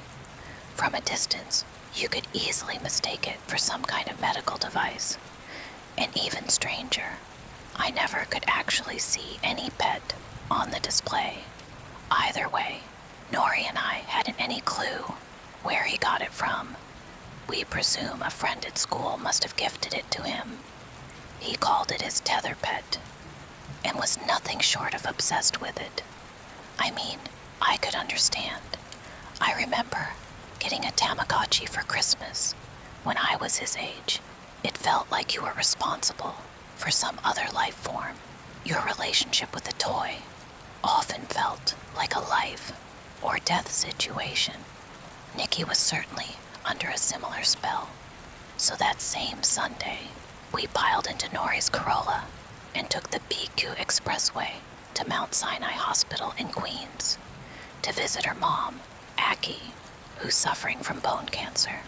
Nikki was in the back seat, attending to his tether pet. "How's your Tamagotchi, buddy?" "What?" "Your little pet there." Nikki is normally eager to yap Nori and I's ear off about whatever his fascination of the day is, but for whatever reason, his tone was flat and serious when discussing his tether pet. "Fine." "Oh yay. Do you have a name for him?" "It's a girl." "Oh cool. What's her name?" "Baba." It came with the name. I didn't get to pick it. Nori tried to play along. "Baba, that's cute." "Not really. She's always hungry, and whenever she poops, I have to clean it up." I let out a laugh. "Reminds me of somebody I used to know." "No, Dad. It's a lot of responsibility. You wouldn't understand." Nori and I laughed. Oh, the simple joys of parenthood. We arrived at Aki's room, only to be held back by a couple of nurses. They asked us to wait while Grandma's bedpan was changed. It saddened me to think about how Aki had wilted over the past year. It didn't seem long ago she was in our living room, bouncing Nikki on her knee, singing that silly old horse racing anthem. Bum da da bum da da bum bum bum. Bum da da bum da da bum bum bum. Nikki loved that. He'd blow up in a fit of laughter every time. Now she couldn't even get out of her hospital bed. It crushed me, but I guess it had happened to me someday too. Before I could get too melancholy, a nurse opened the door with a smile. "She's ready to see you now." We stepped inside, and there was Aki, still glowing, albeit dimly, with her usual tender smile. Nikki seemed to snap out of his fog, with her in sight, running to her bedside. "Grandma!" Aki tried to roll over and muster a hug for his reception, but it was clearly too much for her. Nori and I followed close behind. This had become a very difficult ritual for Nori to get used to. Aki told us about how her treatment had been going, how she was always in pain, but that there was still a chance she could get through it. I don't know why, but I never had any real faith that she would. I guess I've just seen this scenario play out one too many times. In my experience, at least, it never ended how we all prayed each night that it would. After some more light conversation and updates on work, school, etc., Nicky pulled out his tether pet. "Oh, how are you liking the new toy Grandma gave you?" Nori and I looked at each other flabbergasted. Aki gave it to him. She could barely get out of bed, let alone go buy Nicky a toy from the store. "Aki, where did you get that toy from?" I asked. "Oh, I think one of the doctors gave it to me." Yes, it's something they're giving to a lot of the patients around here. It didn't make any sense, but before I could ask him more questions, a nurse came in and told us our time was up and that Aki needed to get some rest. Nori and I had a couple conversations, theorizing about why the hospital would have given her the toy. Maybe it was some charity connected to the hospital. Either way, we had more important things to worry about. So as the days went on, we let it go. Everything in our lives continued as normal until the day Nicky lost his tether pet. It was last week Friday. We were just sitting down for dinner when Nicky comes shuffling into the room, looking on the verge of tears. "I can't find my tether pet." Nori was setting the table. She had really went all out for us that evening. "Okay, well, after dinner, we can all take a look together to find it." Observing my son more closely, he wasn't just upset. He looked devastated. "You don't understand, Mom. She could die if I don't." At this point, I decided it was time to do some fathering. I took a knee. "Listen, Nicholas, I understand your toy is important to you, but it's just that right, a toy. So let's sit down and eat the dinner Mama made us, and we can take a look after, okay?" I gave him that stern but tender look a father gives to ensure his way. Nicky nodded solemnly. I gave him a hug and a rub on the back. All throughout dinner, Nicky avoided our usual conversation starters. How was school? How was soccer practice? What do you want to do this weekend? Etc. It was clear his mind was racing.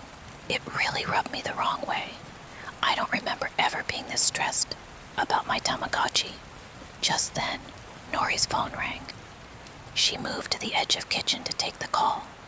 I watched as her face slowly settled into a more serious expression as she listened to the other end. She responded with simple, short acknowledgments of what she was hearing. As she walked over to the living room, she hung up and began to put on her coat. "Everything okay, honey?" I mouthed to her silently. "Aki?" She nodded. "I think it should be fine, but if it becomes serious, I'll call you." "Sounds good." I looked to Nicky and provided a distraction. "Shall we look for Baba?" Nicky nodded his head frantically, clearly unwilling to wait an even second longer. We looked around the house for quite some time. He was certain he had come home with it, so I was pretty determined to help him find it. It really felt like looking for a needle in a haystack, though. It wasn't until we were just about to give up that we found it, fallen beneath the shoe rack near his backpack. I thought for sure we'd have some small celebration of our efforts, but Nicky didn't even smile. He just picked it up and began to shake his head. "Ah, man. What is it, buddy?" "Just a lot of buildup." "Oh, of what?" "Poop." I laughed. "It's not funny, Dad. She could have suffocated." "From the poop?" I laughed even harder. I've always had a stupid sense of humor. Nicky, presumably offended by my not taking this seriously, retreated up to his room. Alone, I decided this would be good a time as any to pop on an old samurai movie. for my own selfish pleasures. Plus a 3-hour runtime would keep me up long enough in case Nori called. But about halfway into the movie, she came in the door, sopping, wet. I guess it had started raining. She explained that everything ended up okay, a false alarm. I cut the movie short, and we went to bed. As we laid together under the sheets, it was becoming clear she couldn't fall asleep. What's wrong, babe? When I got to Sinai today, Mom had an accident. Oh, like she shit herself. I wasn't sure how to respond, but luckily she continued. What if we get so old or sick that some stranger has to literally wipe our ass? I chuckled. I mean, we probably will. She rolled over and looked at me with playful concern. I don't want a stranger to wipe my ass. So you're saying it has to be me? She finally broke into a giggle. Well, how about we just promise to take care of each other? Then I kissed her on the cheek. Deal. The next few days were normal. Well, the new normal. Nicky seemingly had lost all interest in having friends over, with his ongoing tether pet responsibilities.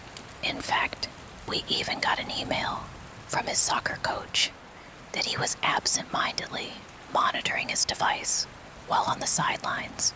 We used to get emails that he needed to stop hogging the ball so much. One evening, as we put him to bed, we explained that if his pet continued to affect his school participation, that we'd have no choice but to confiscate it from him. He appeared gravely disturbed by this notion. That'd make you a murderer.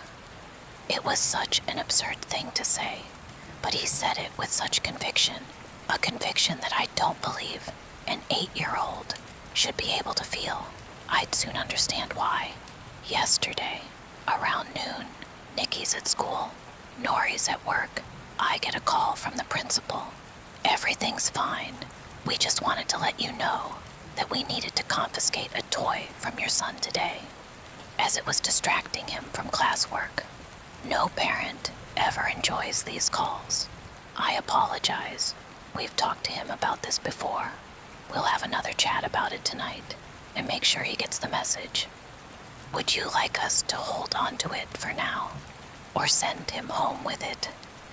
God, I wish I could go back in time. Hold on to it. I knew Nicky would be furious, but as a father, I assumed this was a good opportunity for some tough love. Sure enough, when Nicky got home, he was in a panic. Dad, they took my tether pet away. She's gonna die, Dad. She's gonna die. I got on one knee and gave him my look. Even if it dies, it'll be okay, because it's just a toy, right? You can always just start over. He started crying, as though really accepting the fact that this could really be the end for his pet. It's not just a toy, Dad. It feels real. It is real. Right then, it all clicked. Nicky wasn't grieving a toy. He was grieving his grandma. I felt a wave of relief, now seemingly able to connect the dots that didn't align to me before. I decided to make this a teaching moment. Nicholas, death is hard. We're all facing that with Grandma right now, right? Nicky nodded knowingly. But it's a natural part of life. It's not wrong or bad. It's okay. It can feel sad to let somebody go, but everything really will be okay. Really? Come here, pal. I pulled him in for a hug. Death is what makes life special. It's what makes each moment count. It's a good thing. Snot was running down Nicky's nose onto my shoulder. But I don't want Baba to die. I know. Just then, my phone began to ring. It was Nori. Hey, Han, what's up? The hospital just called me. I think it's happening.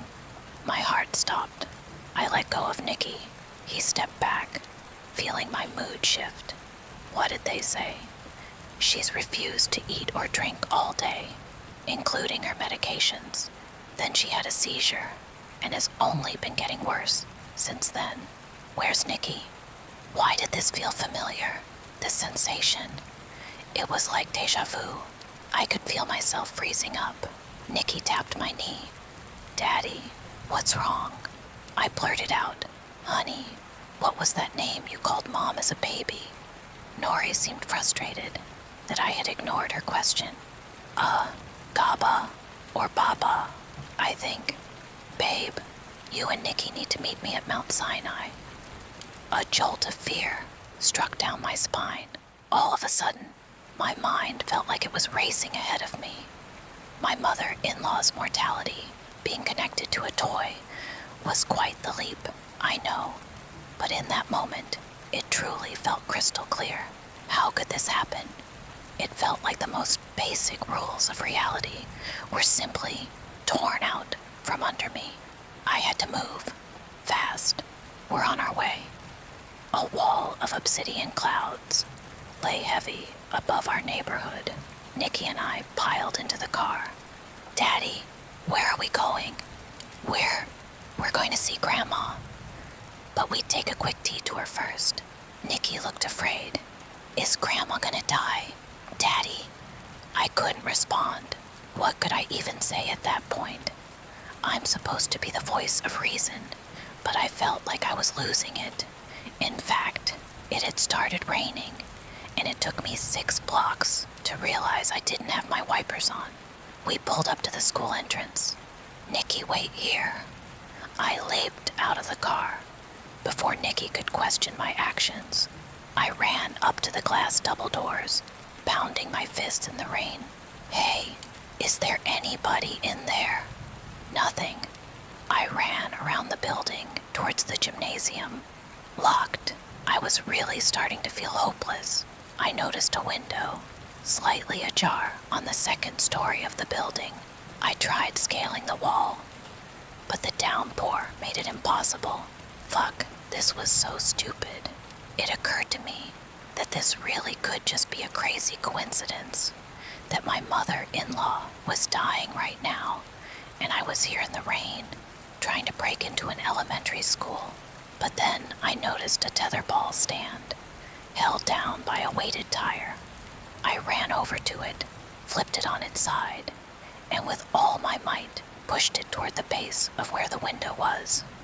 I got a good grip on it and started to climb. If I could balance on the top, I should just be able to reach the windowsill. The rain made my hands slippery, but I just focused on Aki, on Baba. I felt a bellow of thunder rumble through the sky and knew my time was running out. Just as I reached the top, I heard, Daddy, Daddy. Nikki was standing at the base of the tetherball pole, clearly scared, drenched in the rain. I called out to him, Wait right there. I'll be back. Bam! A crack of blinding white light, and then total black.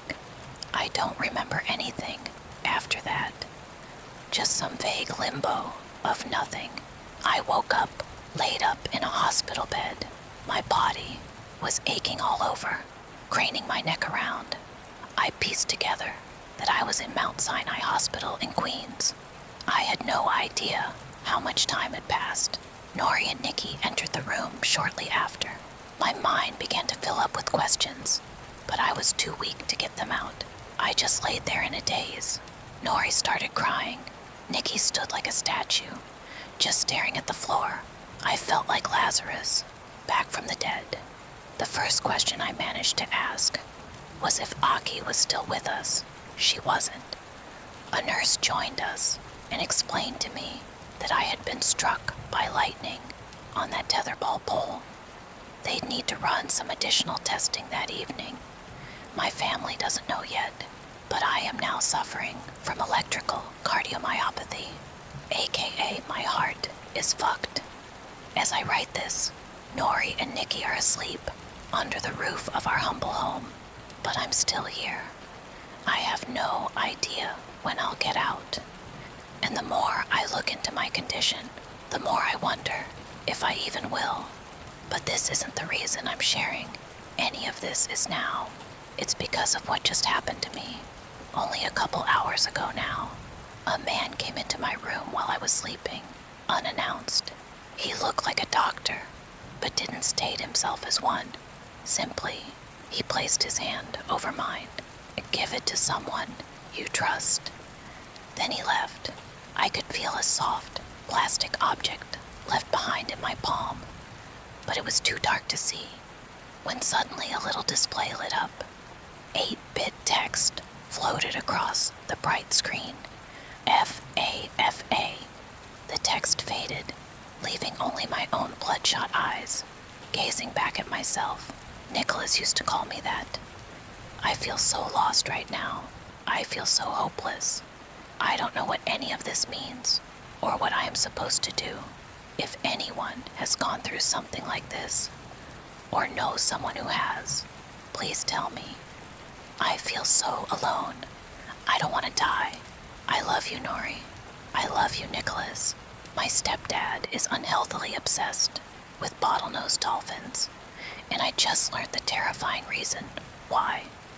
Kevin has been my stepfather since marrying my mother in 2024. Mom met him in 2022, 2 years after Dad passed away. Kevin was a godsend, truth be told. Stereotypically, stepfathers are loathsome, right? Comically villainous. Well, I was kind of hoping for that, so I'd have a reason to dislike him. Frustratingly, however, I found that I really didn't hate the guy, and I was a grouchy 15-year-old whose grief was only just starting to dim. So all of the ingredients were there. I should have hated my stepdad, but I didn't. Kevin was nice. Kevin was perfect. It took until spring of this year for that illusion to slip, for me to learn of my stepfather's special interest, bottlenose dolphins. I was relieved initially to learn of his little quirk. I was surprised that it had taken 3 years for Kevin's oddness to come to light, but I was simply glad to finally have evidence of an abnormality. Having some sort of flaw made him seem, in my eyes, more human. I was wrong. Shortly before starting university last September, Kevin took me fishing, despite my gentle reminder that I don't really like the activity that much. Ironically, my older sister, Becky, was keener to give it a whirl, but Kevin called it an opportunity for male bonding. That whole thing rubbed her the wrong way. I, on the other hand, was more than happy to add misogyny to the list of my stepfather's imperfections. Why was I so gleeful about finding something wrong with Kevin? Did I always know, deep down, that he wasn't quite right? And if so, did I just want a tame explanation for that churning feeling in my gut? Something that didn't scare me. Peaceful out here, isn't it, Craig? Kevin said, as we both dangled our rods into the water. I shrugged. Sure. Don't worry, he chuckled. You'll be at university soon, clubbing, drinking, making mistakes. You'll be away from your boring dad. Is it okay if I call myself that? I stifled a frustrated sigh. You always ask me that, and the answer is always yes. I know, but you still refuse to use the word, said Kevin, and that makes me sad. I awkwardly tried to change the topic. So, why do you love fishing so much? My stepfather's face lit up. Nature, Craig. It's a beautiful thing. Terrible, sometimes, but beautiful. Perfectly balanced. Perfectly designed. Do you want to know my favorite animal in the world? It was an odd question. Something a child might ask.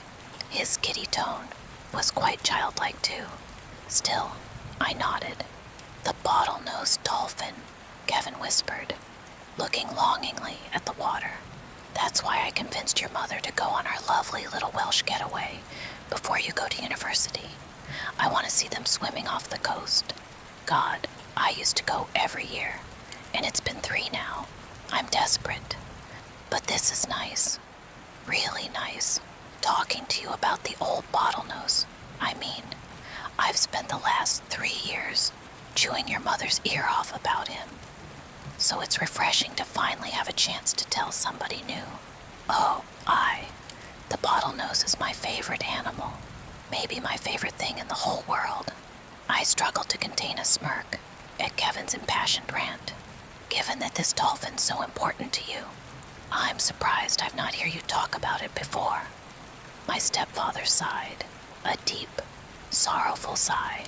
Well, not everybody understands, Craig. I've been vulnerable in the past, opened up about my passion, shared this side of myself, and many times I've been burnt. I snorted with laughter, but tried to play it off as a cough. However, Kevin fell silent after that, and it wasn't a pleasant silence. There was contemplation, but it bubbled with rage. I could see my stepfather seething beneath his face's crumbling veneer of pleasantry. Anyhow, 1 week later, the 4 of us arrived at our Airbnb in Cardigan Bay, North Wales. Whilst Mom and Kevin booked a boating excursion along the coast, I spilt the beans to Becky. "Prepare yourself," I said. "On our fishing trip, I learned that Kevin's really into dolphins." "So am I," she replied. "No, he's really into them," I insisted with a grin. My sister lifted an eyebrow. "What do you mean?" I smirked and nodded my head at our stepfather, who was giddily bouncing from foot to foot, whilst he and Mom huddled together in front of the iPad. Becky smiled. "Well, that's kind of cute, isn't it?" I shook my head, trying to swallow the slight lump rising up my throat. Something about that day still didn't sit well with me. "I guess so. I mean, at first, I thought so. But he got weird about it. See, I made the mistake of laughing, and then I don't know. That's what he gets for choosing you over me." Becky giggled. "Male bonding isn't all it's cracked up to be, eh?" I would have been sweet and understanding. I wouldn't have laughed at his dolphin boner. I brayed with laughter. "Please, never say those words together again." "Why are you two chuckling?" asked Mom, as she and Kevin walked over to us in the kitchen. Becky silently mouthed, "Dolphin boner," to me, and I tried desperately to suppress my grin. "Nothing," I eventually managed to answer. "We're just excited for this boat trip." Our mother raised an eyebrow. "My 2 teenage children are excited to spend the day with us." "Well, that's not suspicious at all." "Teenage? Becky's nearly 20, I pointed out. "She's old now." "You're both fetuses to us," Mom sighed, scooping up her coat from the counter. "Now, shall we go for a little mooch around town before the sun scuttles away? We've got an hour before our booking." Kevin was distant, whilst we wandered around the shops. His gaze belonged to the sea, which Becky had clocked too. We shared a few knowing grins, realizing that he was daydreaming about those bottlenose dolphins, and he ended up dragging us down to the dock about 10 minutes before our booking. "We're going to have the boat all to ourselves," whispered Kevin dreamily. "Well, not quite," came a voice from behind us. We turned to see a stout man with a gray, bushy beard waddling down the wooden pier towards us. "Dave!" Kevin roared jubilantly before embracing him. "That's Captain Dave to you," the man corrected, and the two laughed. Becky frowned. "You know him?" "They're old friends," Mom said. "That's how we got the boat. All to ourselves." "Got yourselves a good discount, too," Dave chuckled. "Some would think being friends for 30 years entitles a man to more than 30% off," Kevin quipped. Dave rolled his eyes. "Stop trying to bleed my dry, you bastard. Come on, folks. Hop on board." It was a beautiful day. That's one of the main things I remember. The sun beat down, mercilessly, slow roasting us. I sat by the taffrail, letting the sea breeze cool me down a little. And that was when I saw it. a gray, shimmering fin, rising and falling rhythmically above and below the surface of the water. I opened my mouth to say something, but, "Oh, it's beautiful," yelled Kevin at the top of his lungs. "Kathy, do you see this?" "I see it," my mom chuckled from beside him. The two of them were cuddling beside me, watching as the creature danced alongside our boat, and I turned to look for my sister. She wasn't on the deck. "You need to get and fetch Becky," Kevin insisted.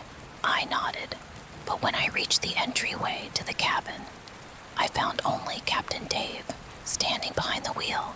He nodded at me with the slightest smile, and I felt unnerved. I felt displaced. I felt just as I had on that fishing trip. "Where is she?" I asked.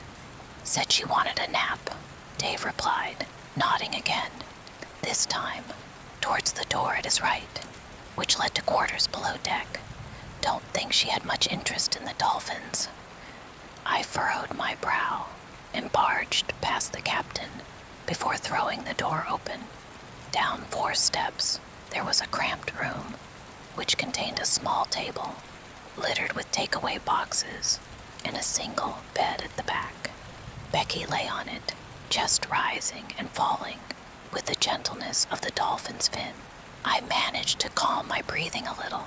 "Bottlenose dolphins are special animals, Craig." The voice came from behind me, and I turned to see Kevin closing the door. "It's a little weird for my sister to be sleeping in the captain's bed, isn't it?" I asked. Kevin ignored me.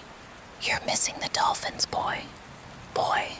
He'd never called me that before, and there was a curtness to the tone. A bite. "Kevin, I don't care how well you know Dave. I don't want my sister to sleep down here," I said, before turning towards the bed and kneeling down. "Wake up, Becky." "She's going to be resting for a while," Kevin whispered. Then came the click of the door locking, and I felt a pang of fear in my chest, like nothing I've ever felt before. It was a blade that drove through my ribs, twisting tightly into my heart. I struggled to breathe, struggled to move, but I managed to twist my jittery, half-paralyzed body towards Kevin. I sat on the floor, back against the bed, forming a weak and flimsy barrier between the approaching man and my sister. "Mom," I weakly croaked, voice failing me. "Mom's sleeping too," he whispered. "But you're awake. You want to hear me talk about my favorite animal, don't you?" I tried to shake my head, but I was frozen in fear. I'd been telling myself for months that turning 18 meant I'd finally become an adult. However, in that moment, I was a boy, frightened and alone. As I told you out on the lake, nature is a beautiful thing, Kevin continued, taking slow steps towards me. It demands balance. We're part of that, you and me, human beings. You know, there's so much to be learned from the animals around us. Bottlenose dolphins are our greatest teachers. Now, it isn't just about their intelligence, their social hierarchy, their proclivity for aggression. No, they're related to us in another way. You see, they understand that cruelty serves a purpose, that nature bends to no rules, no ethical standards. Do you know what they do when eyeing a taken woman, Craig? A taken woman. Those words iced my body even more firmly to the spot, foreshadowed the horrifying revelation that I had already started to, in part, predict. I curled up tightly against the bed as Kevin took another step closer. "I'll tell you then," Kevin sighed. "Bottlenose dolphins commit infanticide as part of sexual selection.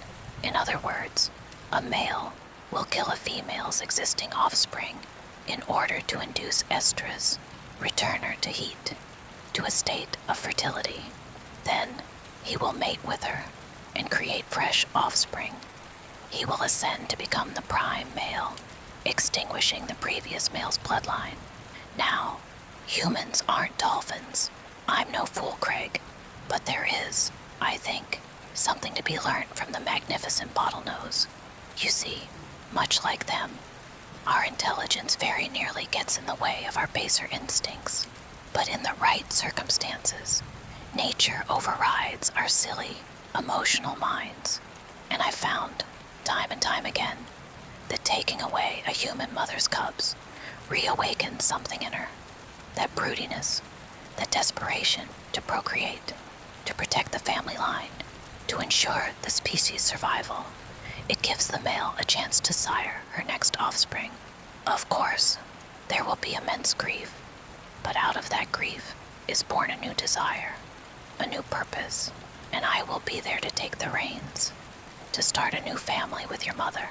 I've been patient these past 5 years, but the time is right. I managed to splutter a few more words. Please, I don't understand. Kevin's face surveyed me neutrally, with thin lips and eyes dark and unfeeling.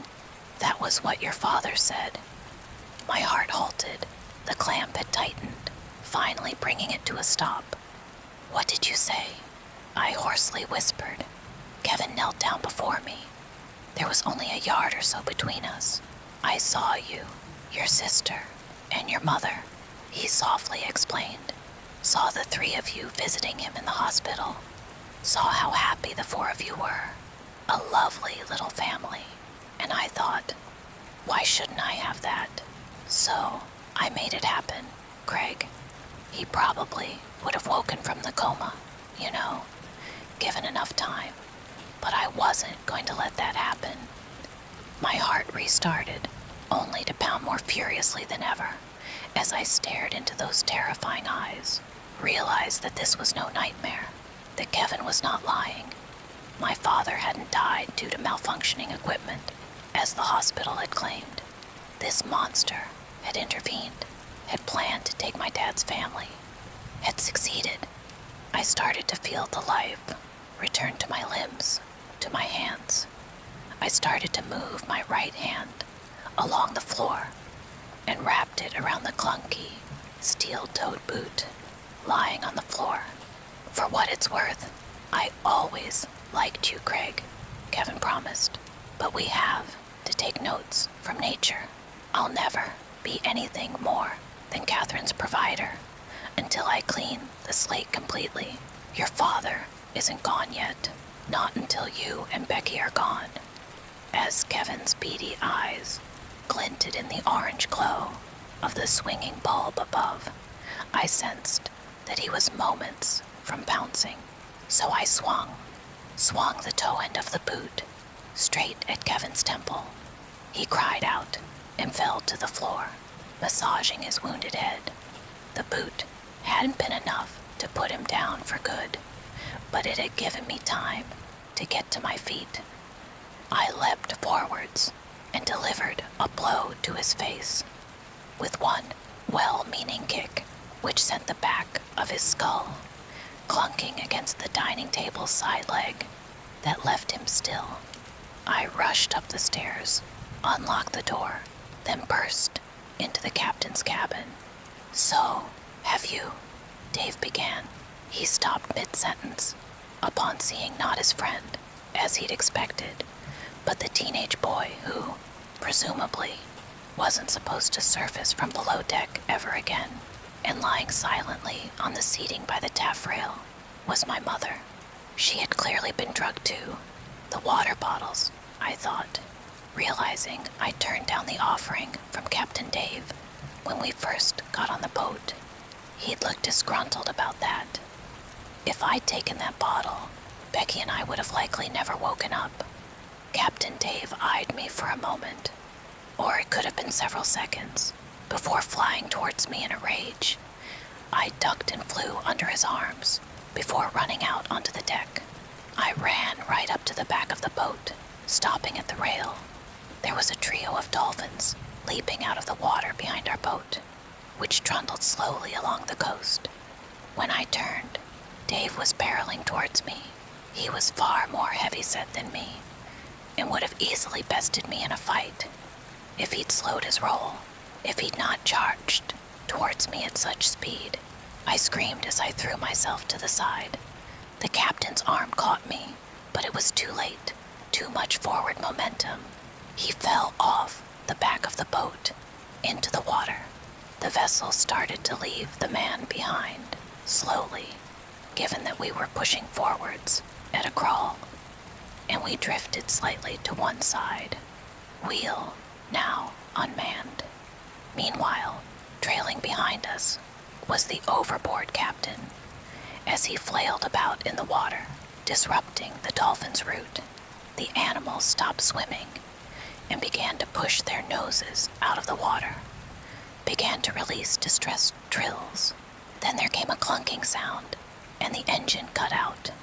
I turned to see a heavily panting Kevin come out of the cabin, boat keys in hand.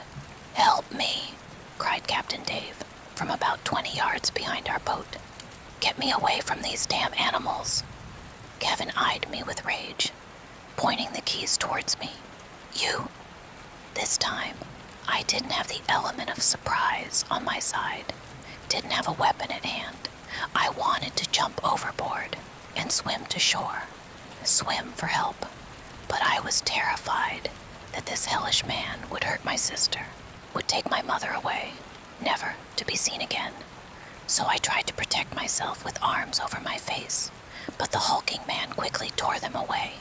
I shrieked in terror as he put my neck in a stranglehold and pushed me over the edge of the taffrail, head dangling upside down over the back of the boat. I eyed the world from a topsy-turvy perspective. Captain Dave swam towards us, from my perspective, looking as if he might drop from the ocean above into the sky below. I could only hope he was closing the distance between him and the boat, and I knew that I had no chance of surviving an attack from those two men combined. But then I noticed those same 3 bottlenose dolphins. They were still squeaking and moaning irritably, clearly frustrated with the human who had disrupted their swim, and their fins were trailing after him. One of the animals suddenly pushed its face out of the water and lunged towards his arm. Captain Dave cried out in pain as the animal's teeth sank into his skin, and as he thrashed about in agony, blood staining the water, the other 2 bottlenoses joined their friend. That was what saved me. I was seconds from blacking out when Kevin's hands loosened on my neck. "Shit," Kevin hissed. As I pulled my head back upright, I saw the man rummaging around in the cabin. Then he ran back across the deck with a deadly instrument in hand, a spear gun. "Don't move," my stepfather warned as he raised the weapon, "or I'll put one of these in you, and that'll ruin everything. Understand?" Before waiting for a response from me, Kevin fired a shot into the water. There followed a yelp of agony, and when I turned to look over the back rail, I saw the spear protruding from one dolphin's glistening skin. Its 2 companions began to release more agitated sounds. Sounds like pierced my ears and filled my heart with primal dread. These were war cries, as the bloody Captain Dave attempted a one-armed front stroke towards the boat. One of the animals hissed aggressively. I've never heard such a terrifying sound before. They'd been attacking Captain Dave simply out of annoyance. This time, they were angry. One of the creatures disappeared underwater, and I saw the captain's fate before he did, but his eyes eventually widened as something took hold of his feet. He released a brief scream as the dolphin dragged him below the surface. "David!" Kevin yelled, loading the spear gun to attack the 3rd and final bottlenose. The dolphin floated alongside its limp and lifeless friend, which was bleeding out into the ocean. I believe that these creatures are incredibly intelligent. I felt its emotion, felt its sorrow, as it looked upon its dead friend. Most terrifyingly of all, I felt the surviving dolphin's understanding, as it eyed my deranged stepfather. It knew that this man was responsible for its friend's death. Call it some instinctual reflex, but I shuffled away from the taffrail, crawled backwards on my behind across the deck, eyed by a scowling Kevin. "Don't even think about running away," the man growled, turning his back to the ocean and facing me spear gun. "When I'm finished with that thing, I'll..." A tremendous splash of water was followed by a gray shape that half blotted out the dazzling sun. Then, with a level of acrobatic accuracy that left me stunned into both awe and fear, the creature snapped its jaws onto the side of my stepfather's midsection. Kevin screeched in pain as he was dragged over the back rail and pulled below the depths of the ocean, along with the captain. I released a guttural moan, not sure whether my terror came from the sheer power of those sea-dwelling animals or the insidiousness of my stepfather. Both, and I was too frightened to stand for a long while, too frightened that those mighty animals might return to the surface for me, might kill us all out of sheer aggression or the misplaced belief that we were culpable for their friend's death. Eventually, as the sun started to set and the boat drifted aimlessly along the coast, I heard the door creak open behind me. A drowsy Becky stumbled out, asking where the captain and Kevin had gone. I began to blubber inconsolably, unable to explain a thing to her, and she phoned the police from the boat.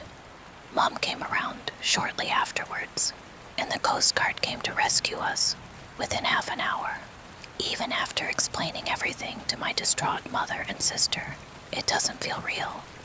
Even after the police investigation found the mutilated, savaged corpses of Kevin and David on a beach 300 yards away, it didn't feel real.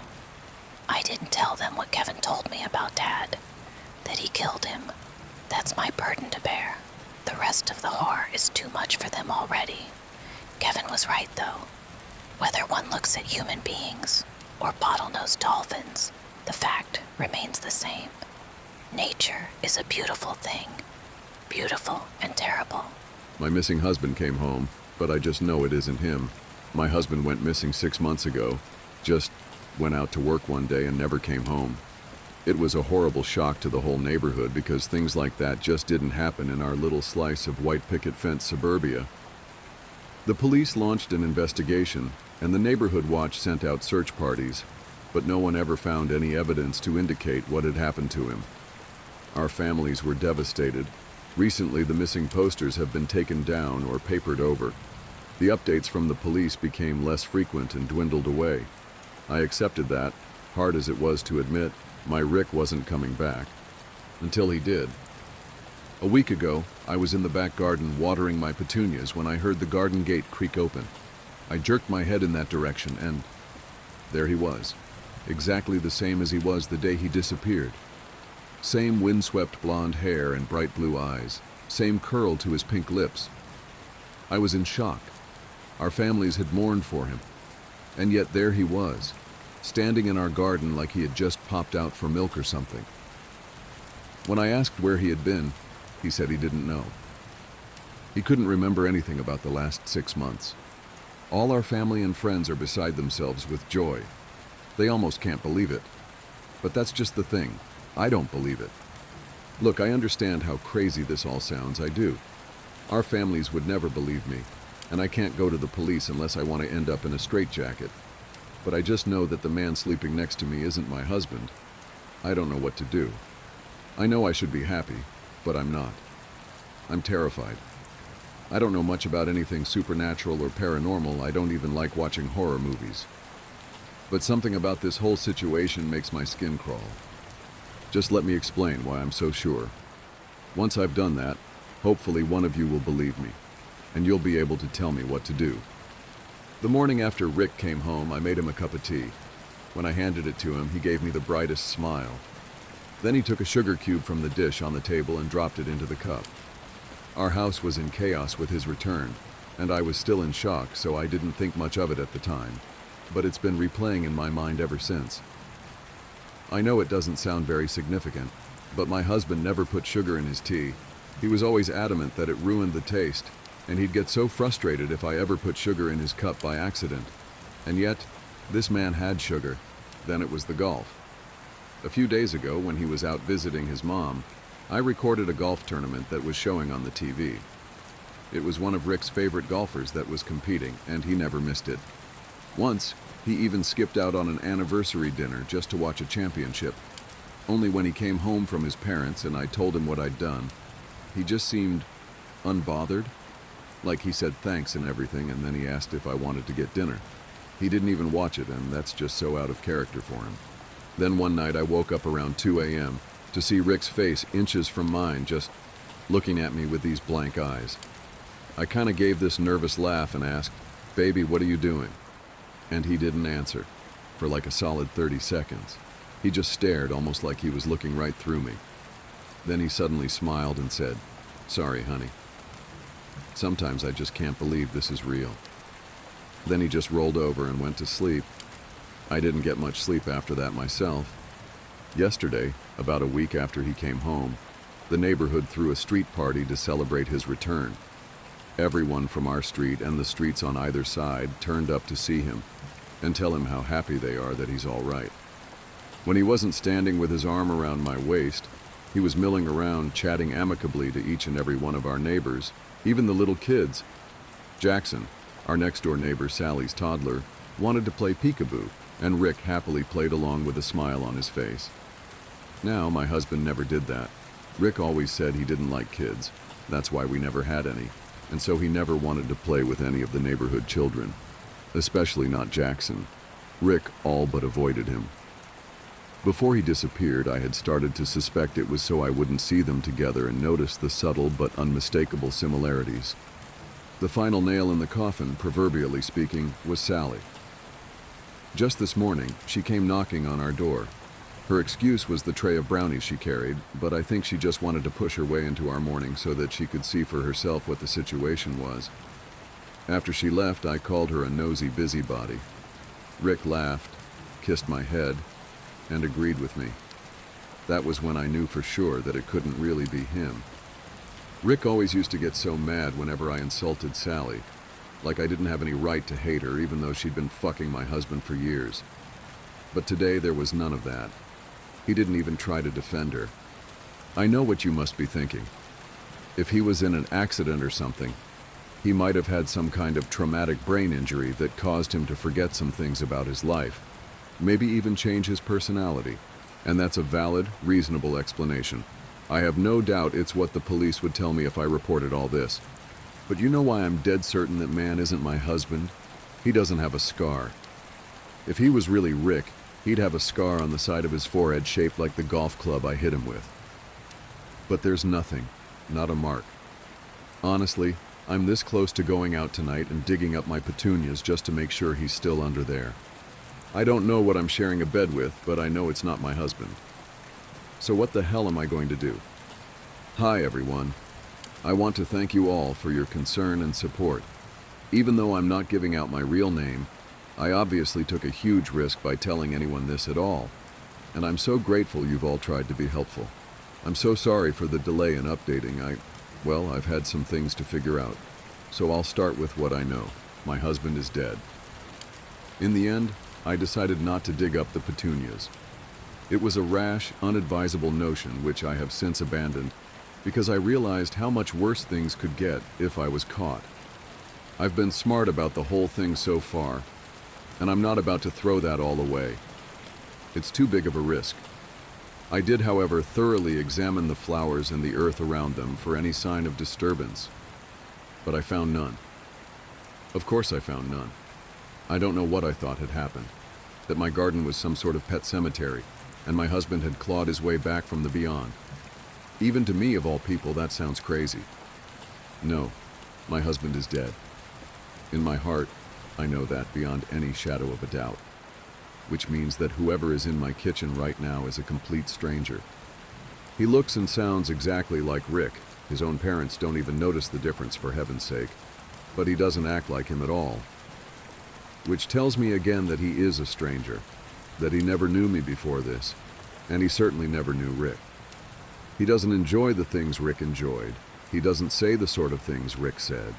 He doesn't complain, doesn't raise his voice, doesn't lie or gaslight or cheat. Frankly, he's a better husband than Rick ever was. Honestly, when I think about it like that, I'm almost tempted just to let it go. I tried to let it go, not to get caught up in worrying and just accept my new life for what it is. But I find myself unable to let it go. Because even though this man seems ordinary and kind and reasonable, there's one thing that scares me still. For someone to have so confidently taken Rick's place, they would somehow have to be sure themselves that the real Rick would not return to complicate their plans, however innocent or sinister those plans may be. Whoever this man is who is calling himself Rick, he must surely know that Rick is dead. And if he knows that, I would bet anything that he also knows how. I've gambled with my life and my freedom before, and I don't intend to do so again. A couple of you suggested that Rick might have had a twin that, for whatever reason, I never knew about, or perhaps a doppelganger who saw his chance at a more comfortable life and took it. Either of these seem to me to be the closest to the realm of possibility, so they were the first theories I set out to confirm or disprove. A DNA test would surely be able to confirm whether this man is my husband's twin or someone completely unrelated. Of course, I was hardly going to tell him about it. At best, he would refuse, and at worst, well, I didn't want to find out. So about a week after my last post, I ordered 2 separate DNA tests designed for finding one's relatives and ancestors, and had them delivered whilst Rick was at work. Then a few nights later, I waited until he was asleep, actually asleep, not half asleep, and staring. And I pulled out a few strands of his hair, not enough that it would be noticeable in the morning, but sufficient amount to send away in a little tube to be analyzed. Much to my relief, he didn't wake up. I'm not sure how I would have explained it if he had. I sent the hair away to the DNA test companies, and they told me I'd have to wait a couple of weeks for the results. And in those couple of weeks, things have gotten stranger, shall we say. You see, I've noticed that Rick never seems to eat of his own accord. Like, he'll make dinner for us both, but that seems more to do with when I mention that I'm hungry than with his own desire to eat. He doesn't snack between meals. He never goes for a glass of water. I don't even think he takes anything with him to work for lunch. There's something else too. Rick's beard trimmer is still in its box, exactly where he left it 6 months ago, covered in dust and quite obviously unused. And yet, Rick has been home for nearly a month and his beard doesn't seem to be any longer, even though he used to trim it twice a week. On top of that, the staring has become a frequent occurrence, and not just in the middle of the night. I catch him watching me during the day too, always looking away or laughing it off whenever I notice him doing it. Anyway, I might as well tell you why I'm writing this now, because I can't make head nor tail of the situation anymore. The DNA tests came back in the mail this afternoon before Rick came home from work. I opened them quickly, eager to see who was included in the list of relatives, whether there were any names I recognized. Either way, it would answer my question. Only I don't have an answer. All I have are more questions, because the first test came back as inconclusive, with a note from the company telling me I had to send them a viable hair sample in order for it to work. I didn't understand that. I'd cut the hair myself, after all. And what did they mean by viable? But it was the second test that concerned me the most. Where there should have been information about demographic and regional origin, there was nothing, only a line of printed black letters spelling out the word unknown.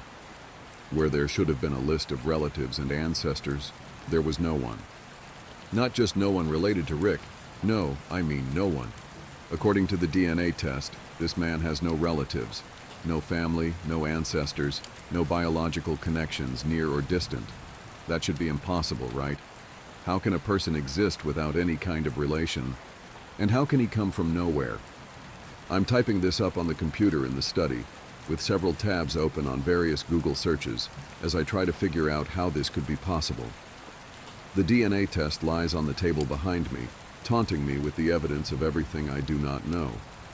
And then I hear it, clear as day, coming from the doorway behind me. Rebecca? If I didn't know better, I'd say my heart stopped. I would know that voice anywhere. I never heard him come in, never even heard the door open. Dimly, in the back of my mind, I recall that our door creaks every time it opens. How could I not have heard it? I turn over my shoulder towards not Rick, a false bright smile on my face. He is not smiling. His face is calm, but there's something hard about the line of his mouth that sets me on edge. What the hell is this? His voice is perfectly level, but something about it makes the hairs on the back of my neck stand up. There's an undertone to his voice that I haven't noticed before now, something low and subtly grating. Even the real Rick never sounded like that. He holds something up, one eyebrow arched. When I see what he's holding, my stomach plummets. The results of the DNA test.